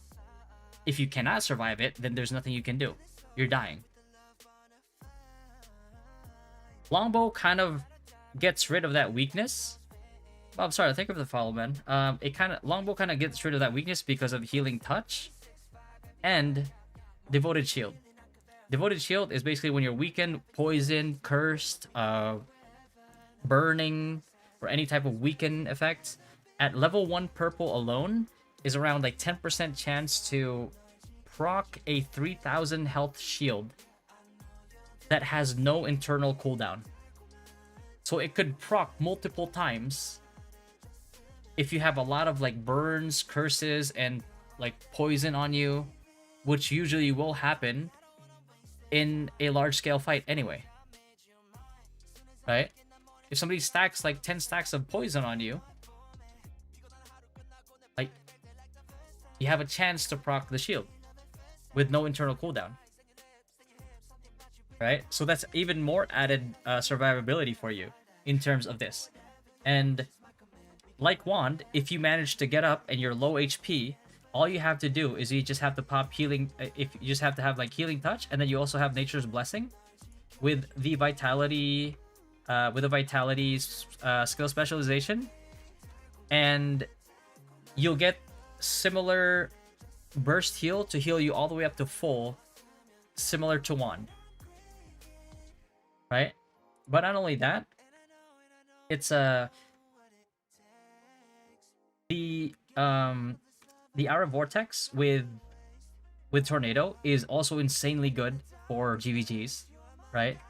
Not only the other one too, Flash Arrow with Flash Wave makes it also a heal, and it just does a ton of damage in GVGs, right? Has a ton of damage in GVGs.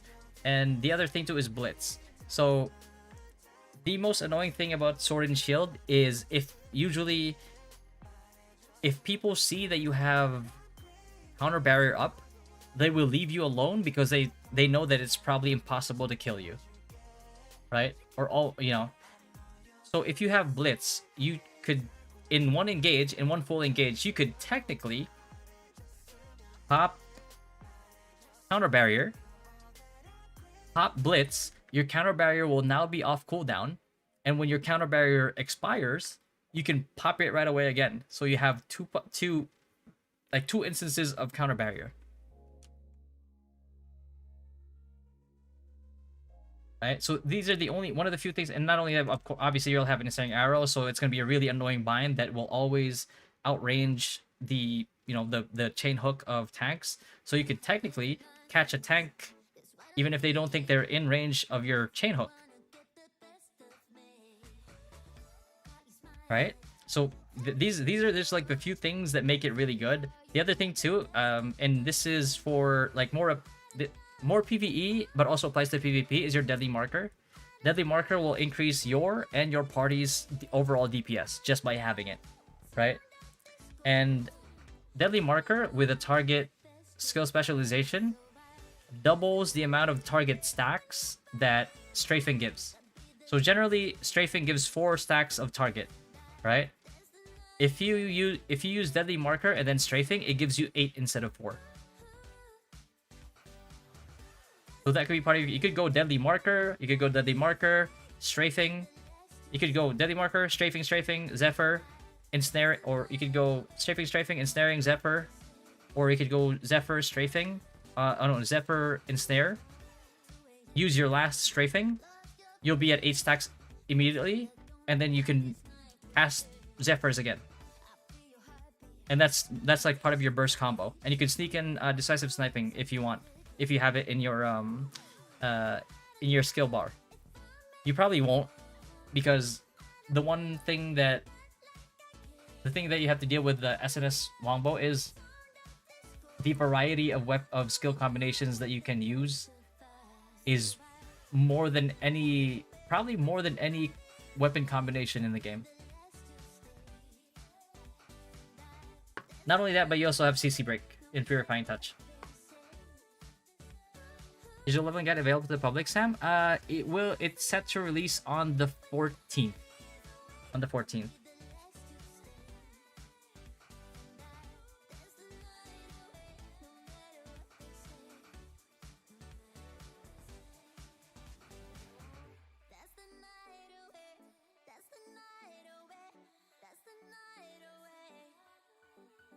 You get it, Pharaoh.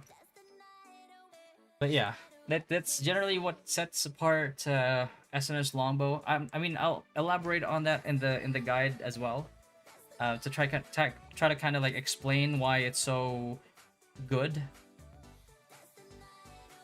Oh yeah, endurance. Not only that too, but you also have Earth's Blessing for more healing, and it scales with your party. And then you also have where is it? Where's that passive? No.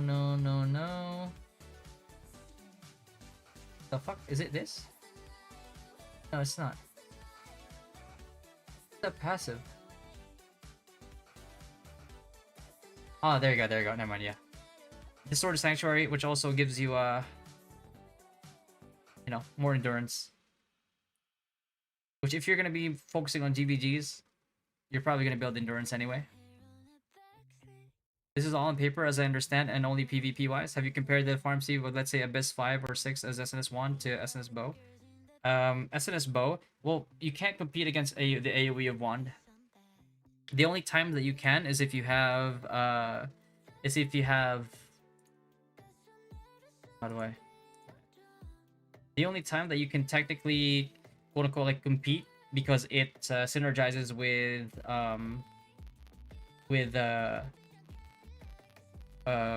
Provoke and Agony passive, is if you have the Titan Spine one, which makes your Brutal Arrow an AoE damage overtime that actually procs Provoke Agony every 0.5 seconds, where Curse cannot do that.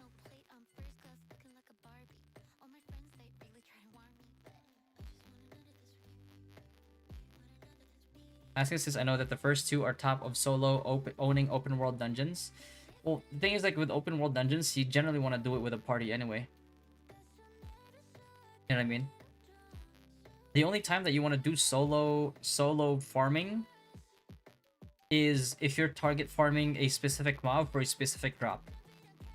And in that case, SS Longbow is going to win out anyway over Wand because of the single target burst that it has.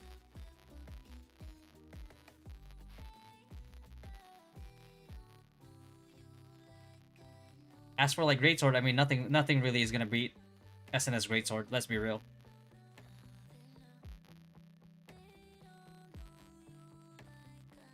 Like all Greatsword has to do is like provoke Da Vinci, like Whirlwind, and that's it. GG.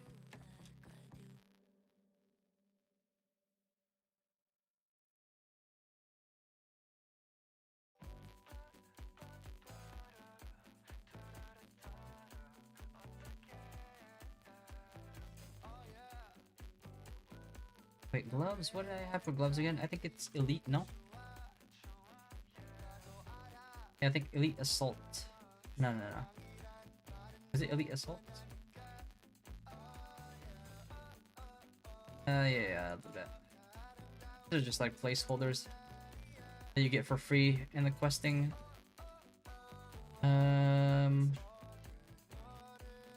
Race. And then Robert's focus ring. This is the one that's going to be Crude Conquest. This one is going to be was it Wind, right? Wind. Okay. And this one is going to be Meditation.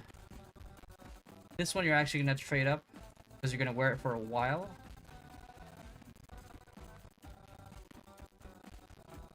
You got it, Apprehensive. But yeah. The only thing I can say about SNS Longbow is it's a lot more selfish than Wand. If you want to be more effective as a team player in GVGs, then you go SNS Wand for sure. But let's say that you're like a shot caller, for example. Before it's like, you know, SNS staff was usually like the main shot caller build, but I think SNS Longbow is way better now when it comes to like a shot caller build, because you can focus on like maintaining your heal over time to try to survive for as long as you can, and when you get into a hairy situation, you have like the double reset on your CB, and you have like easy like tornado just to knock people up when you call for like a hard engage, and you can do that from range, so you're still, you know, at a safe range as a shot caller. You don't die. You don't die quick.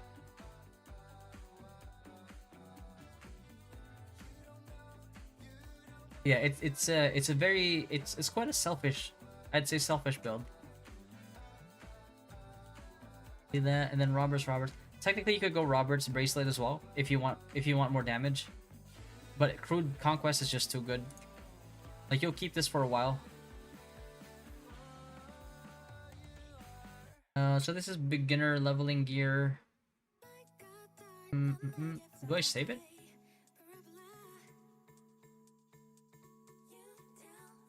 Alright. And let's do SNS LB T1 dungeon goals as soon as you reach level 50.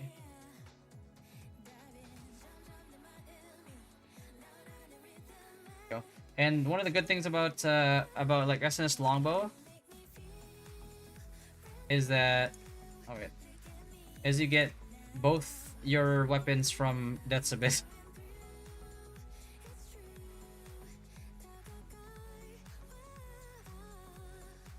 Setting up greens will be much harder now. I mean, technically you could try to slowly do it with contract coins.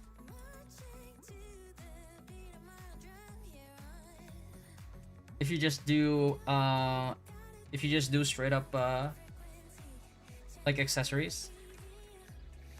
Generally, you only want to do it on like your, at the very least, like your bracelet and your cape. Beyond that, like you don't have to worry too much about belt.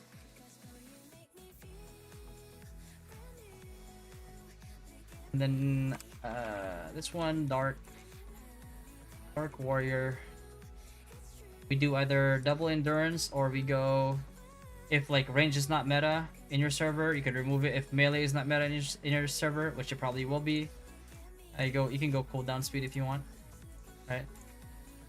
Then we're probably still gonna have Combat Soldier's Cloak at like level 50, just because I don't like the other T1 options that we have, because like all the other options we have for T1 that's farmable is basically Arc Priest Devotion, which doesn't have max health, so I kinda don't like it.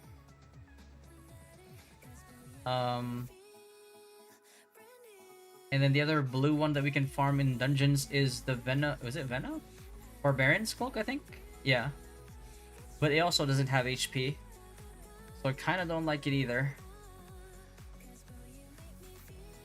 So I don't want to go for a side grade. An untraded side grade.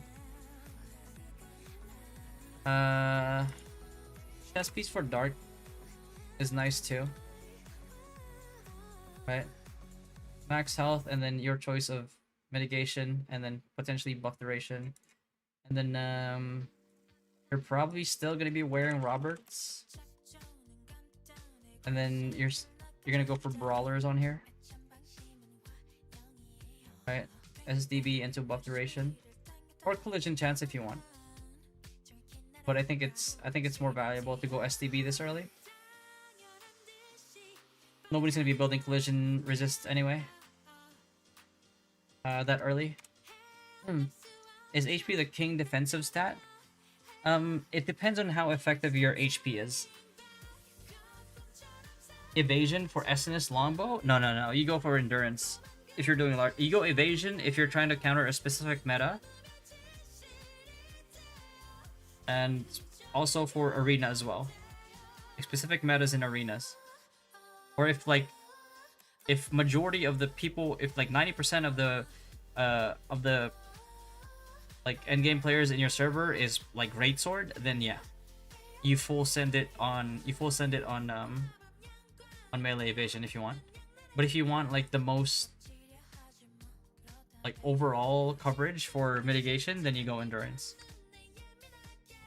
Unless you're like SNS dagger, or even like SNS crossbow actually. Then dark destruction, you could go for strength crit hit, or you could go for moonlight. Not moonlight, fucking grace. Was it grace? Mother Nature, motherfucker. This one. Mother Nature for more health and range. That's another option. So you can potentially go for that, or you could stick with this for the strength. So you can try to hit like the 60, because this one you could potentially stick with the elite resistance for HP, but you could also just go straight up dark too for the ease of farming. Or if you don't want to give up the HP, you could always stick to elite. It's just that it's not going to be that reliable to trade up early on, because you can only get it from quest, lithograph, and I think the only other place you can farm is what, Kotori, I think? Was it Kotori or Evil Eye? SDR requires not just SDR, it counters skill damage in general, which is pretty much like everything that you want to do. Yo, is that invul? Yo!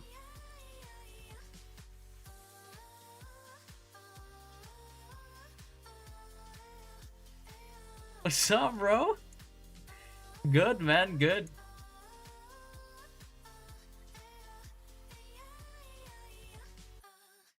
Do you know what bow dagger are building? Bow dagger generally for bow. So the good thing about bow dagger is one of your best bows is actually a T1 bow, which is 2 black. Because the difference between Karnix Hellbow is Karnix technically has, well, not technically, but Karnix has higher base damage, but usually DPS bow users go for 2 black because it has the highest one of the highest like base range, and it kind of has like that mini execute. Like if they're below 25% health, you do 75% more base damage. But not only that, but it also gives you dexterity. So dexterity versus like Karnix's strength is good, because dexterity and wisdom both give you max damage, as opposed to like strength and perception that give you min and max at lower values.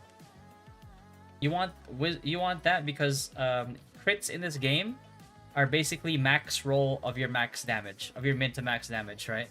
So if you're building like a combination like bow dagger, that means you have a ton of crit, and you're building a lot of crit, so you want the max damage as opposed to like the more balanced progression of like strength and perception.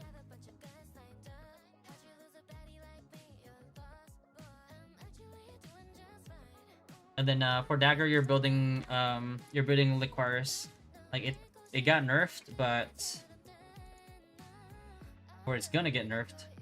But when you use like mobility skills, it gives you base damage. Base damage is big in this game because everything scales well with it, as opposed to like bonus damage, which is just a flat increase, which is only really good for multi hits. So you want the base damage because you're really bursty with 2 blacks with bow in general. And then for armor, you want to build Reaper at least, even though Reaper is also getting nerfed. Oh my god, I hope they I hope they take back the nerfs to T1, man. Especially with how much they're buffing T2. It just makes no sense.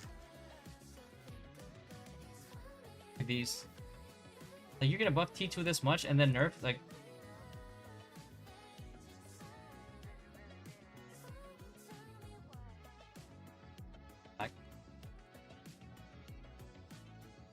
Woo, not dagger. Whoa. I talk to you, Invo. Don't you worry, baby.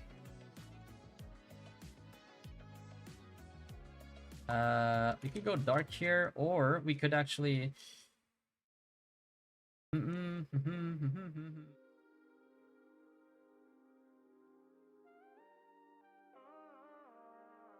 I want to go dark here though for the endurance and strength, because we could also go for moonlight here, since it's farmable at Cave of Destruction. Max health hit. Yeah, we could go. You could easily go endurance to max health. Only thing is, okay.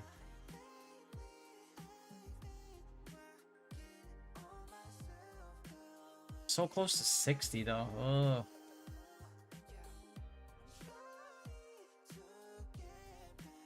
Big bully SNSGS in chat. Bro. Yo, don't talk smack to Invul, bro. He'll wreck you. He's handsome and he has good RNG.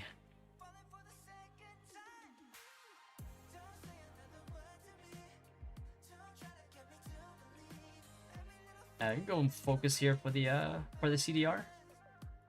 Plus endurance. Magic endurance is nice because I hate staff users. They've gotten so used to melting me, so you know. Stack that magic defense. You have no idea how much I hate getting decimated by fucking staff users, bro. That's why I go Roberts.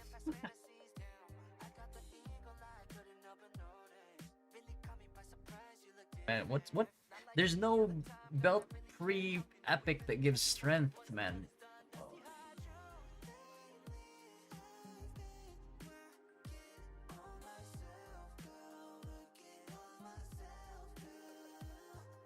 No, can't farm that.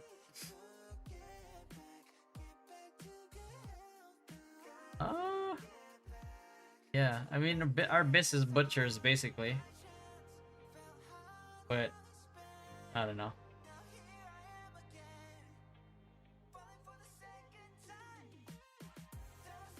Go SDR debuff duration or yeah, not much of a choice. And then for here, we probably still stick to crude, or we could go.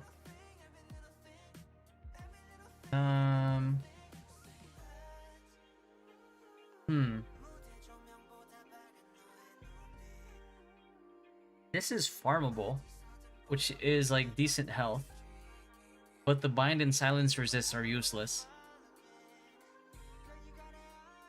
My RNG ain't good. You haven't seen the shit side of it. Hey, recency bias, okay?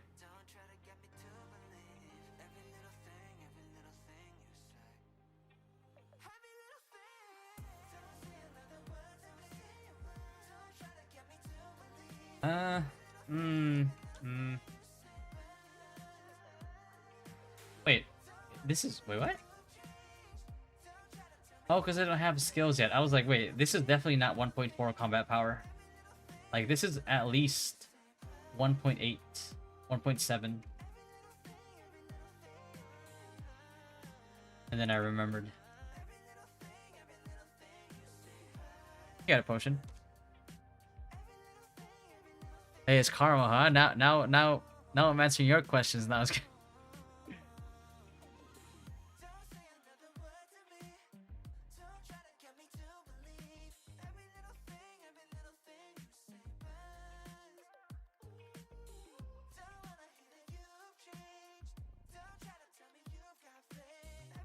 so let's do that for SNS bow, and then I'll do the other ones too. Yeah, I don't know. I think we stick to crude here for a little bit.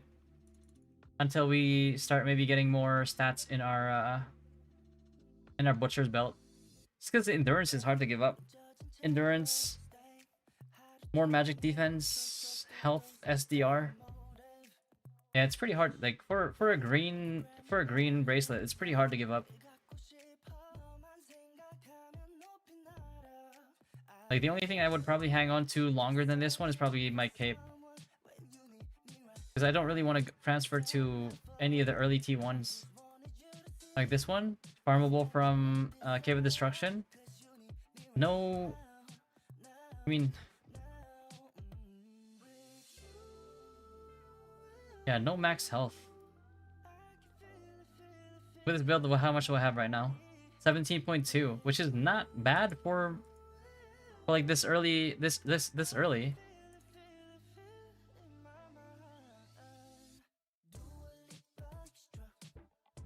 Right? It's like realistic. Like Roberts, still pretty good. Brawlers, easily farmable because it drops from what is it, like 8% chance to drop, I think, in Death's Abyss. So you're gonna get it. And people are gonna get it and sell it. My alts are probably gonna get it.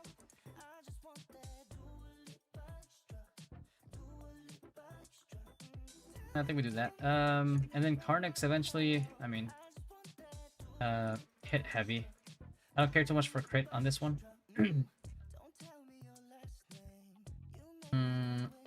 Or maybe I should. I don't know. Hard to give up, because max health, I don't want to give up. Hit, I definitely don't want to give up. So it's a toss-up between heavy and crit, and I think I just have... Heavy's a lot harder to build against, and it's higher value.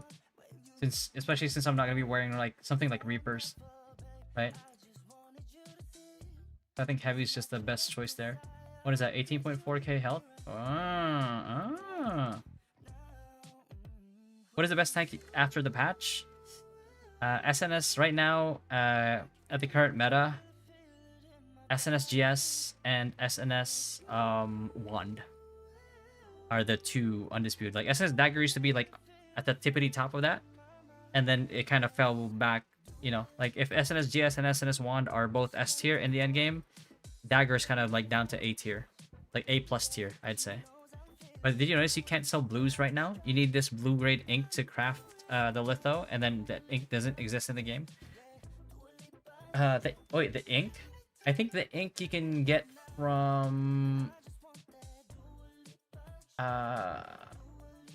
contracts merchant, the contract coin merchant.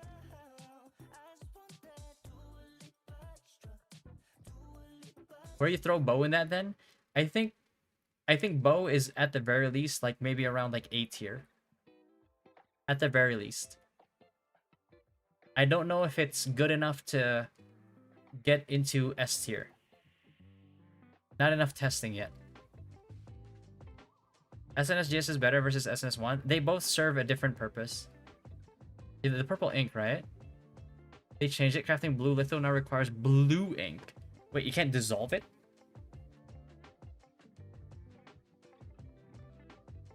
This fucking game out yet? Oh my god, 2 hours. You gotta be kidding me, bro. Yeah, SSGS is jump in there, mess everybody up, probably die. And then SNS1 is like, maybe I'll stay right behind SNSGS and I'll try to save him, and I'll throw like a defensive cooldown on him so he survives. And then, you know, while they're targeting him, maybe I'll toss a AoE, like, you know, a sleep karmic haze for an AoE sleep bomb. And then that's that, right?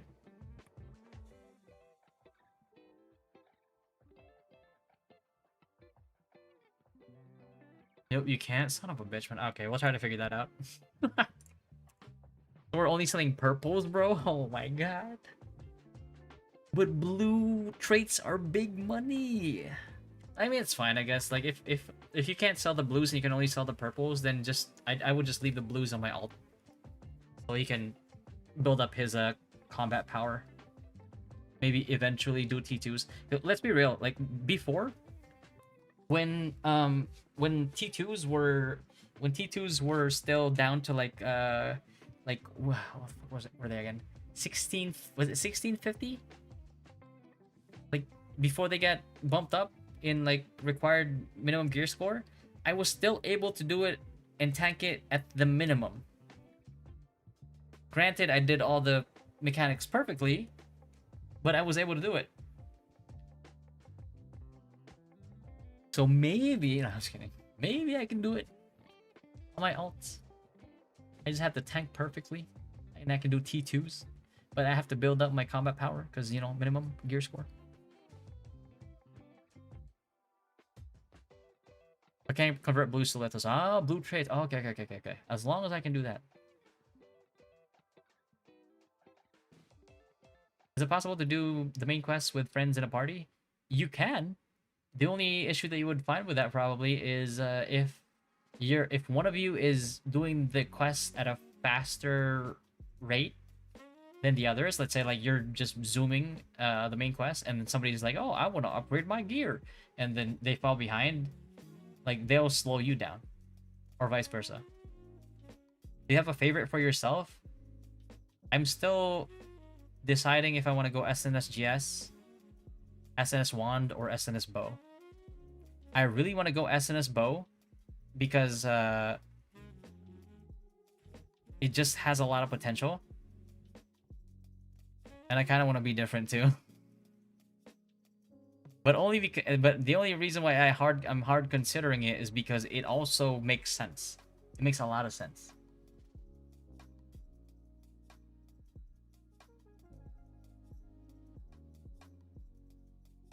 Right? And it's not bad as well. Like if I want to do targeted farming, it's not a bad idea either.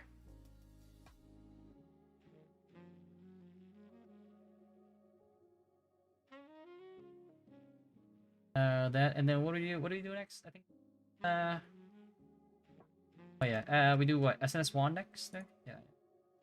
Yeah. SNS Wand 1 to 50 leveling. So SNS Wand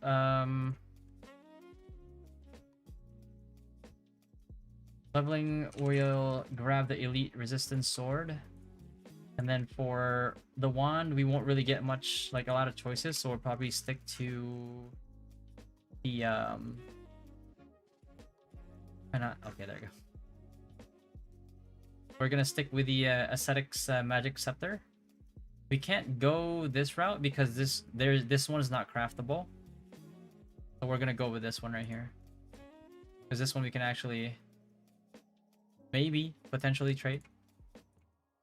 Like we do before before we get to chapter 3, we do get an extra weapon litho, I think. Yeah, another extra weapon litho, so we could maybe go for a trait on this. But it's not that much of a worry. This one, yeah, still gonna be elite resistance. It's pretty similar for like all the builds for the most part. Do that. Obviously we'll try to trade that up as well. This one is like, some people might be wondering like, why am I going Assassin's Leather Armor? Because you're gonna replace this one pretty soon, like probably within like after day 1 maybe, you're probably gonna replace it. But the reason is like, if people are following the leveling guide and they're getting to 50 sooner than most, by the time the first PvP event, there's gonna be people that are not 50 yet, and the level difference in this game makes it so you have like increased like evasion versus them. So the more evasion you build, the more unkillable you are. So that's the reason why like I choose this, because it has hit, which is really good, evasion because right? That helps. When the game is back up, check out the leveling pass rewards. If you get that in NA, it's going to be pretty much mandatory. Oh yeah, I saw that patch when they decided to change those up. Yeah. On the bright side, I think it's purchasable with Lucent. No, it's like, what is it like 600 Lucent, something like that. Yeah, what's up, Famex? Not much, just doing the patch notes. Kind of like just doing a review of the patch notes. You can go ahead and, you know, use it if you want. And then now I'm just like starting to, you know, Get the SNS builds out. Battle Pass is 750 if I recall. Oh, okay, okay, good, good, good, good. Not bad, not bad, honestly.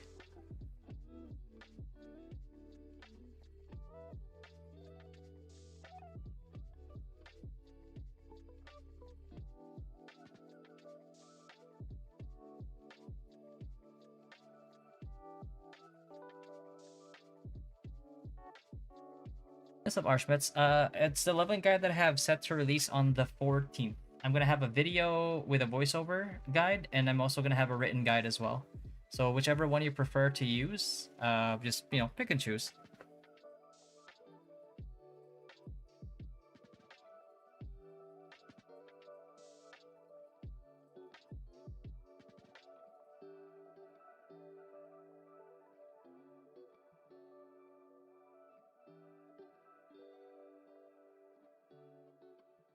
Let me add that actually. I think what do I have for chat commands actually? One sec.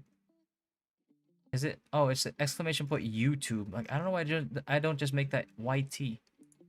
Hold on, let me change that to YT. Good suggestion. That work?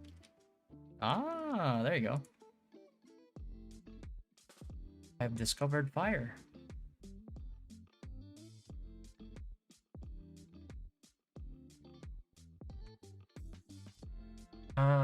Yeah, but these are pretty generic. I think I don't know if I should even do this or I should just actually no. It's okay. I'll just so people can just click whatever the one they want. And for this one we go elites assault I think for weekend, right? Yeah. Also have that. We go for moonlight in this one as well.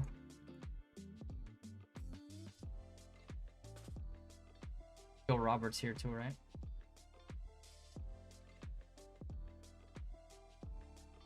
Sophia SNS Swan. Let's make Rutain. Just realistically, the only thing that you're scared of as a SNS wand is melee, like greatsword to be specific. Greatsword daggers, especially. I see you going for the paladin build. I'm gonna have a build for. I'm gonna have a beginner build release guide for every combination. Every combination besides SNS crossbow, just because I haven't tested crossbow after the past 3 patches. So I don't want to make something that I have not tested. So like the last time I made SNS crossbow was hyper boost, and that was since then there have been like 3 or 4 changes to crossbow that I have not tested yet. So I don't want to make a guide for it. I don't know enough. I think yeah.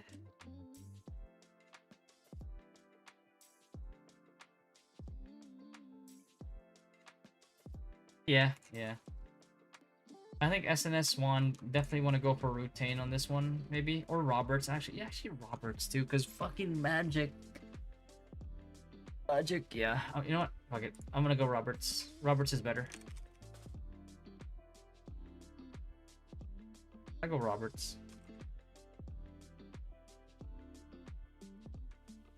Fuck magic, bro.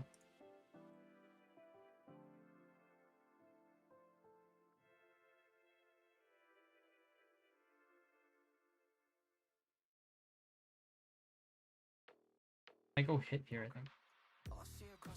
Only because stone actually gives HP, but it doesn't have max health traits. Yeah. And this one meditation as well.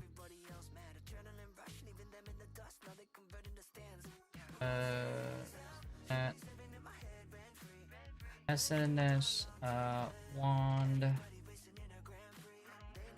One dungeon goes as soon as you reach level 50.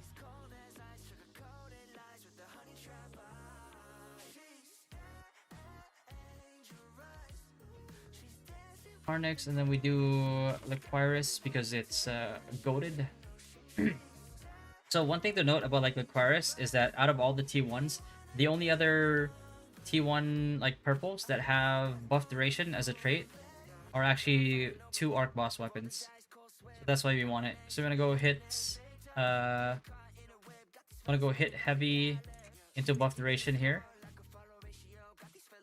Because like curses work very weird in a way that if your first tick of your curse doesn't crit or heavy, the rest of the ticks have 0 chance to crit or heavy. So since heavy attack is harder to build against and easier to build if I have it on my weapons, I'll go heavy because then I'll have a higher chance to double my dots. So that's the logic behind choosing heavy over crit for wand and choosing buff duration over crit. Fuck, yo, wrong one, wrong one. Hit heavy.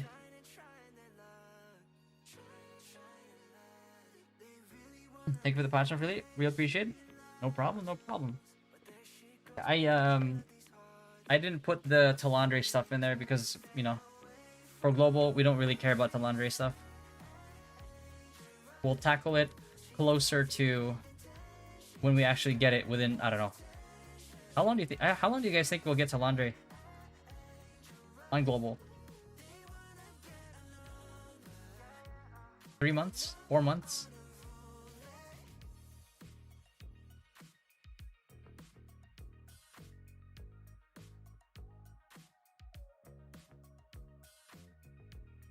Max health. This is where it gets kind of hard. Because, like, you definitely want cool CDR.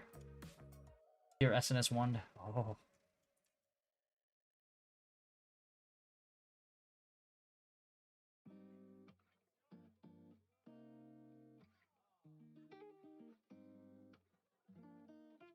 We got an SNS1 healer build guide. There's really no such thing as an SNS1 healer guide because, like, if you're SNS wand, you're SNS wand. You do everything. Like you can DPS, you can heal, you can tank. I'd assume like 2 or 3 months.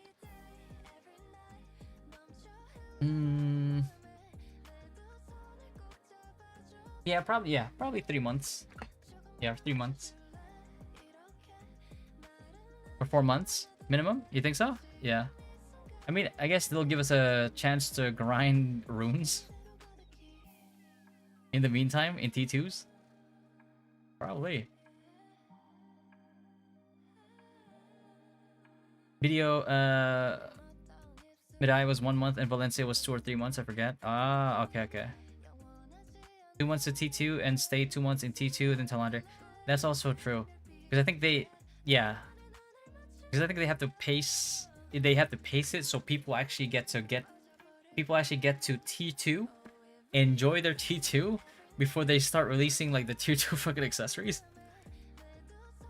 Because like with the buffs that they're giving, like these tier 3 dungeon equipment, like just having an extra line of base stats is fucking wild to me. But I get why they did it. Like, right? Like they want people to be able to hit the 70 breakpoints easier. So they buff it up. And they add more stats in the 3rd line of traits. In the 4th line of traits. Not traits, base stats. SS1 build guide you make is for both tank and healer? Yes. Yes. Absolutely. You'll be able to heal and tank in dungeons. You won't be able to do it in higher challenge dungeons. You know, because it's too hard. You might, maybe, I don't know. You're probably a god gamer, I just don't know.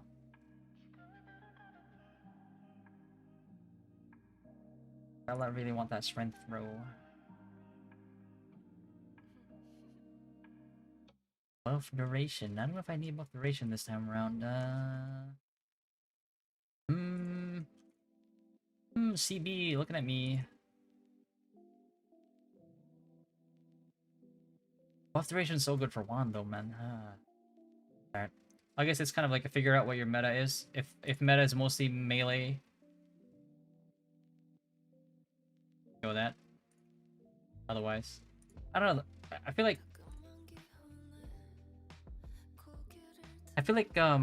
like just based on BDO, a lot of Western players like playing range and magic.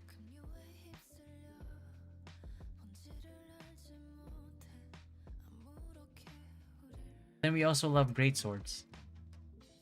I know I like great swords. I gotta compensate for something. Pause.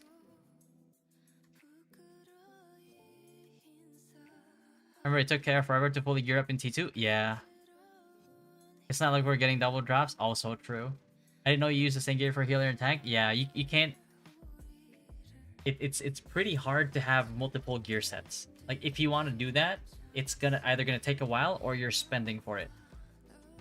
But even then, it's like the difference is kind of like it's not like major. Not as major as like having different weapons. I have like 3 or 4 in my friend group going some combo of staff. Well, there you go.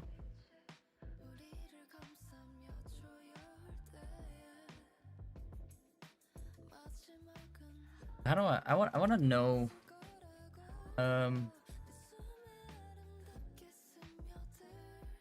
wait.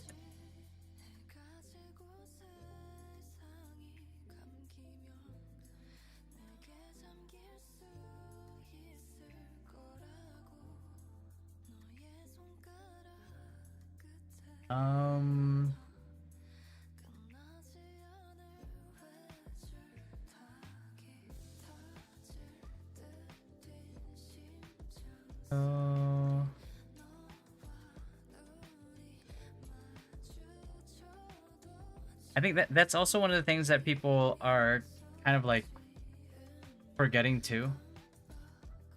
A lot of people tested out the game in OBT and in Hyper Boost. And there's actually people that, you know, which is understandable, that actually expect that we're gonna get similar drop rates to OBT and Hyper Boost.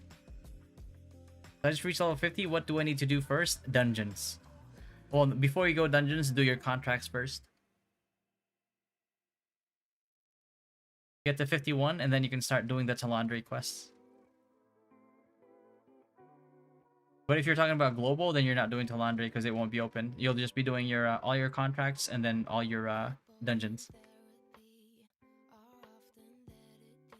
And then going to like every event and world boss that you can get to. So if I'm in SNS Wand, I want to do a dungeon as Bow Wand. Do I then need a new set? Or I can use the same one as SNS. You can use the same one as SNS Wand. But you will need a new bow. If you want to do if you want to be support. Like there's only like few differences like that you have to consider. So if let's say like your SNSGS, right? If your SNSGS, let's say like you're like when you get to like tier 2 equipment, for example, it's like if you're SNSGS, you're probably going Wraith, right? Because you want the health and you want the 4 piece sets that is more melee heavy attack. Obviously, melee heavy attack is not going to apply to you if you're like going like SNS Bow or SNS Wand. Then, you know, that's the only time. But even then, like, you can still kind of make it work. Because otherwise, like, you'd need Holy Ghost. Right? You need Holy Ghost. Which, like, if you're going SNS Wand or SNS Longbow, you're gonna go Holy Ghost. Because like your main spammable burst damage from SNS already gets a lot of free heavy attack from your shield block chance. Like your where is it? Oh yeah, your shield strike. So this is like your bread and butter skill for sword and shield. You can actually make it into an AoE. It also debuffs. Right? And then the most important part about it is this part right here. So the more, so every like 1% of shield block that you have increases your heavy attack chance by 20, which is about like, what is it, like 2% chance, right? So you don't really need all that heavy attack just for SNS alone, and that's why you go Holy Ghost on those weapon combos. But yeah, and don't worry about the questions, man. That's literally what I do every day. It's my job, technically. That's not wrong. Okay, as for blue gears, do I need to craft blue gears, or do I just need to do dungeon for blue gears? You could just do dungeons for them.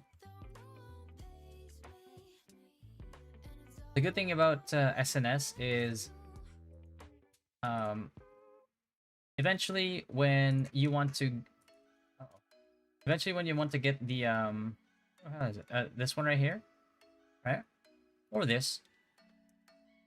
Wait, what? Why is it not showing stats? But basically, this is wisdom perception, and this one gives like strength, dexterity, and like movement speed. This one gives wisdom perception and then range. You generally want to go for this, right?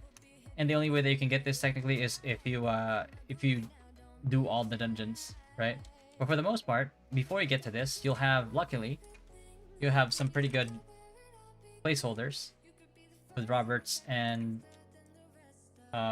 like brawlers. And the good thing about like SNS is that the dark set pieces, not set pieces, but like the dark armor, like dark line of armor, you farm all of this in Death's Abyss. That also drops your SNS and also drops your Brawler's Ring. Brawler's Ring is one of the best, not even like one of the best, but it is the best blue ring in the game, because it gives you all the stats that you need plus tankiness, but it also has one of the best traits in the game for SNS. It has max health, it has SDB, and it has buff duration. I want to be SNS 1 main for PvP and do some dungeons with bow wand as heal. I mean,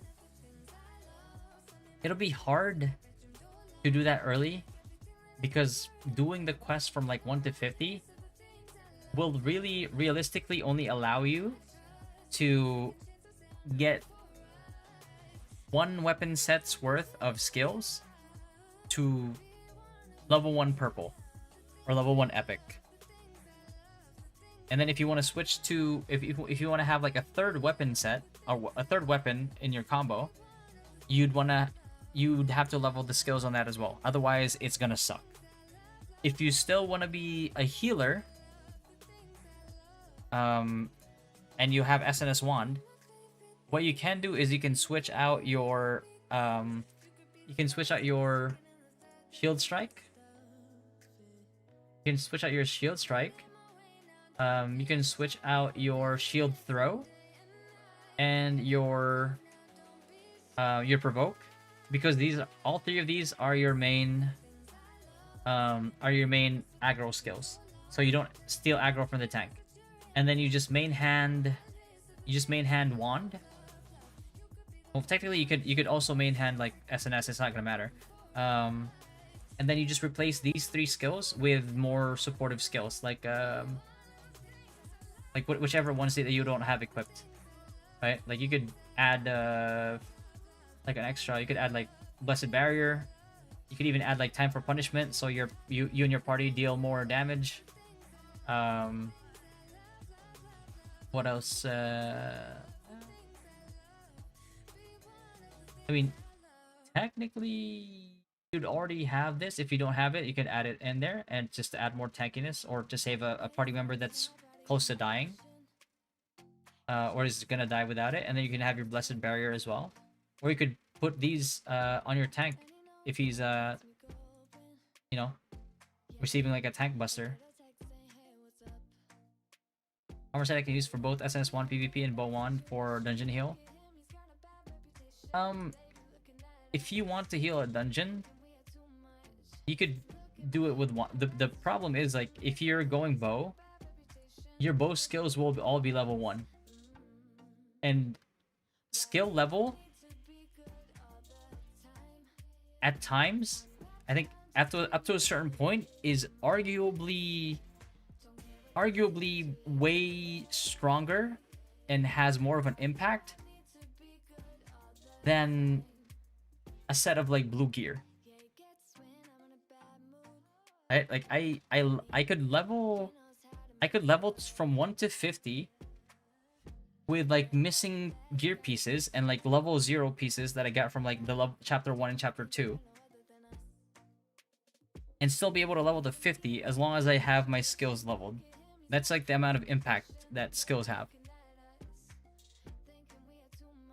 You're gonna make a bow at a much later time? Okay, then that's good. That's good. I thought you were gonna try to do it like early. I was like, oh no, that's a disaster. Like even if you're like a whale, you can't even pay to win that.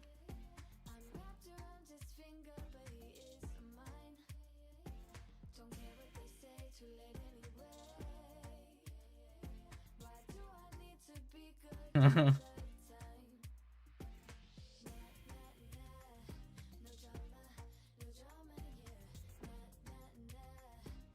me remember this. We're not doing T2s anytime soon. I'm gonna grind dungeons to get it as a heal SNS wand. Yeah, but just before you transition to bow, try to get your main at the very least your main skills to like epic level 5. You're not going, you know, you can have your, you can have your main spec set at least. That's all. That's all.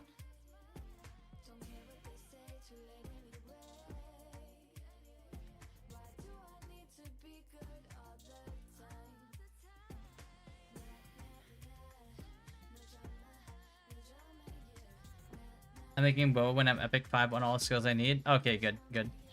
That's good.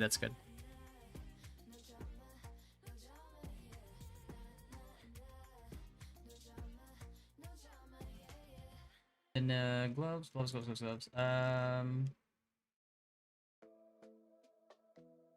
it, I'm gonna go dark again.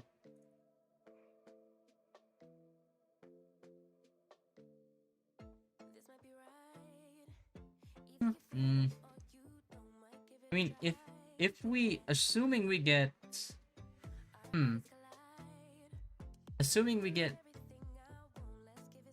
like resistance medals for ruins of terrain or like any of the level 50 events, it might be viable.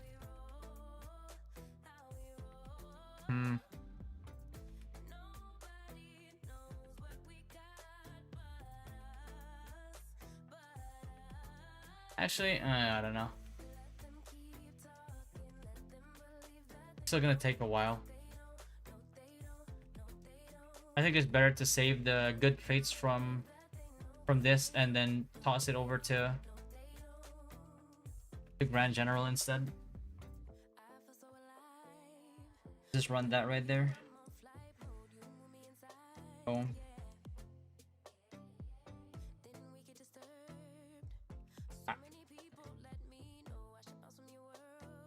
Too dark. Because we want the wisdom in mana regen for obvious reasons. Right? Every 2 points of wisdom you get 0.5% CDR, so that's always good. We run dark.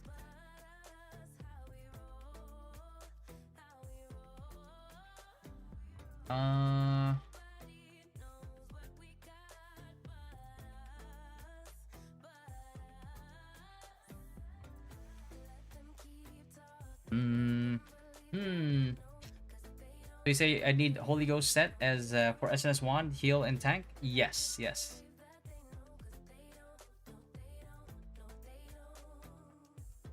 And luckily, it's the set that you need, that you'll probably use for wand bow anyway.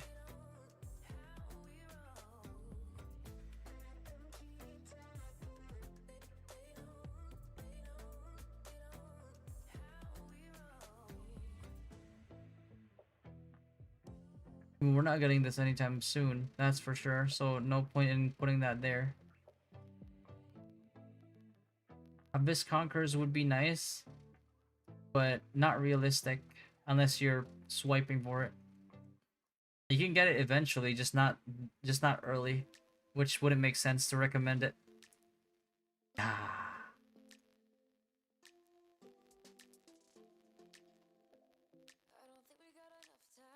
Spectre's Frost is technically like pretty decent too. Only problem I have with it is it doesn't have max health traits. So that's why I kind of like end up defaulting to Beast Kings instead. I go SDR on there and debuff duration. Or if eventually you're building collision resistance, you could always build collision resistance if you want.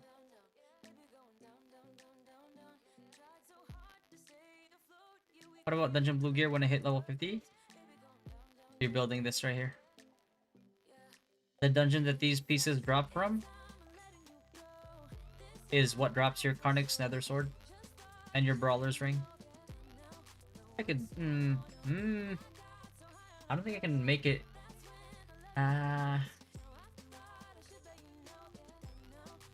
Just do 20 on this as well.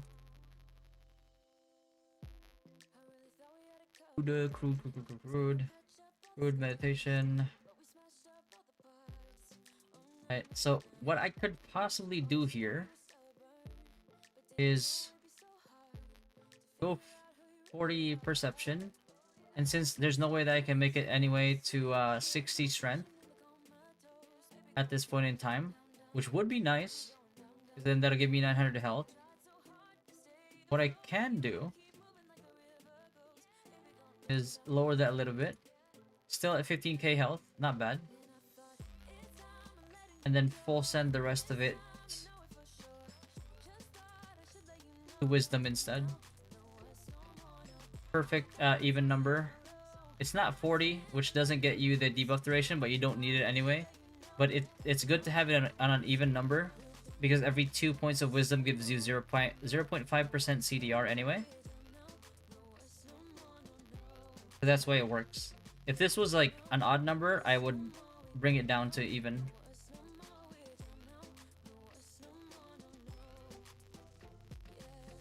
So I can run full blue set and SNS from the same dungeon when I hit 50? Yeah. The only thing is, like, if you will still need to do all the dungeons, because you need it to eventually get the dimensional one of the... You never want to get both. Like this right here, dimensional ones. I don't know why it doesn't say the stats here, but... Oh, there it is. Dex 4, Strength 3. And speed. But I think I prefer this one instead of that. Wisdom Perception 4. And the range helps too, because it affects your chain hook. Or skills in general that, you know, are affected by range. But that's eventually what you want to work on.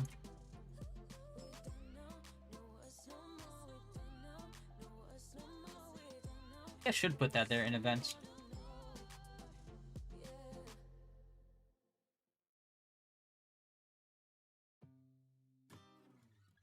Yeah. And eventually you just want to do STB buff duration. And then you would end up replacing this. Early on, if you want to replace your necklace early, you could technically do Scales of Time. For the CDR, I just don't like it that much. And then for purple, there's no good necklaces in purple in T1 dungeons, so I can't recommend anything either. Right? So we'll have to use this as a placeholder for now.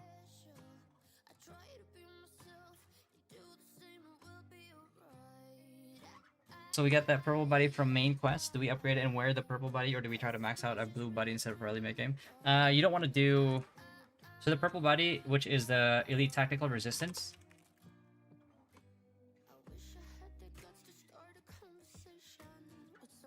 Right. Is it not called tactical in here? Special resist. Oh, there you go. Special resistance tactical armor. It's pretty hard to trade up because you get it from level 50 quest.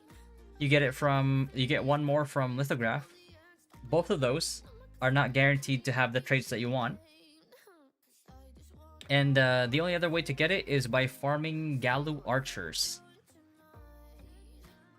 So you're gonna have to farm those out, and I don't know what the drop rate is for those. Technically, the drop rate now is higher than it was pre-patch.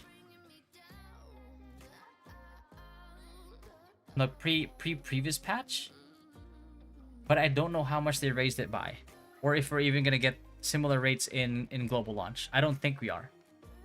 I think it's safe to assume. And the only other thing that you can get it from is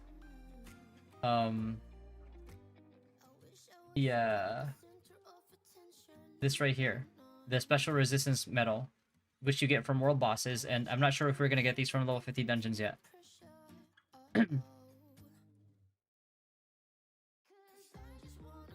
That's the only thing. So I would rather you not build it instead.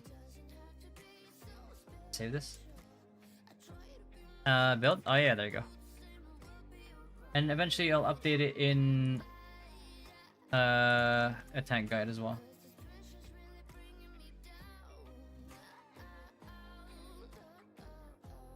Yeah. So it's gonna take a while to even get like the pieces individually, right? And it's gonna take too long, if anything. Unless people are selling it in the market and you have enough lucent to buy it. But even then, the only issue with it is it's really nice health. Problem is it doesn't, unlike Grand General, which is farmable from Tyrant's Isle anyway, gives you strength if you're trying to hit like breakpoints. That's the only issue I find with it.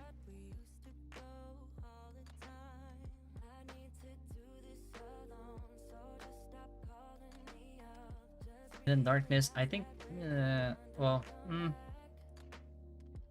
could technically give up. Maybe give up 4. Put 4 on here, and then replace this with Moonlight Grace instead, right? And get more mitigation and health that way.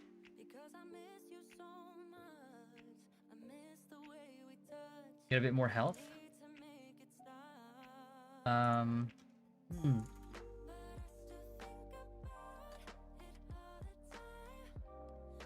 In the early days of Carrot, like this was not that expensive. So if you can have this as an option and it's cheap enough, and you can buy it, get elite resistance, and try to get max health and endurance on it. Otherwise, you stick to this because it's easily farmable. It's farmable, actually farmable. And then this one we go endurance, and we go mana regen. Because like one of your weaknesses as SNS wand is your mana.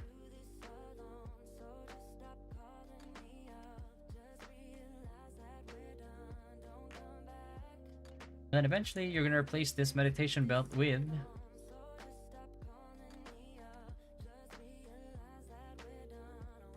Butcher's belt.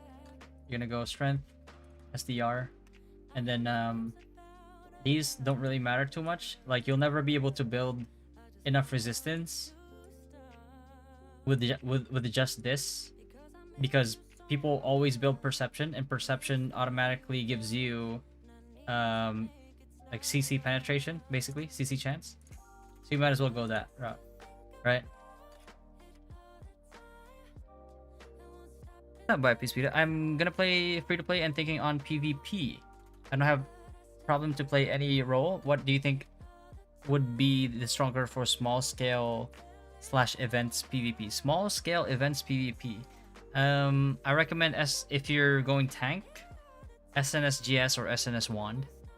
If you're going like small scale In general, if you have a solid team that knows how to frontline or peel for you, you could go longbow, like bow dagger, or staff dagger. Just know that currently the shadow strike from daggers will outrange you, so they will always be able to jump on you if you're in range to hit them. So that's why you need a solid team. You sent the wrong spec. Just click. It's gonna be over here. So make sure you just switch. In order to switch between specs, you just click here at the bottom.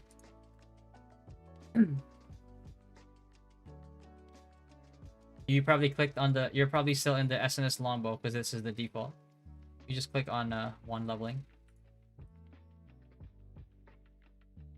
But if you're trying to be, if you want melee, you go GS dagger.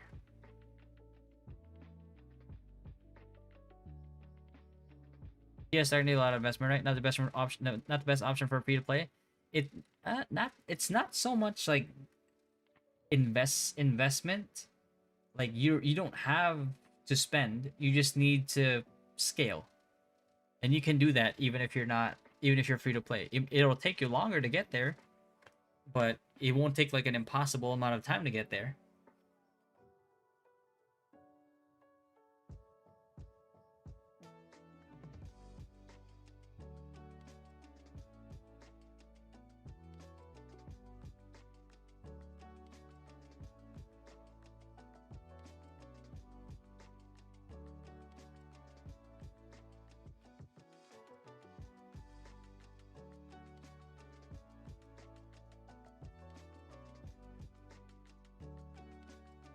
What are you going global?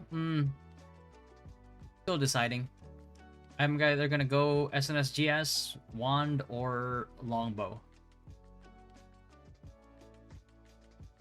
I don't know yet. We will see. I might just do like a roulette thing. Unless like we have a specific one that we really need for our team comp. Otherwise, if I can't decide, I'm just gonna, put all 3 classes in a roulette and just be like, yeah, let's roll it.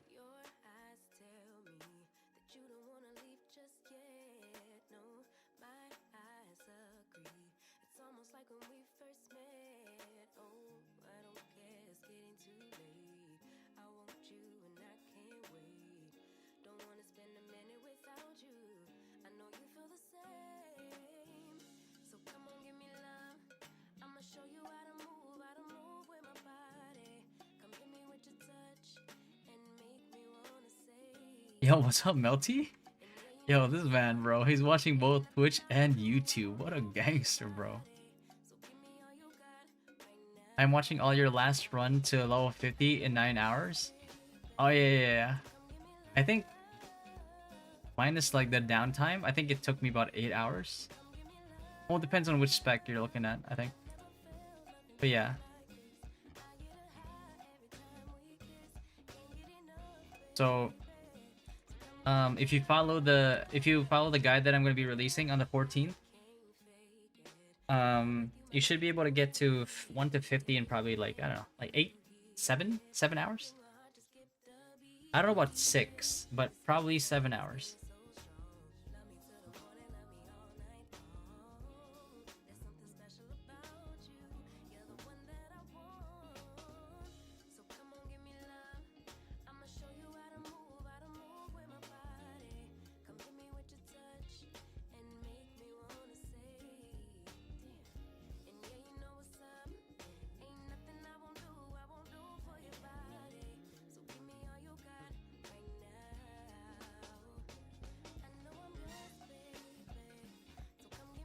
Basically do all blue from level 20 onwards. Not all blue. Not all blue. In order I min-maxed it, so you only have to do the exploration quest that you need to do to get to 50. So you're actually skipping a lot of like exploration quests on the way to 50.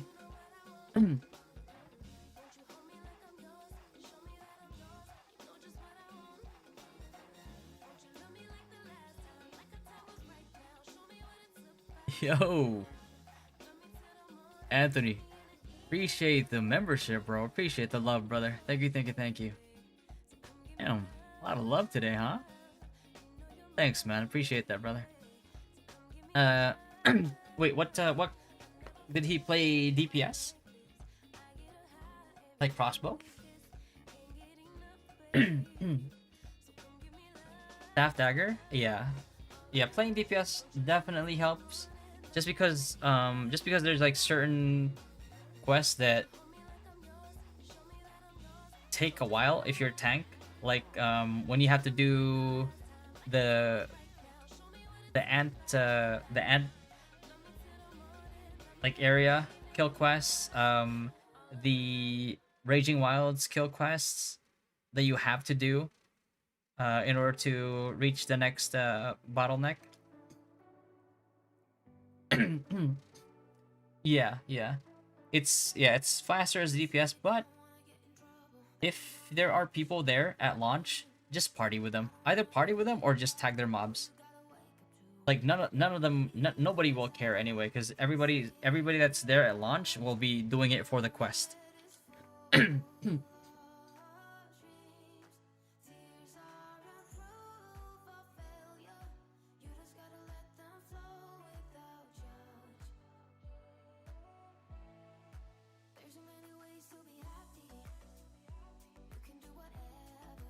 Most of the time spent on walking and talking. Oh yeah.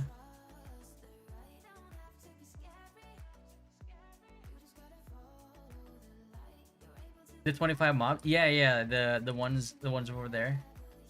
That generally take like quite long. This Bally friend did it in 5 hours and 20 minutes. I think it's possible. If you're just like straight up rushing it. I can see it.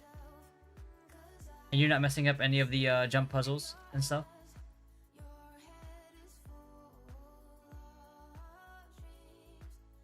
And he did it without doing any non-day one events.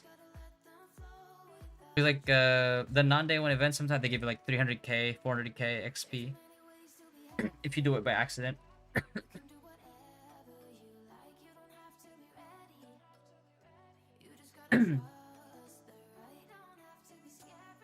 Whenever you're available, can you show what gear I need to grind for staff wand? Like start mid-game gear? For staff wand, I'm not like the most expert on it, but I know like you definitely want Tubelike. And for wand,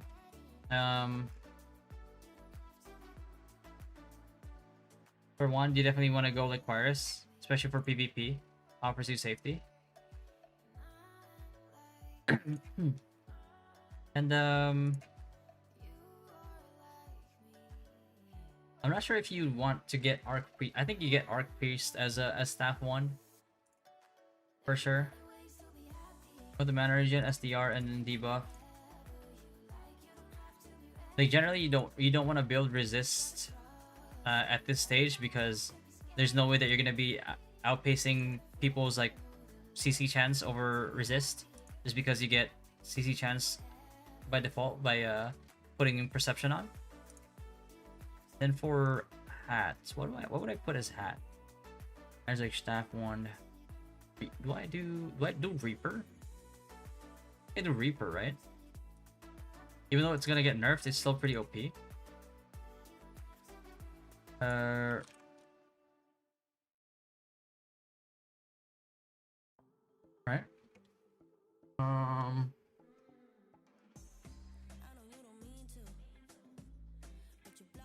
Let's see, Reaper, and then what do I do for purple for tier 1s?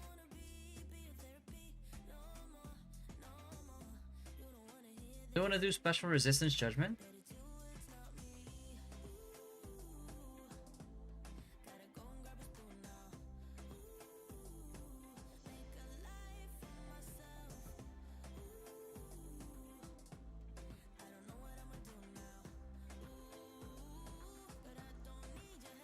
And then for chest piece, you definitely want to do not transcendental.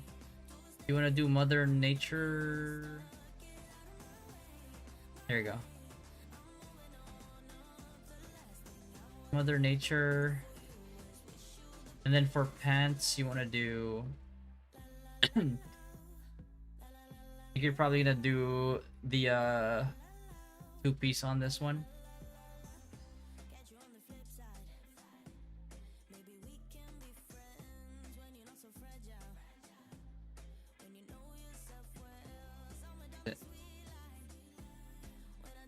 Oh, there you go. No, not this one. Oh. Where is it?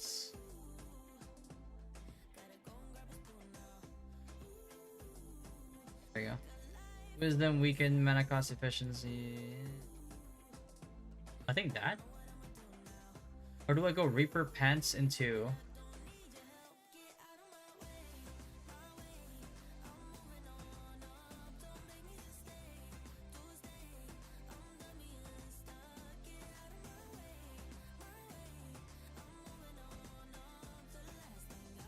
Hmm. 2 range. 7.8 range. Wisdom crit. Wisdom crit. Dex crit. 65. Crit 85.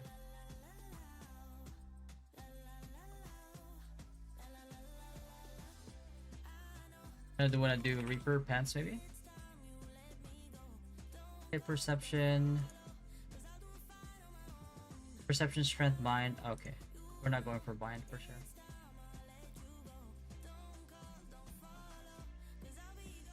Reaper Pants.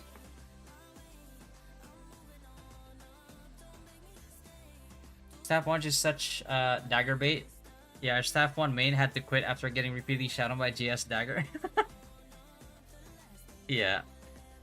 That's the problem with Staff 1, is that you don't really have reliable escape. What's up, Nervat? With this new guild system, can you explain me, is only 4 guilds and all 4 can't have any other alliances? Yeah, pretty much. Because before, it's like, each guild has their own individual, like, friendly, quote-unquote, friendly guilds. So now, basically, what they're doing is, they just want they want to make it into, like, kind of like an official alliance. Like, they're putting you in a box, basically. And there can only be 4 of you in there. What are your plans if the server is full and only 1/2 of your guild got in? Generally, what I do is I try not to join the first, like, 2 servers because I know that people are gonna default to that. And that's usually how you end up getting, like, half your guild stuck. Is it's better because guilds can't have any other guilds as friendly? Yes. Yes.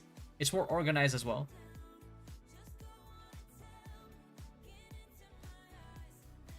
What's up, CJ? At what point do we start focusing on maxing out traits? Full green gear, or once we start getting the blues that will replace the greens? So it depends, right? So for example, just to take this into example, it's like you have all these greens right here and blues, right? This is your leveling 1 to 50. So most of these you get from quests. And then once you get to actual 50, there's certain greens that are pretty hard to replace. Like this one right here, this Conquest Bracelet. This is pretty hard to replace, right? Not this one. This Conquest Bracelet is pretty hard to replace. Because, like, it has really good traits that you can get, and you can get it easier. And there's no blue bracelet that really is like a huge upgrade, right? It's like at best, if you try to replace it with this one's kind of farmable. It has health, yes, 370. Problem is that it's not very easy to trait blues in the first, like, week or 2, especially. So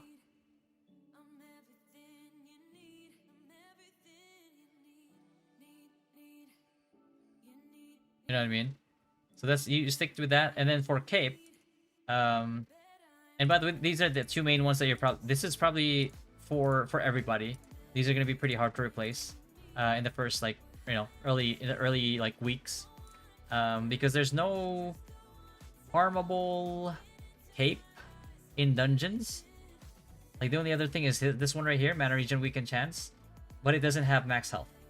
And the other one is Fire Freeze Devotion, but it also doesn't give you max health.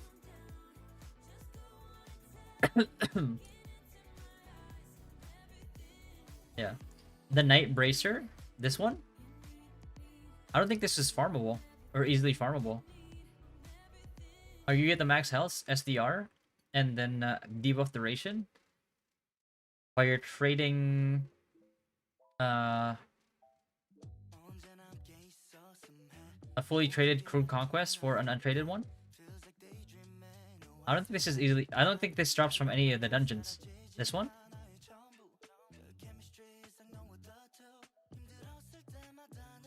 I am JPS. Thank you for the follow, brother. Okay, you might be on our server then?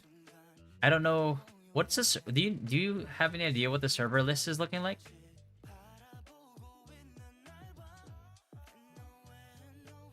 Not sure where is drops from.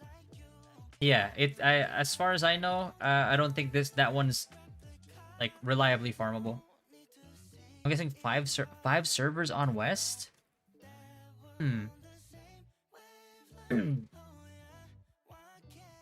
5 servers on West. 5 servers on West. I wish we knew the pre-order numbers. Do I need to make my 2 alts day 1, or can you create them even if the server is full later? Yeah, you can create them later on. Same account anyway. But it doesn't even matter, to be honest with you, because you could have them in different servers, but the Lucent is still shared. All I know is I'm gonna find out which server the streamers are going to and avoid that server. Yeah, I think... yeah. If you go to like a server that like Asmin is going to or something, then or Shroud. Yeah, I think Shroud is going east though.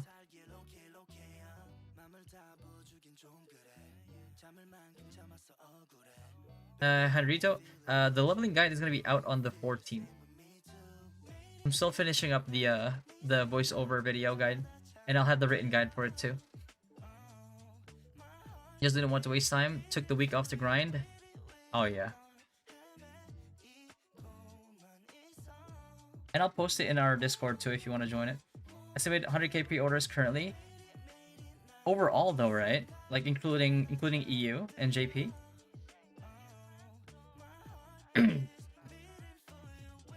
Plays on West sometimes. I know he played West in New World, I think. So maybe. I don't know. I don't know if Cannon's reaching out to him though.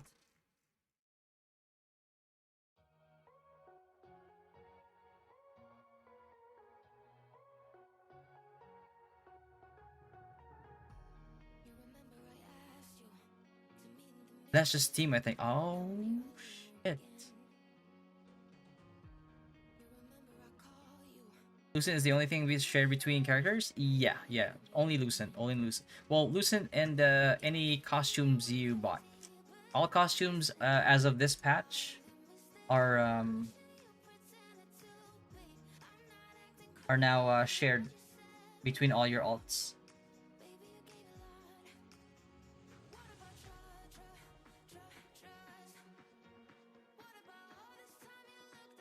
Yeah.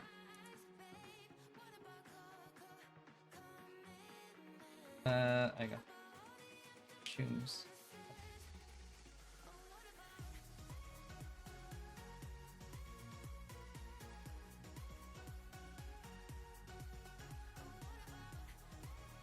We'll know when AJS announces who's invited to the Siege the Day events. Oh yeah, I tried to find. I tried to look around like who else had space for the event. But I think everybody has all the spots filled already. I talked to Hyder too. I told him like, yo, get me in there. I don't even care about the Lucent. You can give it to whoever you want. I just want to do it for content. But I think they're already full. What extension are you using for docs? Dark mode? Oh, dark mode, yeah.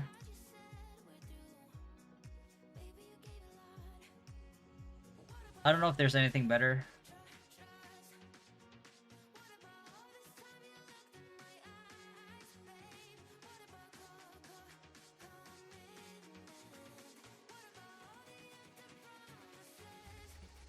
Yeah, it's all full already, so it is what it is.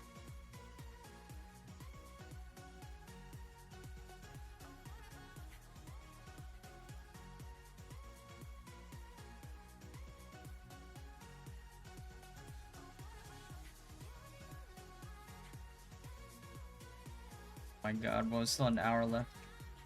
I really want to check this before.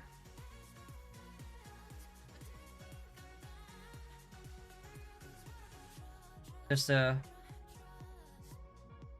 double check. The problem with this extension, if you turn on dark mode page, it makes all the image inverted. Oh, or is it? I didn't even notice, to be honest.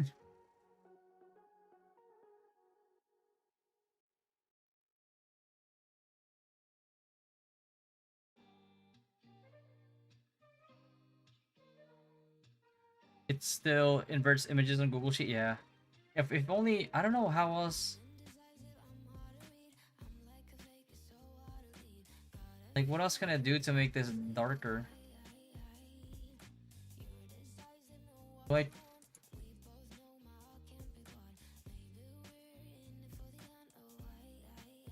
what?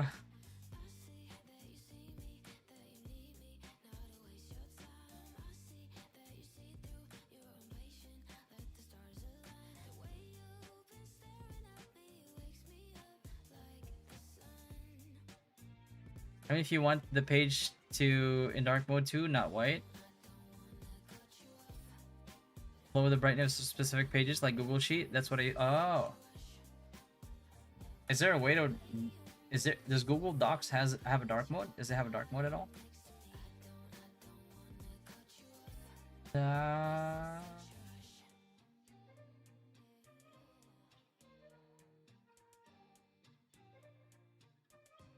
Shoot.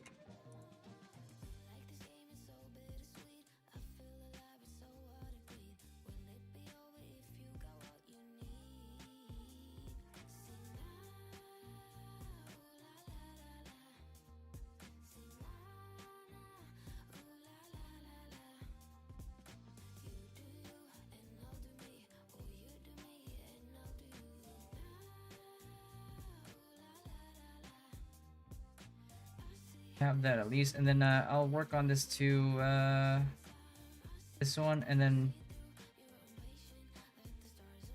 I don't know about accessories yet. Well, I mean, for accessories, definitely you're gonna go dimension. Right, kind of like a no-brainer.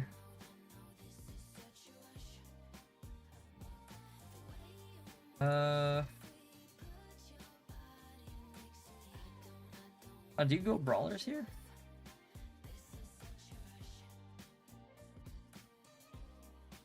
If you really want to go high end, like you really want to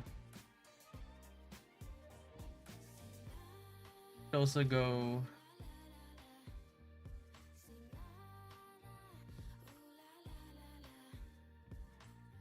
Definitely go transcendent. This is a bitch. This is like definitely not free to play friendly. This thing.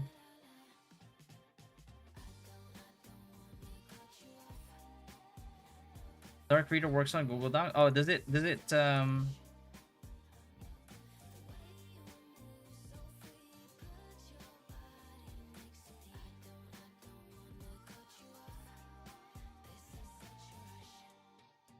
Dark Reader.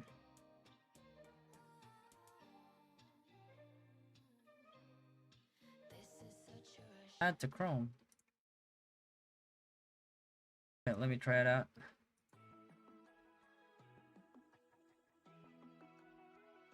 Wow!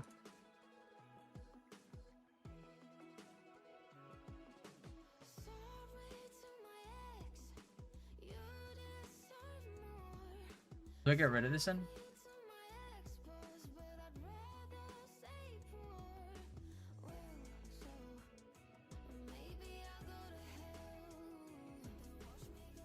That's what it looks like. Wait, let me see.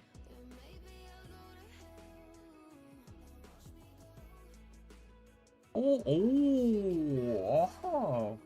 Yeah, it works. Not too bad, not too bad, not too bad.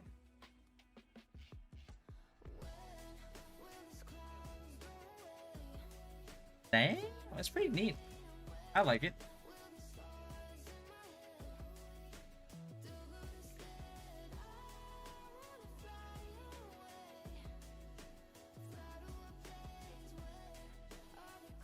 The leveling, I think this is leveling, yeah.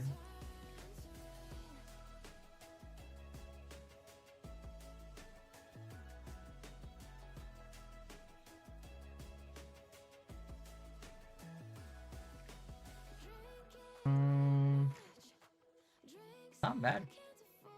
He's way easier on the eyes. I like it, I like it. How do you turn this off though?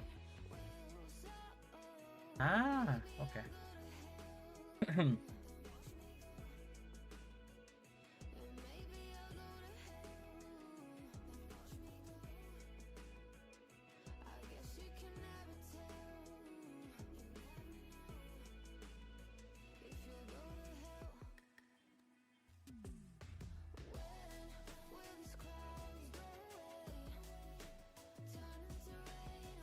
Images is inverted?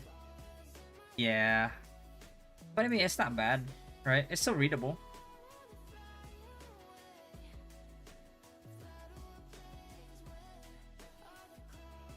Oh!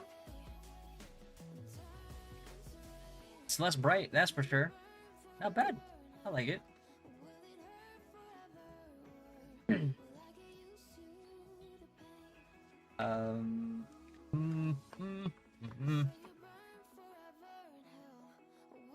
Alright, so I'm gonna start oh.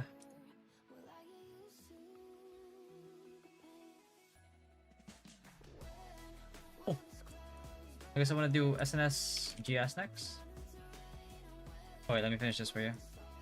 For bracelet.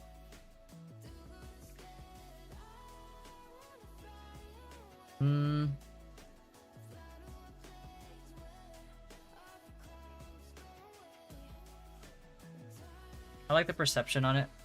Bonus damage, I mean, it's whatever. Not bad. It's readable, but if you insert in-game screenshot in your guide, it's gonna look really ugly. Oh. Yeah, yeah, if anybody knows how to fix the inverted image thing, that would be pretty neat.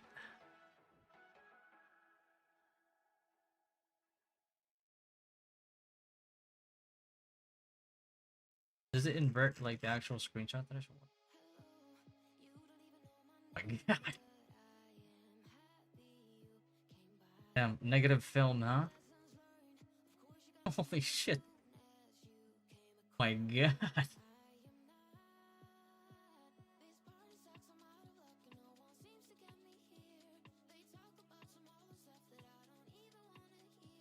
Oh yeah, true. Some images are fine. What the fuck?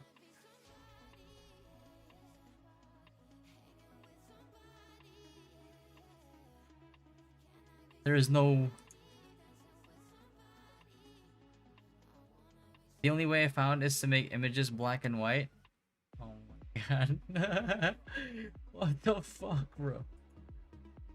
But yeah, I saw the screenshot that Epic posted, and it looks fine.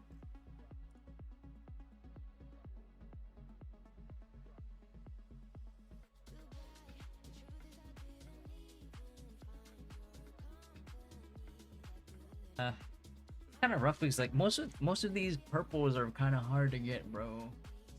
They're not really all that viable. I mean, eventually you'll want to get not this one. Destroyers you want? No. Destroyers from Cornelius though, right? Destroyer's choker. I don't know. Or was it Holy Warriors? Or was it that actually? And for this one,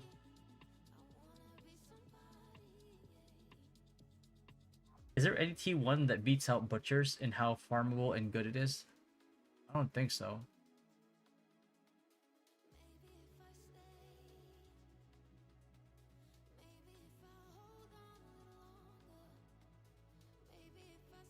Not farmable. Also not farmable. For necklace, it's really hard to find an epic necklace that's like farmable. So maybe like scales of time. You go with scales of time for more mana and CDR. Then you have really low health. 7k? Yeah, no, that's you're gonna. Well, I mean,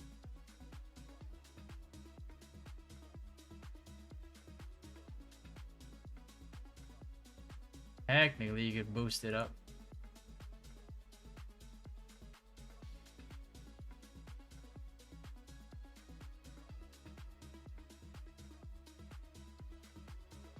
Yeah, T1 accessories, yeah. But then like tier 3 dungeon accessories are they're really good. But for this, yeah. But I think I'm gonna make SNSGS. So SNSGS is gonna be Blade. And the crazy part is like Taunting Blade actually has better attack speed than Berserk. So it makes it the better choice for grinding as well. Wait, no, hold on. I gotta do the beginner, elites.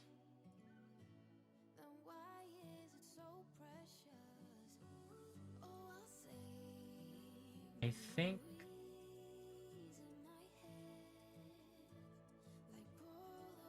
which one's the chapter 1 reward? I think this one, right? Is it Royal Guard or Field Soldiers? I put it as a placeholder for now.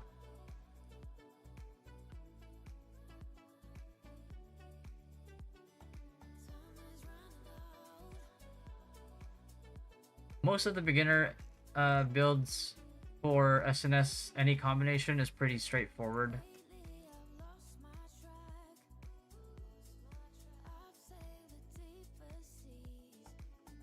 I think it's a good idea to go for Wolf Event while leveling. It's going to slow you down. I don't think it's a good idea. Well, yeah. Well, technically, you could go for like the last 5 minutes, but honestly, you don't really need to do it. It is, however, a good idea if you're like chasing activity points. But only thing is like I don't think it's worth doing day 1 because of the I still don't think it's worth doing day 1 even for activity points because of decay. Even if global launch players can play in the early access servers come global launch. Wait, what?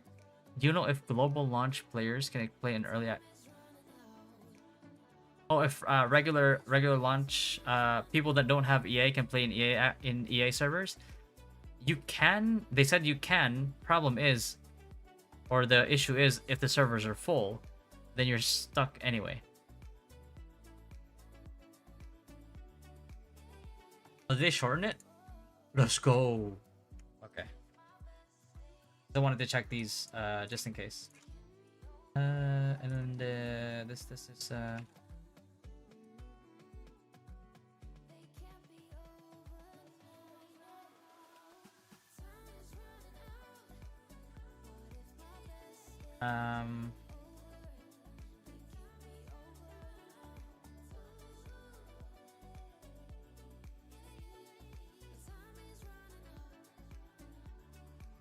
collision chance.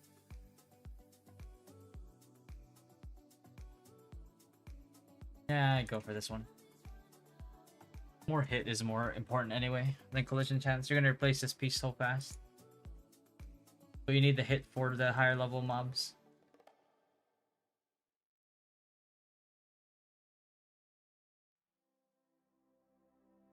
Moonlight Grace leather boots.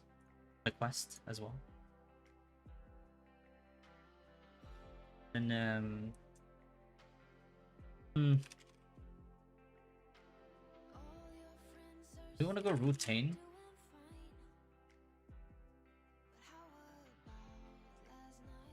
I think magic and ranged, as long as I pick my fights and I know my positioning, I can get away with it.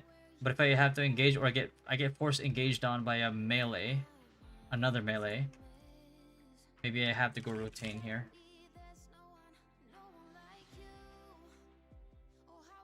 Right? I think it makes sense. Right? Right. And this one you also go for crude. Crude, SDR. What is that? Oh. And then later on,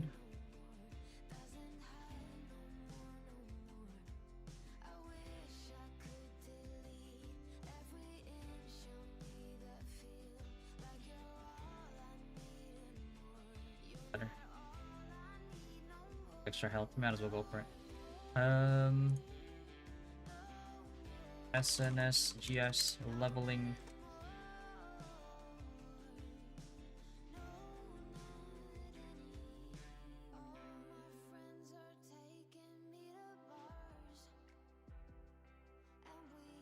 Staff has spamming abilities for glass cannon? Yeah.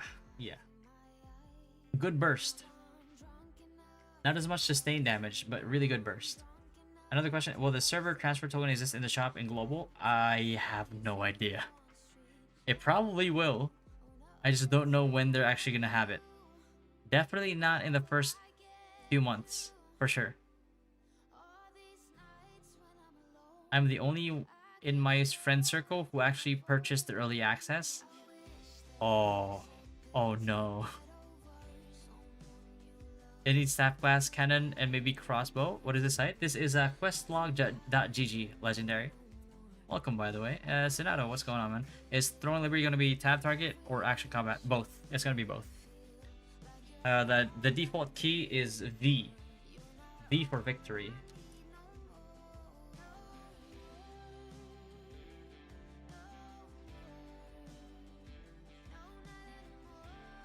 SNS, GS, dungeon goals as soon as...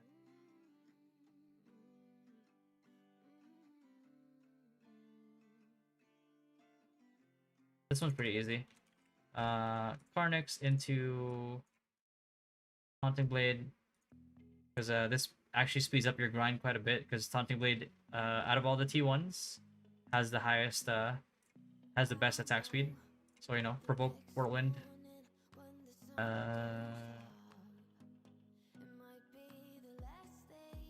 Definitely want to go that route versus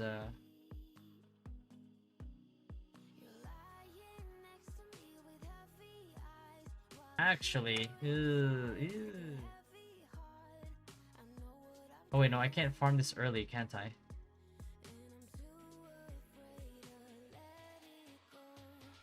Maybe I can?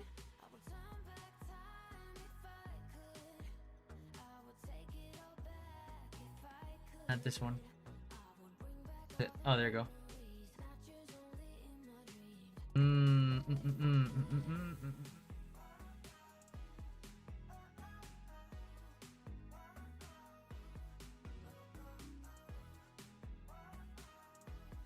This is farmable early from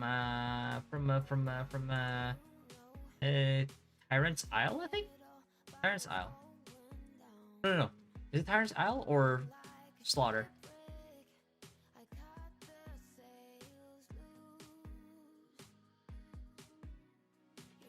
Fucking downing me, bro.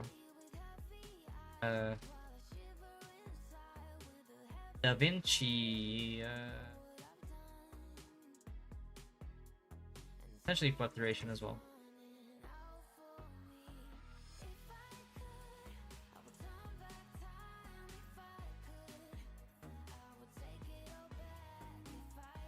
Strength 6.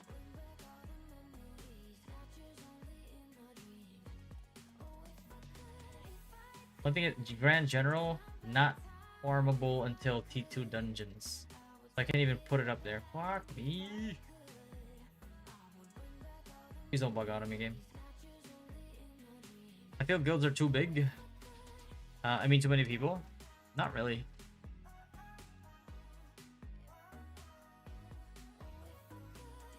Up, Saimori. Game is up? Yeah. Yeah. It's just that my thing is struggling to launch the game.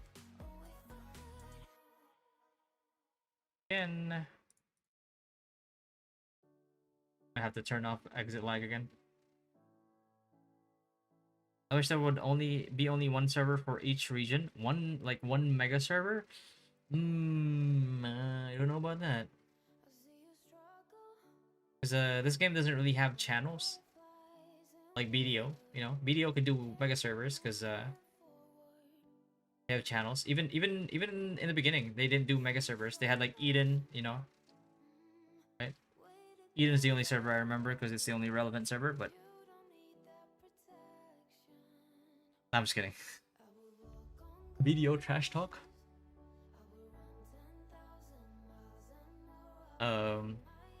Yeah, but even then they had channels. So in order for like a mega server for 14L to work, you would need a lot of channels. But then, you know, people will be split during events. And if you squish them all into one location, you're gonna have a lot of people and a lot of PCs crashing.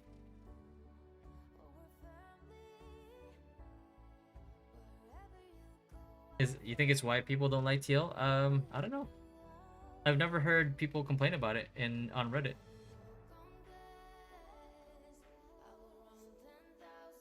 It's the best MMO that exists now.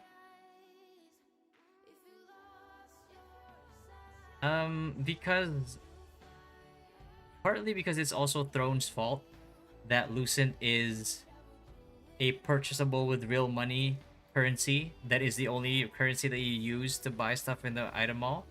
So right off the gate, it kind of deters people from even trying it or even considering it, even though the pay to win in it is very tolerable. And that's coming from somebody who's just always played as free to play in the KR servers. And there's a lot of people like that too, that, you know, like Whelps, for example, right? But that's the thing. It's like people just hear that the people are just parroting the whole, oh yeah, the marketplace currency is purchasable only through real money.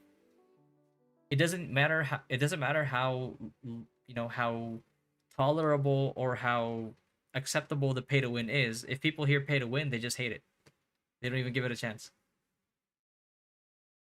It doesn't help that there's also a lot of YouTubers out there that kind of like hate farm the game for views. And some of them haven't even reached level 50. Once we hit 50, do we just do any of the level 50 dungeons, or do we just do the one that drop our weapon? You generally want to do the ones that drop your weapons first, because that's your biggest upgrade. But eventually, you'll need to do all the dungeons as well. Because, like, you know, one of the viable T1 epics that you're gonna farm for your ring, right, which is the dimension ones, depending on your build, you need to do all the dungeons. How skill based is the PvP? Very. PvP is skill and build based.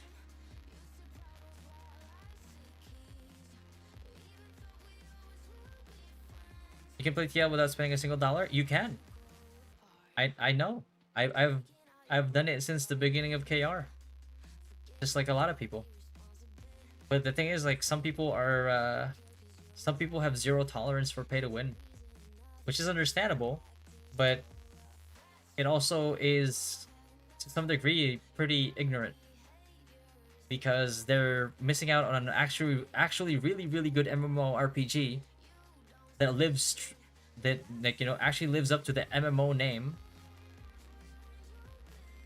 just because of their preconceived notions about any form of pay to win, whether it's something that's egregious or something as really tolerable like Thron. I just saw now there's an update. Anything new? Here you go. But every MMO has pay to win. Exactly. I agree with you.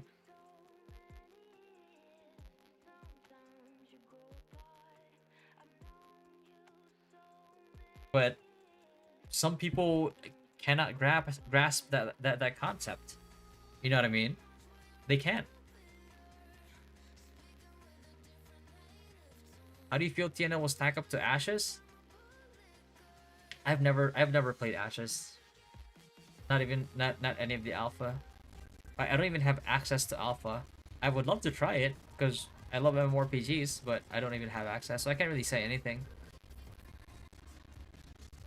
That's because a lot of MMOs in the past are horrendously pay to win. Yeah, that's true. That's true. But I feel like the green flag in TNL is the moment that they removed the mobile version of the game. Kind of already tells you that they don't really want to run the game as pay to win.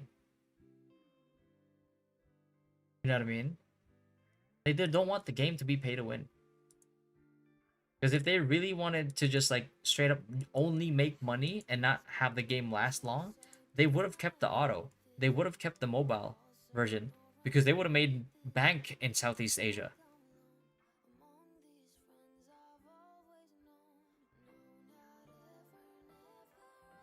You know what I mean? Like they would have made a lot of money in Southeast Asia if they had just kept the mobile, but they didn't, which shows to me, right? It shows me that they actually want the game to be really good. But again, there is a lot of some of the doubt is understandable, but also a lot of it also comes down to ignorance. A lot of people just have a mayo instead of a brain and don't have their own opinion. They hear pay to win and go nuts, not realizing everything in any game can be pay to win if you pay someone to do it for you faster or better. Yeah, it's true. It's true. But, you know, a lot of people, like, to no surprise, a lot of people are very close-minded. Like, they don't care that there's, like, living examples of completely free-to-play players that are also content creators that have showed or have shown that being completely free to play in this game still puts you on par with whales. If you have a better build, if you're more skilled and you have a build that directly counters what a whale is building, because whale, you can't whale to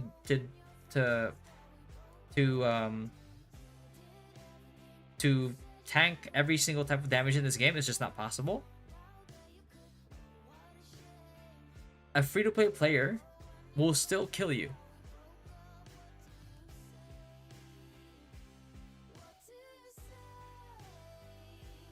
RMT is worse. That is true. Because their big influencer that they follow is not playing it as well. Yeah, it's true.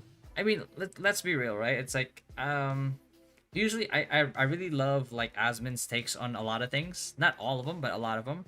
But he lost me when he decided to level from level 1 to level 10 and then proceeded to give the game like an hour video's worth of review. It's like, there's no way that you have that much to say leveling from 1 to 10 and say that the leveling process is bad when leveling from 1 to 10 takes less than like 15 minutes.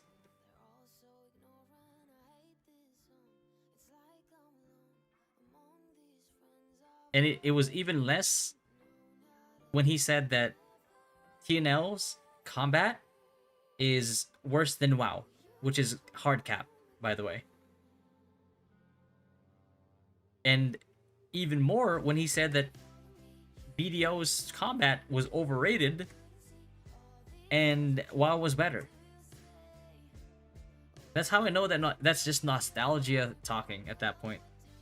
But you know, he's a big influencer, and you know, whether he likes it or not, him saying that a game is decent, not even good, well, is enough to make people try it. And if he says that the game is bad, is enough for people to just like not try it at all.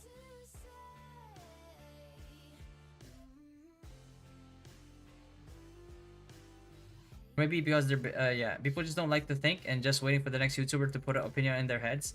Exactly. The so the end game is a lot of GVGs. You could also have 3v3 like arenas, or you could do like a lot of PvE as well. Dungeons, challenge dungeons, kind of like the Mythic Pluses. Um, so the problem with the MMORPG community right now, in my opinion, right? And I said this too in the MMORPG subreddit, and surprisingly, I got upvoted instead of downvoted. Is that the issue is the fact that every time there's a new MMORPG release, people have this like transcendental expectation that this MMO has to be the one. That's the issue. If it doesn't clear every single aspect of an MMORPG and be transcendental in every single one, they call it garbage. And that's a very overused term, right?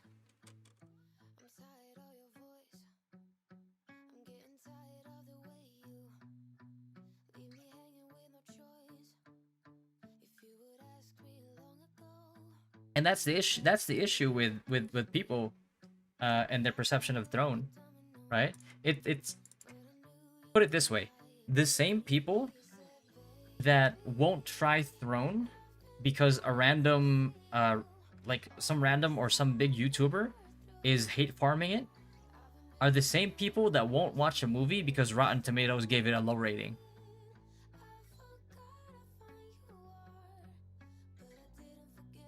And they forget to consider that maybe instead of asking somebody who has only played to level 10 or somebody who hasn't even reached level 50 or tried out the end game, maybe ask people that have gotten there, have tried it, have done all the end game content, and ask for their opinion instead.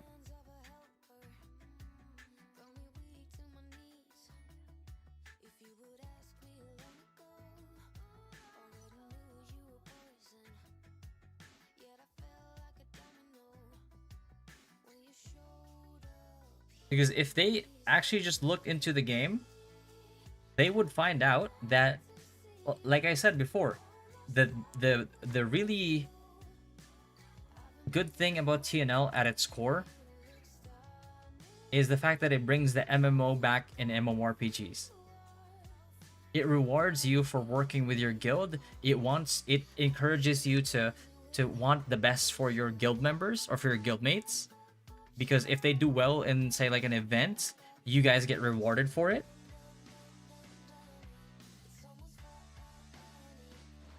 And the fact that, like, everything in the game encourages you. You can go at it solo in the grind area. Like, you can even make your own guild if you just really want to solo.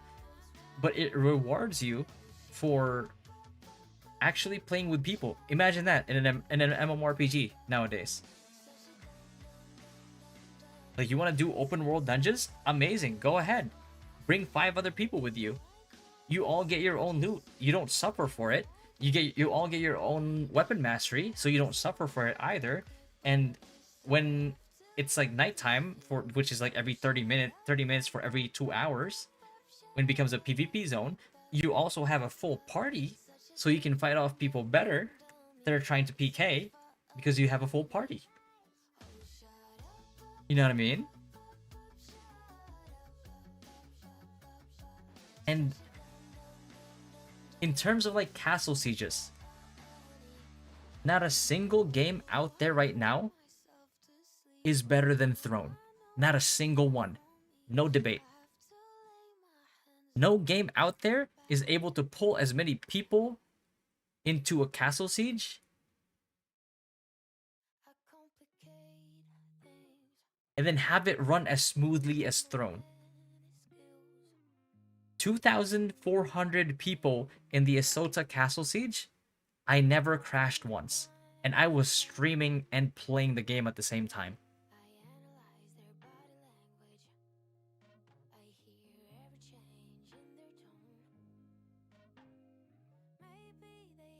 Yeah, exactly, legendary. That's what I'm saying, man. It's just people that are not trying out the game because like so and so. It's like I think we watched like another YouTuber or something like that with like 100 something subs or something like that, and he was like trying. He was like the biggest problem in Throne and Liberty, and he couldn't even show a single clip where he was above level 40. The highest level that he was in any of the clips that he showed was like level 33, and 90% of his video was cinematics. I was like, you haven't even gotten to endgame.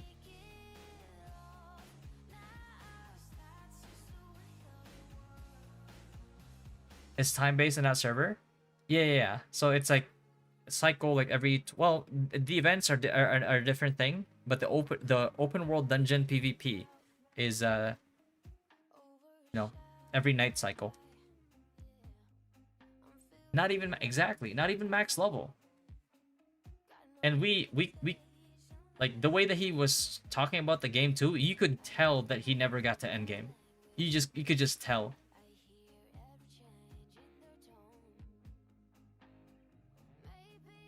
Amazon servers died multiple times during OBT? Not me.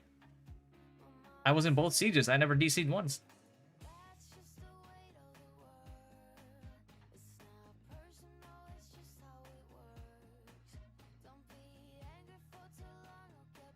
And it's not even like I don't even have like a 4000 series. Right? Like I have a 3080, but I'm also streaming, and my stream is also taking resources from that 3080.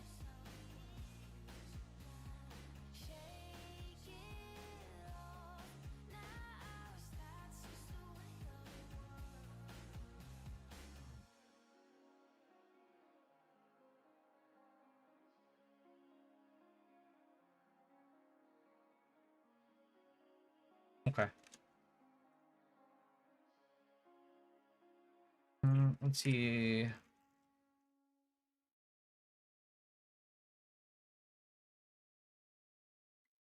Is living overlap? Is it? Wait.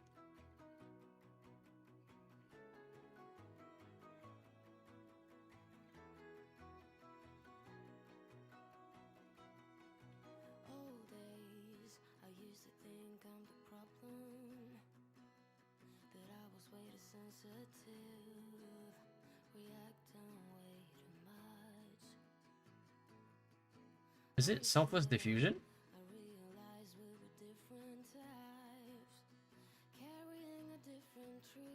An effect is added that stacks one additional time when an attack skill hits a player.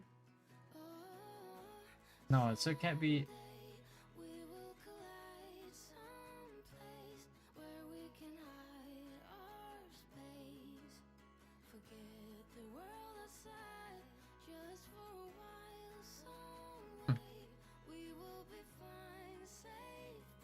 Is it enough for TL? Yeah, it's enough. It's more than enough for TL. Some streamers are playing on a 3060. But I was so amazed with Saga being the shot caller that and the only one who ever DC'd. Oh yeah. Bo Johnson, thank you for the follow, brother. But yeah, that's the thing, man. It's so it's crazy to me how people listen to people that haven't even gotten to endgame. It's nuts. That is living overlap, bro. Attacks one additional time when an attack skill hits a player.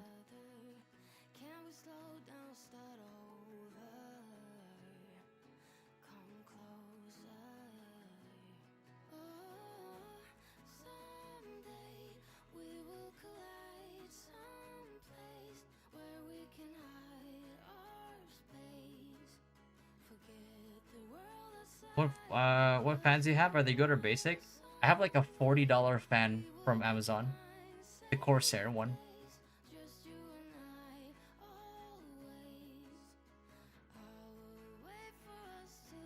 I don't know anything about Ryzen CPUs, honestly.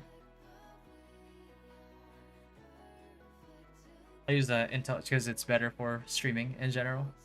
At least that's what I was told.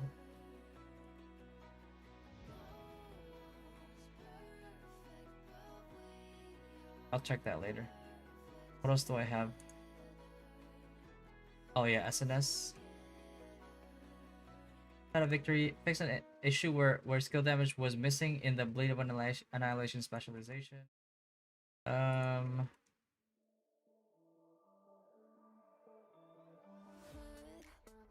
Uses Annihilation Blade in the designated direction, dealing to all enemies within 6 times the attack range. Increases sword skill damage by 20% for 6 seconds.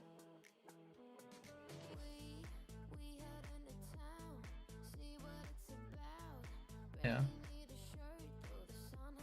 30%. What? Skill damage was missing in the tooltip. Oh, it's just okay. I get it now. It was just missing the 730% before. Alright, so that's fine. Cost that. Oh yeah, event. Oh, this one's big. Please, please, please, please apply. Please apply. Any... Oh, Requiem. Yeah, Requiem should be... No! No, it doesn't apply. Fuck you. Wait. No. Oh, wait. Yes. Yes, it does. Yes, it does. Ruins of Terrain. Let's fucking go. Okay, okay, okay. And then Phonos too, right? Phonos? So it does. It's not just 50, like above 50, like they said. It's 50 and above. Ah.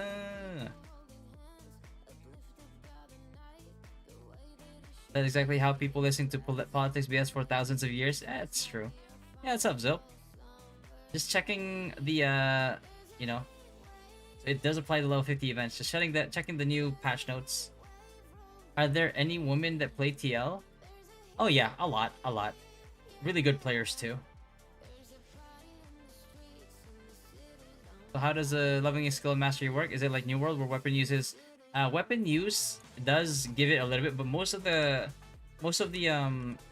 weapon mastery that you get is from doing contracts, dungeons, you know, the weapon, like you can get it from secret dungeons as well, right? But like doing contracts, level 50, you know, every single one will give you. So you won't be leveling your weapon mastery much through your leveling phase, but once you get to 50, you start doing all the contracts. You'll get a huge boost in weapon mastery. So let's see. This applies to all the 50 changes. So this one, not the laundry ones. So yeah, Requiem Blight, which is terrain. No, wait, what? Wait, it's level 50. What did I add? What the fuck? Why didn't I add it? It's a level 50 event. Is it because it's co-op? Boy. Okay, so what about this one? Are they not adding it to co-op by any chance? Because Dark Destroyers gives it.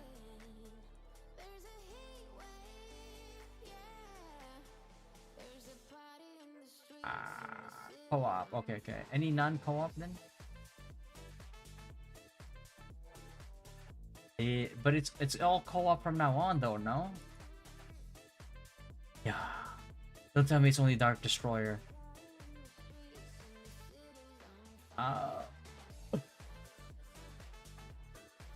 No way. No way.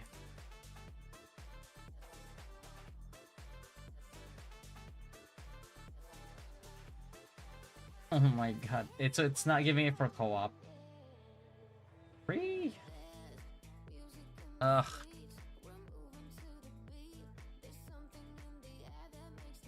Did you see the name of world boss after me? Did they?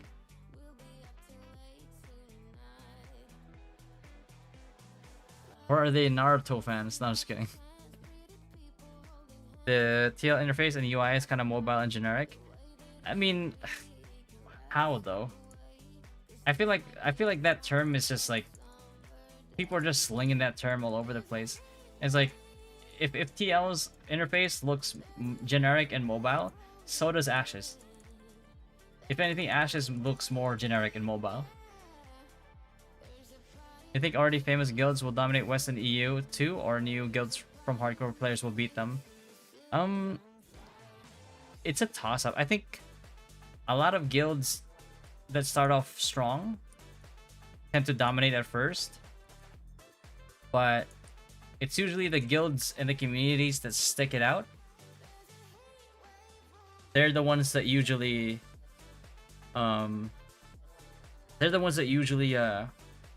you know, end up dominating.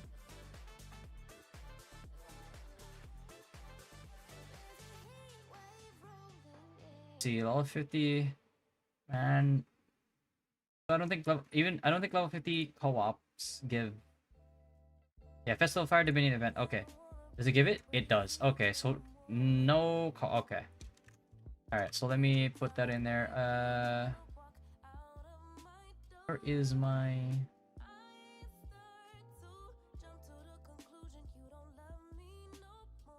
I'm gonna add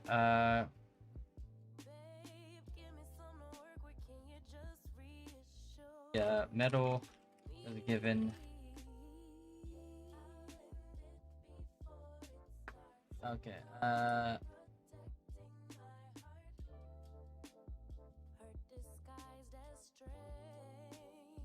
Let me put the side note here. Okay, update. It does give it the metal to level 50 events. Talandre. But it does not give it if they are co-op mode. I feel like that's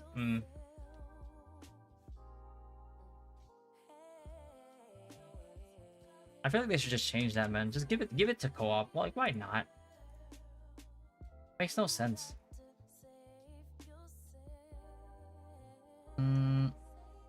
Material conversion. Alright, so this material conversion thing, this is it, right? Like, it convert points. Right. Huh?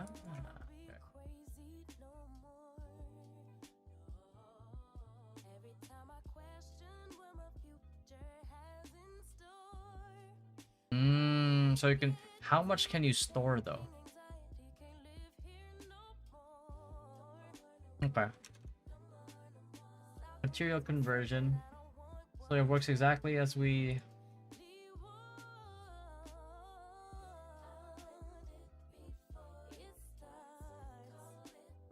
So.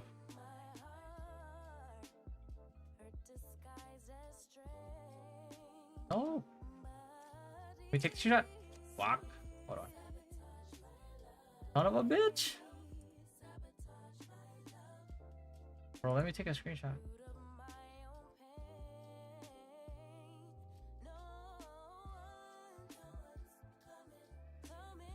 There you go.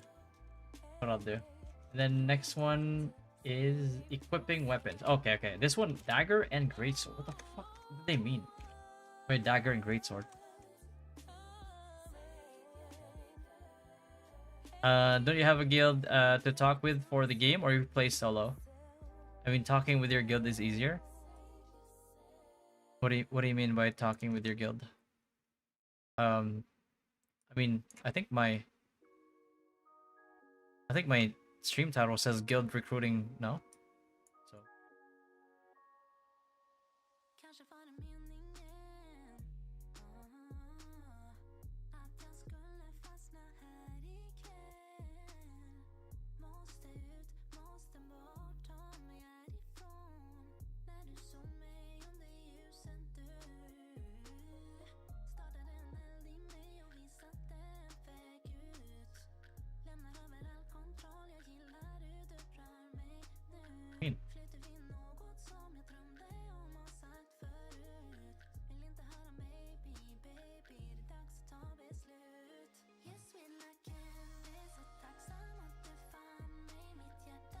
The weapon position shown on the character when equipping a two-handed sword or dagger has been changed.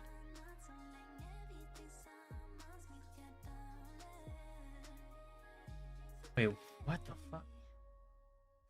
What is that supposed to mean?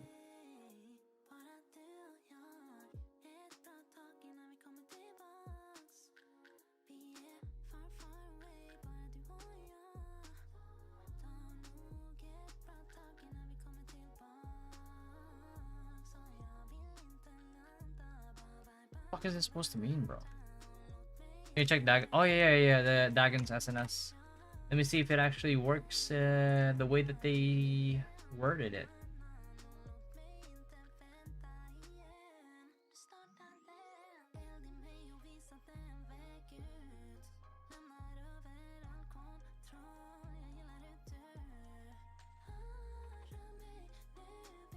Whirling shield. Oh, whirling shield. Oh yeah, it's yeah. Never mind.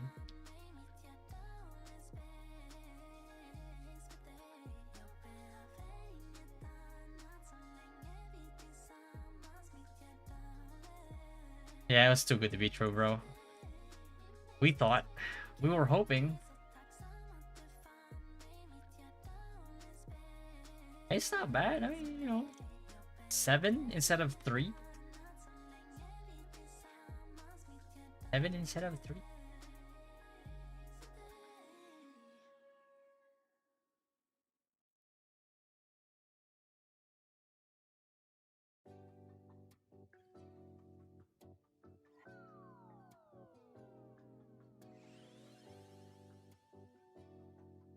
I mean, every streamer I watch plays solo. It seems weird. This game is guild-based. It's good to be on guild Discord. Well, you're gonna see most of them solo because it's nobody else is playing KR right now. Like me, there's like we probably are going into launch with multiple guilds, but none of like majority of the players that are in my community don't want to play right now. Because they want to grind when it's actual launch, and they have their days off for launch. And some of them are just hopping on to try out stuff and then hopping off. Like they're not gonna grind now in KR.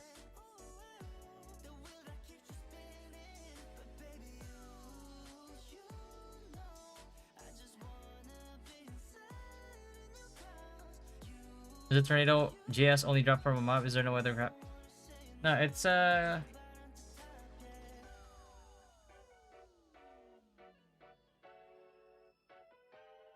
it's this one right here, Gatekeeper of Hell.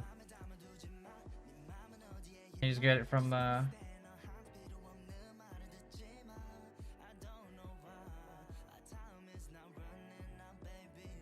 wait, what? Crafted.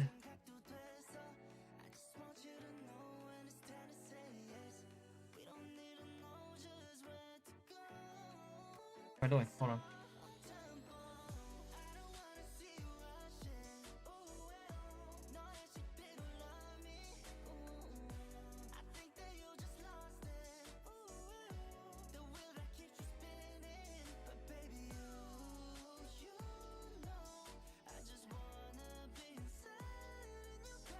Huh?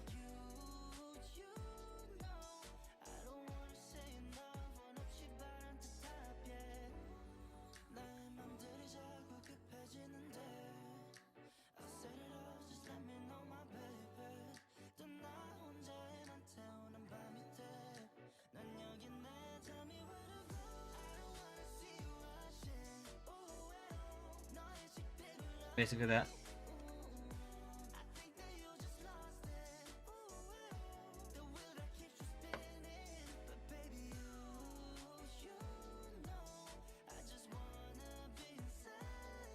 You gotta run all them dungeons, Narishima. You gotta run all them dungeons, bro.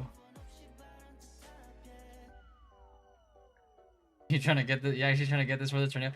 You're still on that tornado build? PvP? Bro. Okay, I'm not gonna stop you anymore.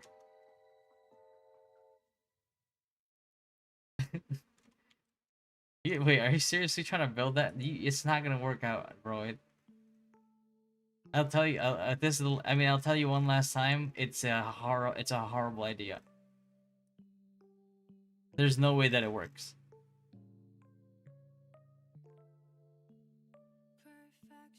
Trust the process, bro.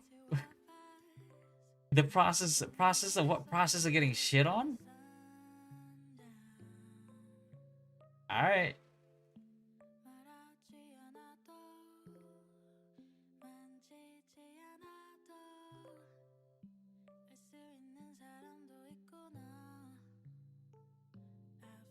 Run cape only.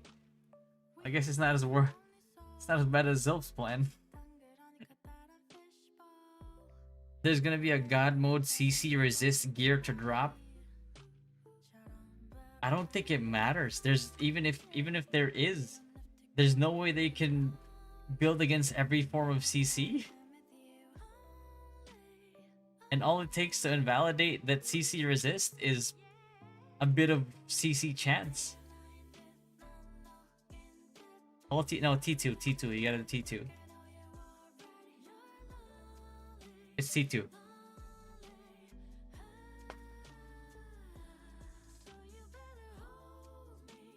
It's a pre-Talandre weapon that they just added to as a drop to some Talandre mobs, that's all. Actually, only perception. Wait, just by building perception, yeah. Like, just by building perception, like 30 perception, right? Like, this is what 30 perception gives you, bro. Like, 150 by default. Additional chance to CC. So whatever resist you build is already getting... Tornado will get CC buff. I trust that. Oh my god, bro. Oh my. Even if you so let's say in fantasy land, right? Let's say that you do get like a godlike CC like anti CC buff that makes you fully immune to all CC. You're still gonna get blown up in 2 seconds.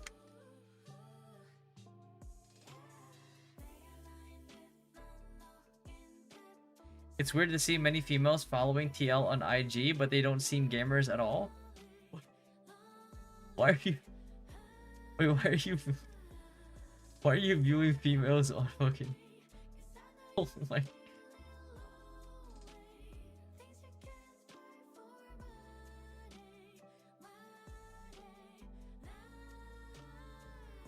Which females, bro? Link their IG. Link their IGs.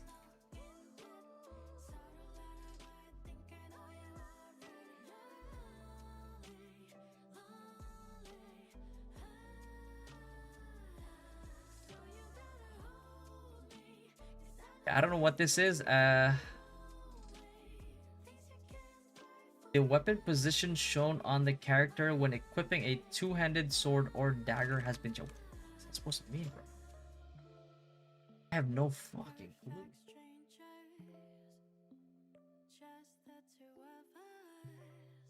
Has anybody found out what the fuck that means? You get the super tank sauce. Oh my god. It does. You won't be super tank when you don't have shield block when you're spinning. You're gonna get melted. Please don't build it.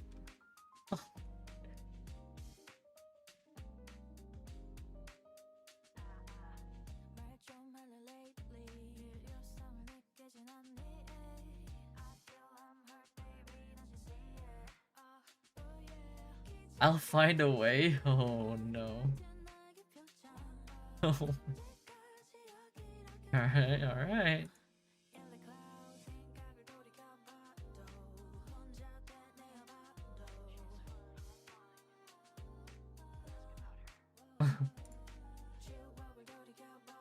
In the health regen, give me something good, bro.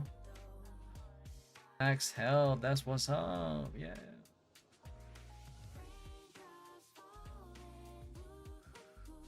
My box. Boom.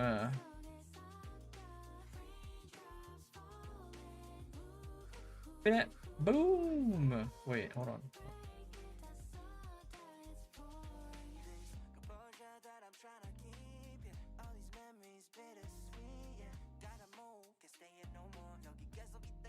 Oh shit! I put in the. Oh, never mind, never mind. Wait, I did put in the wrong one. Fuck.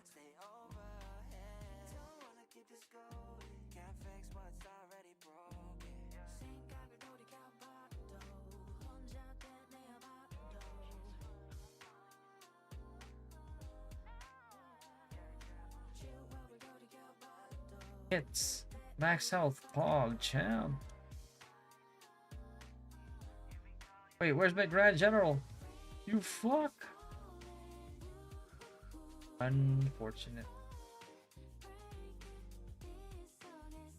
Magic evasion. Ugh. Brother. Ugh.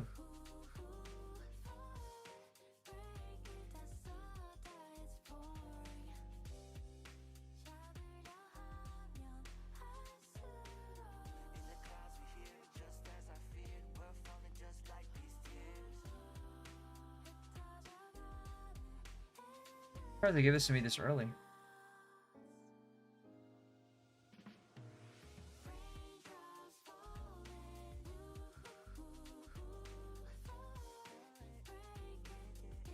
A little bit. Black line get a ha. Oh, bitch. These options.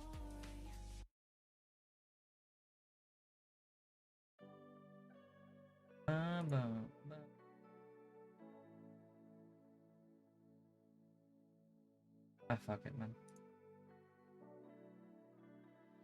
Hey. Give me that.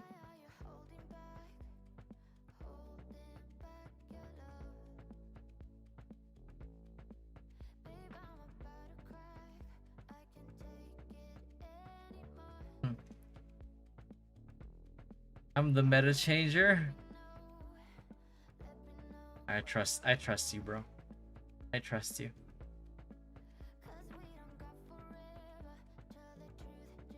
I mean, their profiles are not bots, but maybe they follow IG game just because they were told to win something. Oh, maybe.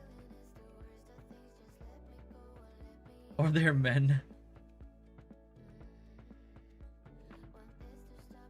I noticed those level up gear boxes. Is that gonna be an annual release? No, no. There is zero chance. I don't even need Amazon's confirmation. There is zero chance that they give it.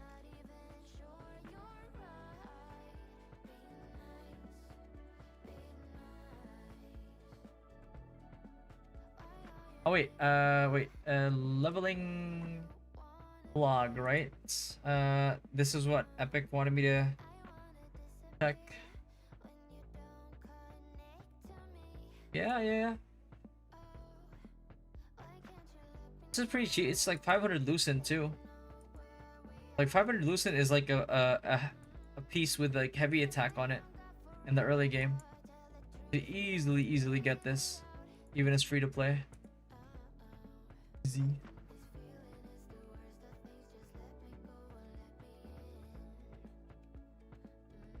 Fuck.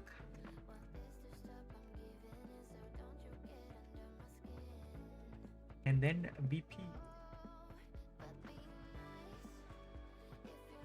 Was it 700 Lucent? Ooh.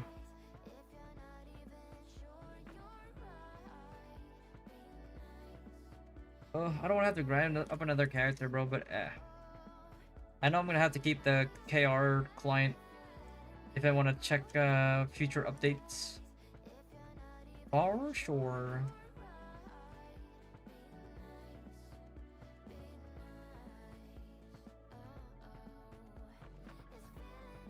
Let's see. December 2023. How long did it take? December 9. Right. So the beginning was December 7. When did we get...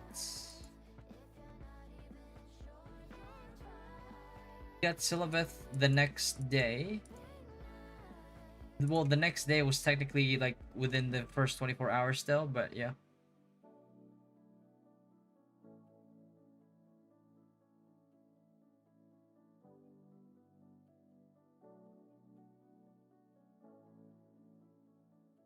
Well, Zilpan keeps it simple with a cape only run. Oh no, bro. Even the bots recognizing Zilpan's cape only build.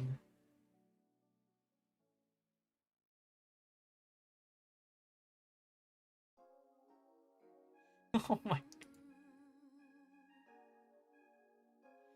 Then within after 3 days we got Exca.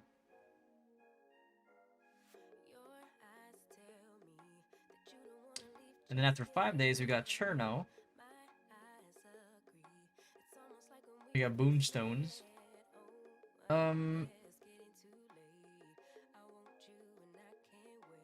Field contract and active event. Within the first day we already got Silius first and second floor. And it opens right away actually. And then same day one, you already get Mordecai. I don't know.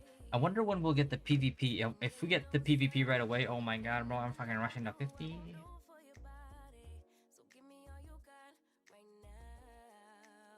You're a Twitch bot? That? I mean, it is a bot that's approved by Twitch.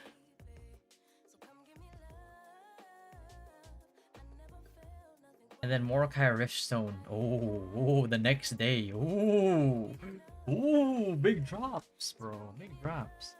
Definitely want that for sure. This is day one, right? No, day two. Well, technically day two, but within the first 24 hours. Not bad. Then, yeah, within the first 24 hours, I think Silvervet does open first, second floor. To easily get that, that next piece of your Roberts or routine set. Not bad. And then within 3 days, Exca, right? Exca. Hold on. Then more Boonstones, bro. I want the Boonstone. I mean, these are like mana, right? Mana. Which is bad. What other Moonstone?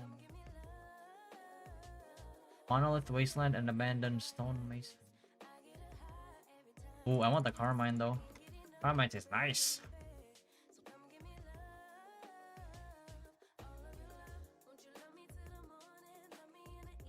Mordecai Riftstone.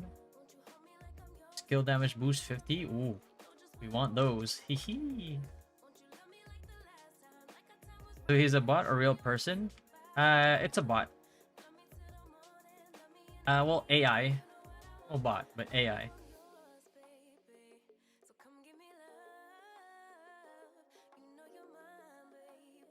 Which AI?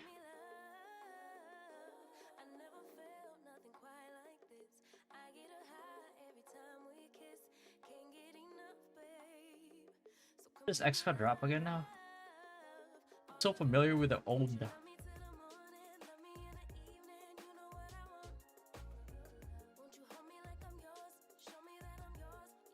Basically nothing good. Alright, well, you know. I mean, this is actually no, this is actually pretty decent for pure healers. Because it's gonna get buffed. I think it's like from 15% less health, from less than 50% health to it's gonna go up to like 40, I think. 40%? So it's not bad.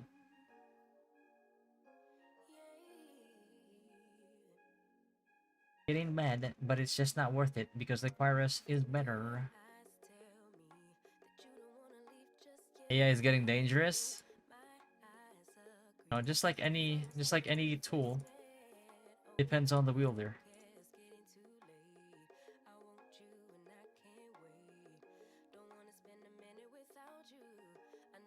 Or no.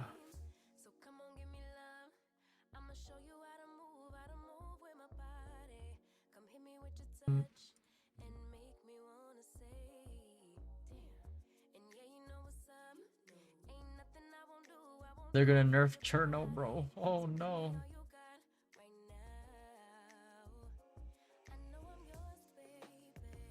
Ones need more healing abilities? I no.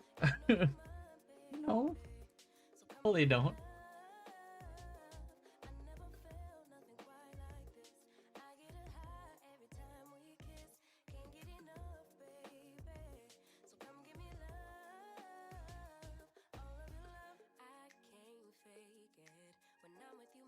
Yeah, I still don't know what the fuck this means.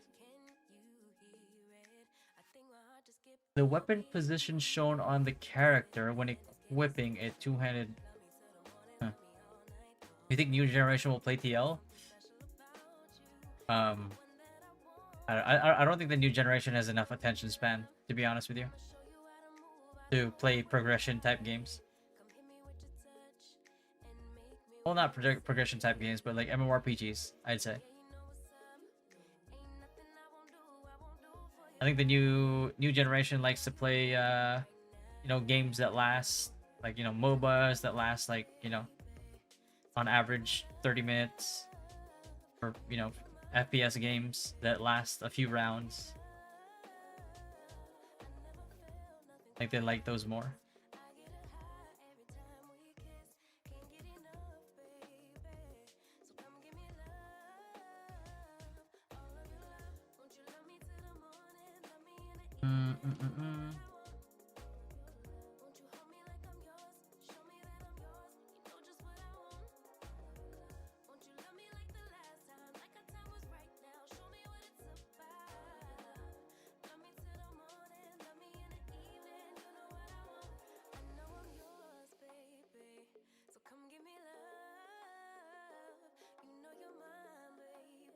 Oh, what the fuck?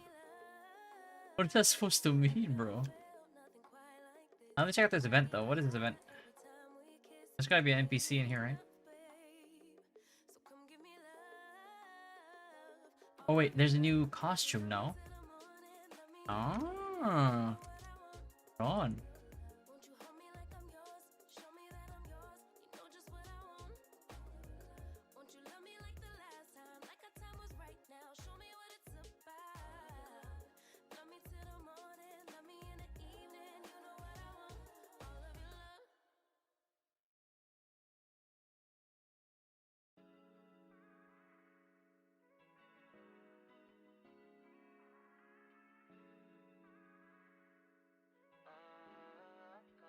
Oh, there is. What age do you think they play? What do you mean?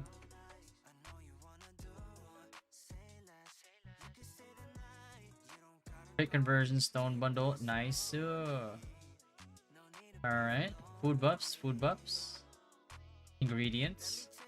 Gift wrap? What the fuck is this? Oh, oh. Gotcha. Then, okay. Bad, not bad, not bad.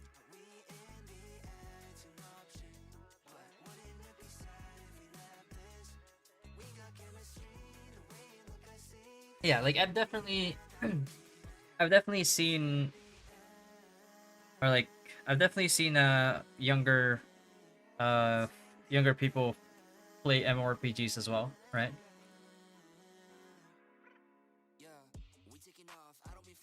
Oh, whoa, whoa, whoa, whoa, whoa, whoa. No.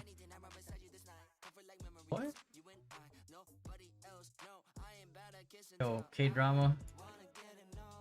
I feel like this armor with the Raiden hat looks really good. Ooh, what is this? Yo, yo.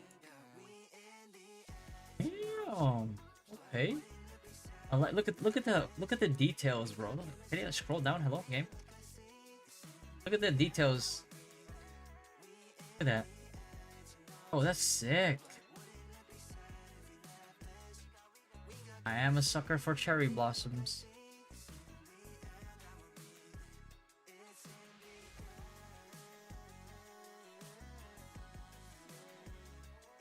Oh. Oh my god. Yo. Look at the details on this thing. Meticulously carved there.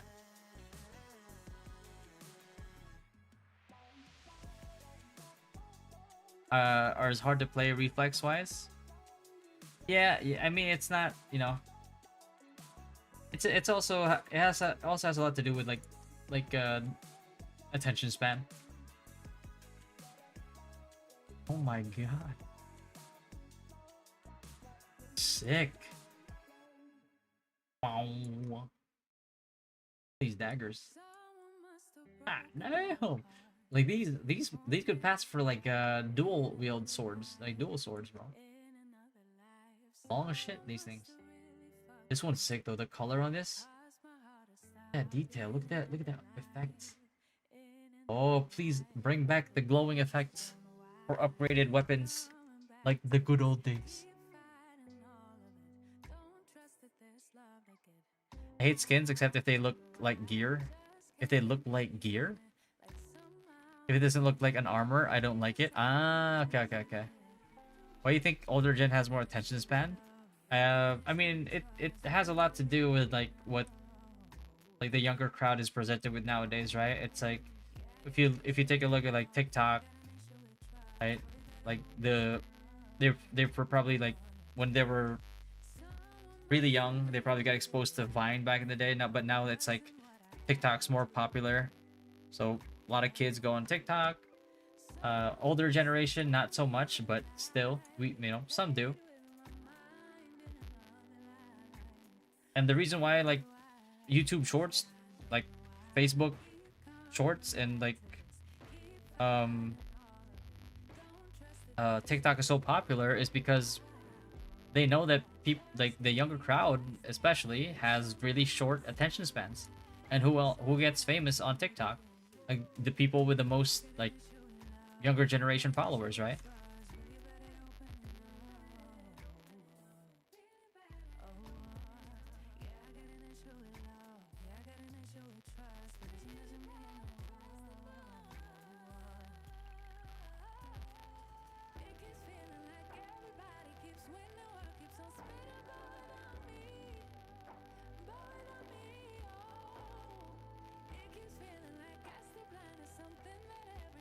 My god, Frostmourne hungers.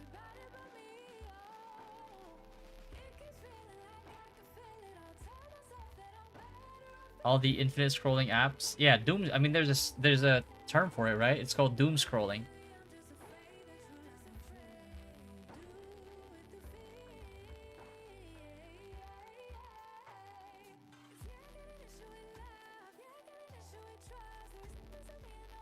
Bro, it kind of looks like something out of Solo Leveling. This thing. Look at this.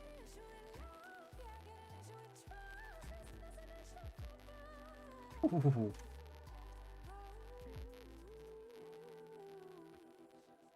Should. If you do that and then boom. Oh. Ah. I like this one a lot though.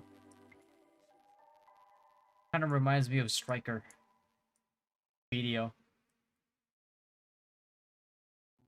Bruno Mars, baby, let's go.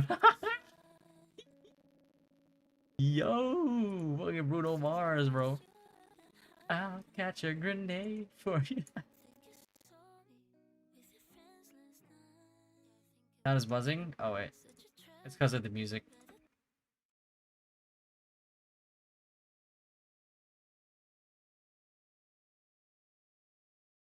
This is basically just Grand General set.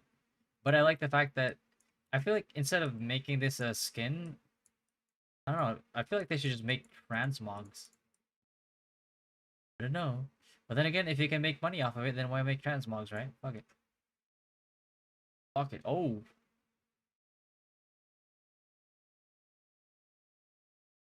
I didn't know I had abs like that.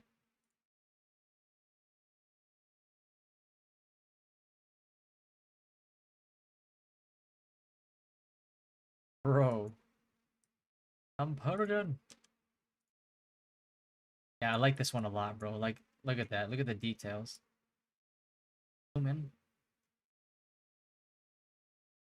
Ooh. Oh. Make a boy.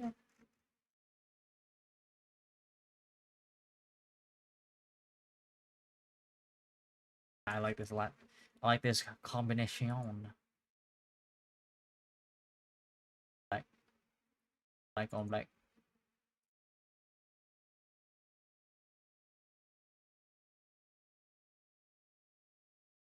Black on black on black. Ooh, oh fuck, that's bright. Oh, holy, oh my god. That's bright.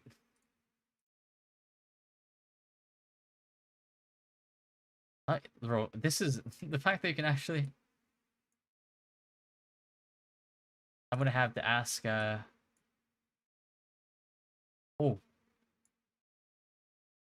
damn, Versace, bro, look at this. Oh, ooh.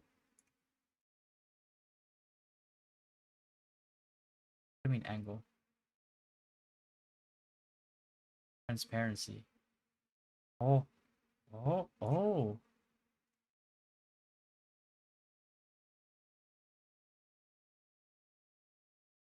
And sat for like 1 to 2 hours until I realized it's complete. It's gonna ruin your. Yeah.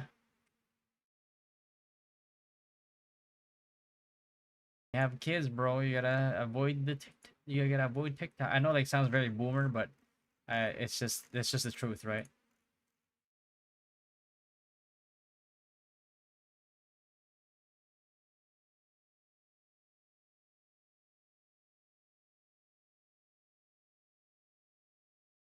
Oh shit, that looks sick.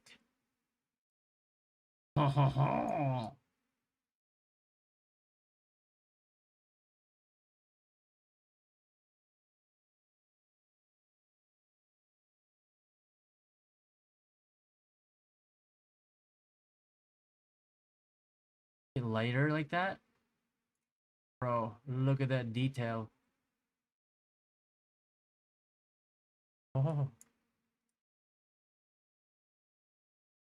and you can make it match the cherry blossoms. Yo, what about sky, sky, sky?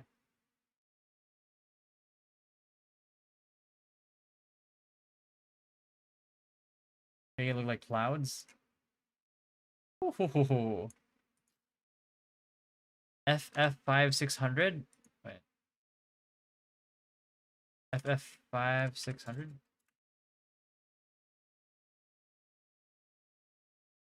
Instagram is worse. I don't really I don't really use Instagram anymore. I should since I'm a content creator, but I don't. But why Chinese, man? What do you mean?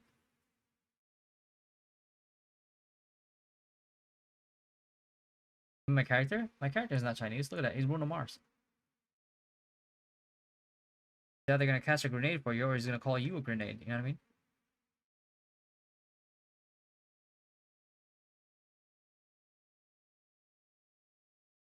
Boom, boom, boom, boom.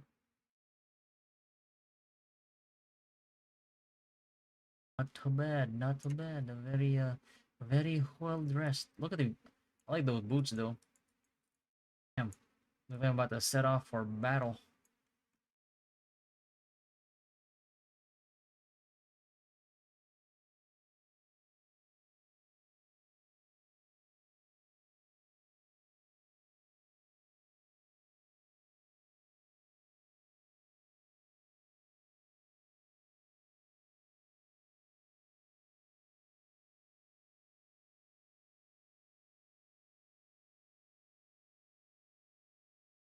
Any skin with armor? Yeah, go that route. Uh, and then the pre-order one's actually pretty good. Where is it? I got it. Hold on.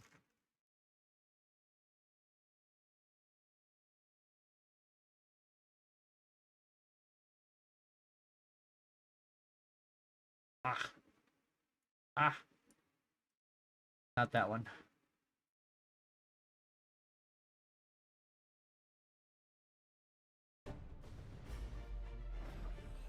Oh, dragon.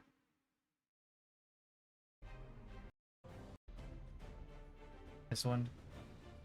I want to turn that dye into like red, bro. I want to dye this red. Oh, big ass lion. Oh.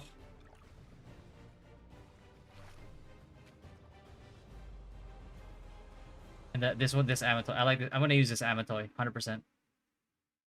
This Amatoy is my Amatoy.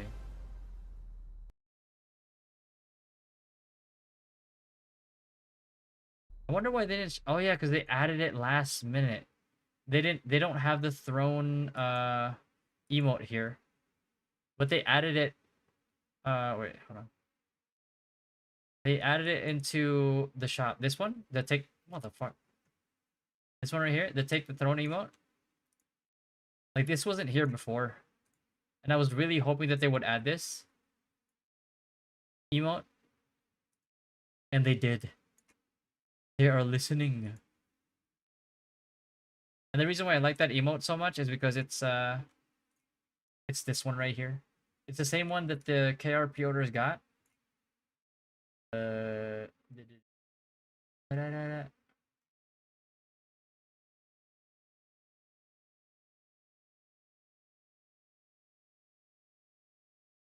there you go. This is it right here. Boom. What's the difference between SNS GS and GS SNS, if any? If you main hand SNS, you're tanky. If you main hand GS, people will probably clown you because that would be a mistake. GS doesn't have any uh additional benefits to holding it as your main hand. Hmm. The top gear. What do you mean? This one? Well, this is easy. You just do that. You do that, right? And then you add stars. Boom. Star Spangled Banner. Oh, sick. Captain America, baby. Like that, huh? So will be Tank as once kick off in EU? Yes, sir. Yes, can say it. Yeah. You want the SNS as your main hand because you get shield block chance by default just by holding SNS as your main hand. Is it difficult to switch class? Since I hear it's very difficult to get good gear. Switch class. I mean, it's not difficult to switch class. Because like if you max out your current build, like you don't have any more resources to put your weapon mastery stuff and your skill books anyway. So you might as well start gearing up another class on the same another class on like the same or another weapon rather on the same character. It's kind of like Final Fantasy 14. You're free to switch anytime, but you still need to gear up and level it up. No skin items? Wait, what do you mean? Show me the best gear items. Um, can't really show you what they look like. They're not here.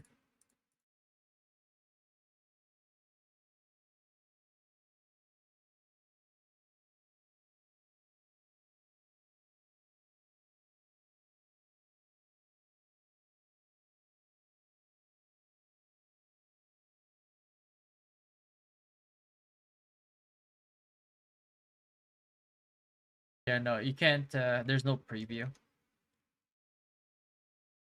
If you're going for like tier 3. Oh shit.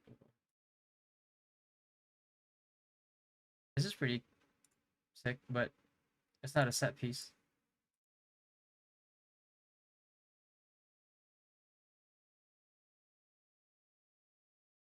This right here.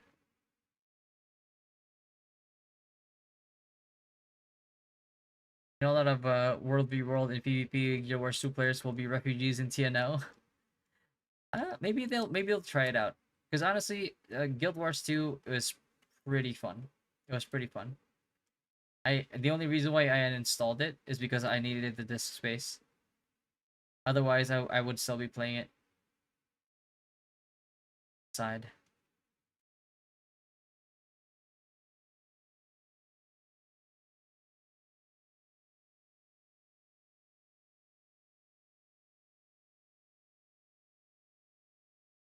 Yeah, not bad. I don't. Oh.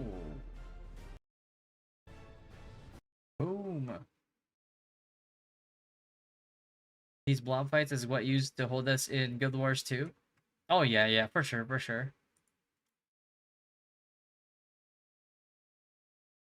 One of the shot callers, like one of the top shot callers for like Thron Guild Saiga, he also plays Guild Wars 2.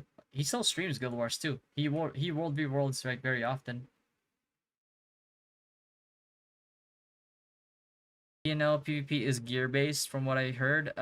Gear based, not really. It's I'd say gear has something to do with it, which is, is also true for Guild Wars 2, but it's more like build based and team comp based.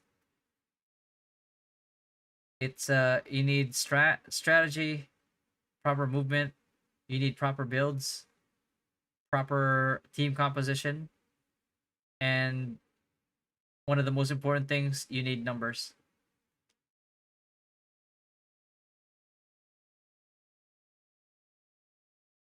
Only L2 and TL has so much good sieges and mass VP. Yeah, sieges is fucking, oh my god, man. The castle siege in this game is fucking nice. What T1 arc boss weapon is more OP in your opinion, the staff or the bow? Staff. Staff has more potential to really make a huge impact on the battlefield. Like if you know how to play choke points with staff, right, it's very effective.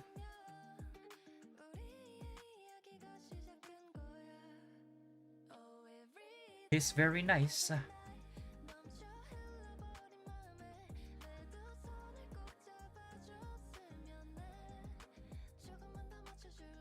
Can I learn the game in launch or it's late? I would advise, and I'm not just doing this just to self-advertise myself, but like I have a video series in TNL called the Don't Fall Behind. I have a playlist for it too. Like a don't it's called the Don't Fall Behind playlist. And I'm gonna post more and more information on there. Because the thing is, like, if you mess up in TNL, it can be very expensive.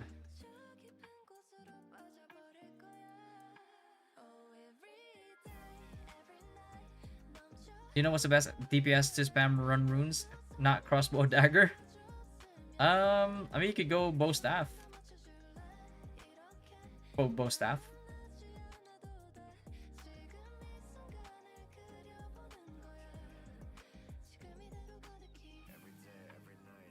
Bow dagger is actually like bow dagger is actually pretty good if you or just bow in general. It's actually pretty good if you utilize Dudley marker with the target spec. Like if you know how to chain your skills correctly with bow, you won't even have any downtime really.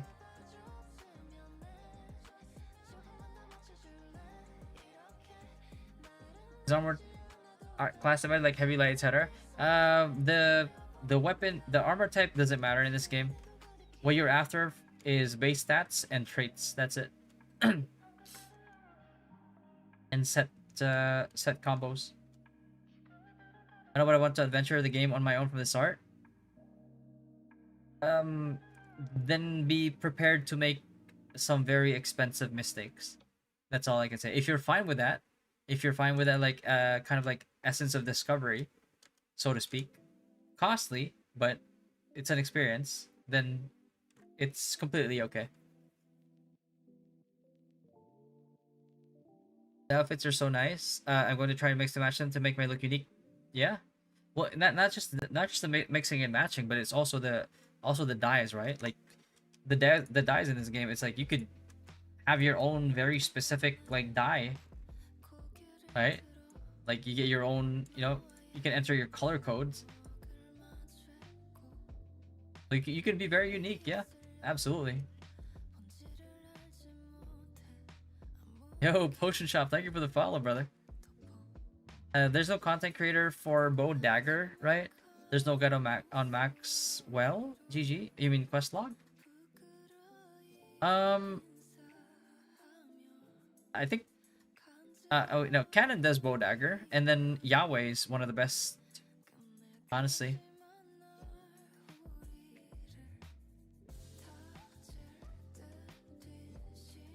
Like Yahweh is one of the guys that like really got super deep in like bow daggers.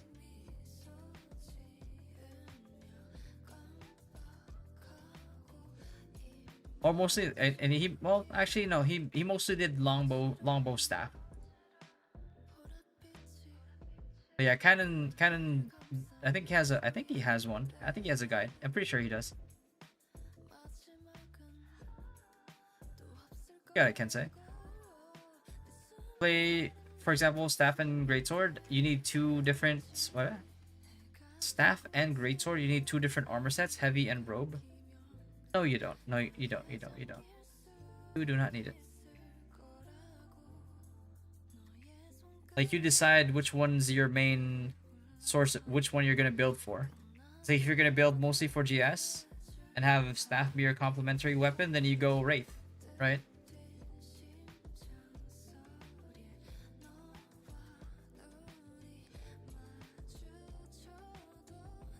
Yeah. What's up, Elron? Do you think GS1 has potential? I mean, it has more than just potential.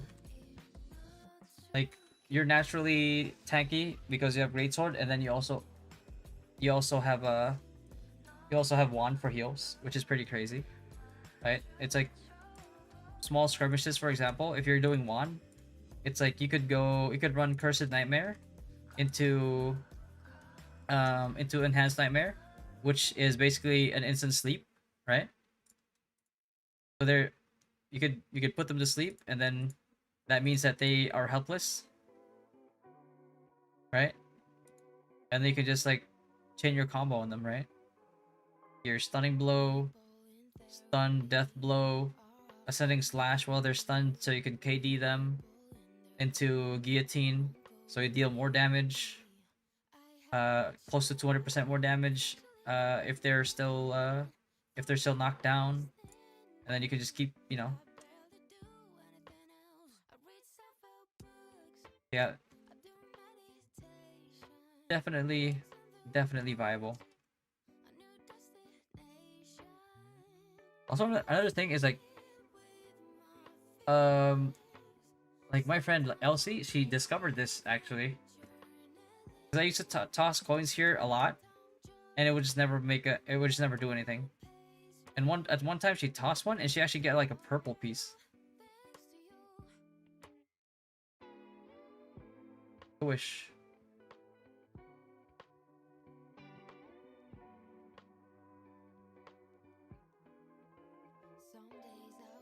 Like I thought this was just like a like an immersion thing.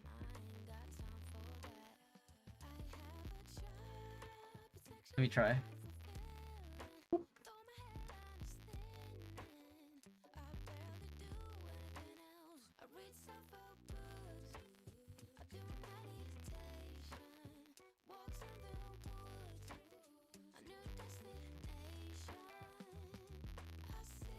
Plus coin.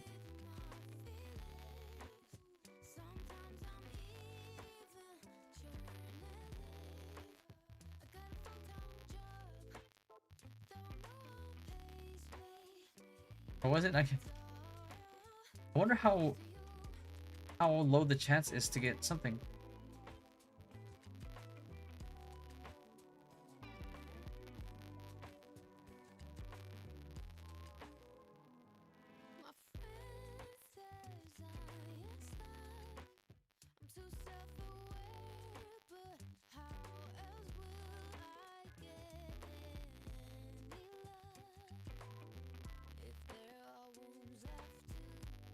Ah, make a wish.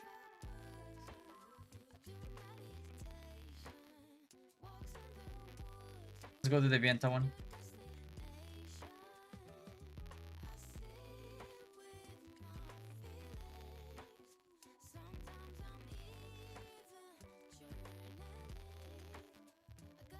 Look at that range, bro. Holy shit.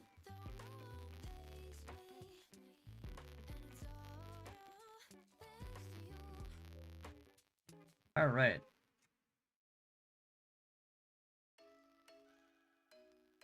Give me something.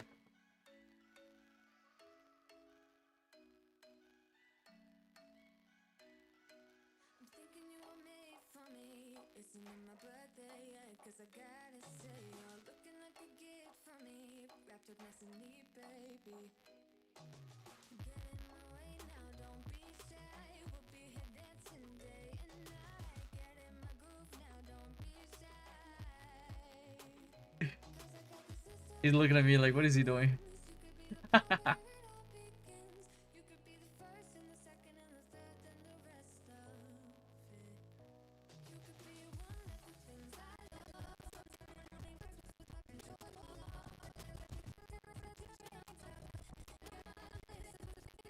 Lost the coin. Right.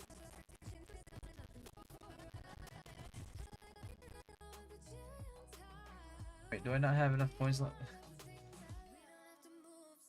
Take a wish. Arc boss weapon.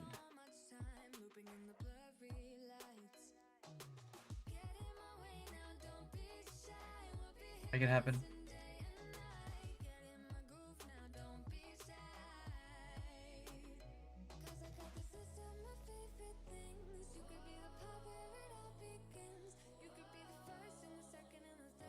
Bro, this guy's looking at me weird. I was like, what the fuck is he doing? Oh, relax. Yo, he canceled this shit. Oh, okay, okay.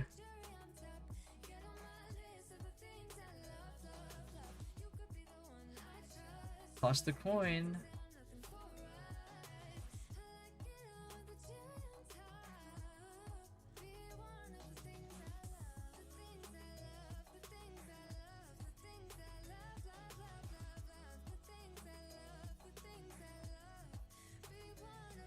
How did she get an item last time?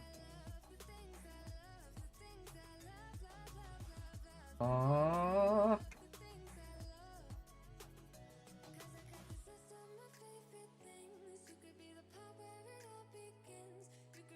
Big ass coin. Like, you sure you want to throw that in there?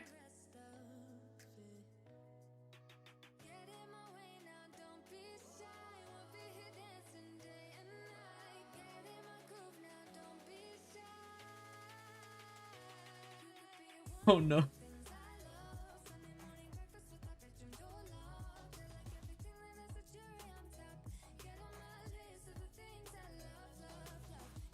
I tossed it outside. Damn it, I thought it was me. Damn.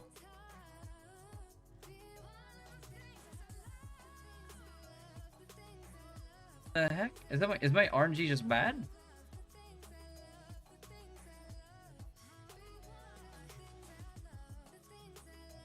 What the fuck?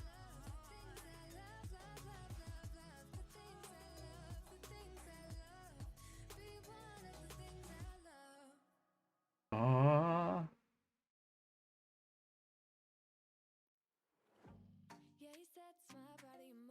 Alright.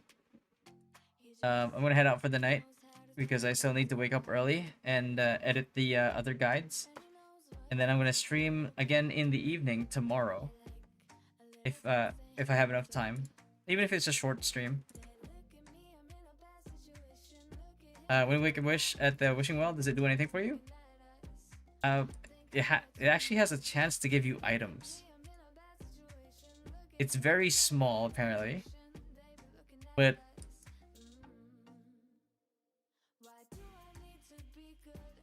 yeah, I'm gonna head out for the night, but I'll be back tomorrow. But I just gotta wake up again. I gotta wake up at like probably 5:30 or 4:30 or earlier. But yeah, I will be back tomorrow, and then yeah, for now we're gonna go ahead and raid Grenton. If you have any SNS questions as well, Grenton is one of the people that have also played since the beginning. Yo, King, you were here this whole time? What the fuck? All right, broski. I'll catch you guys tomorrow, man. Good night, good night, good night. Thank you, everybody. I'll see you then.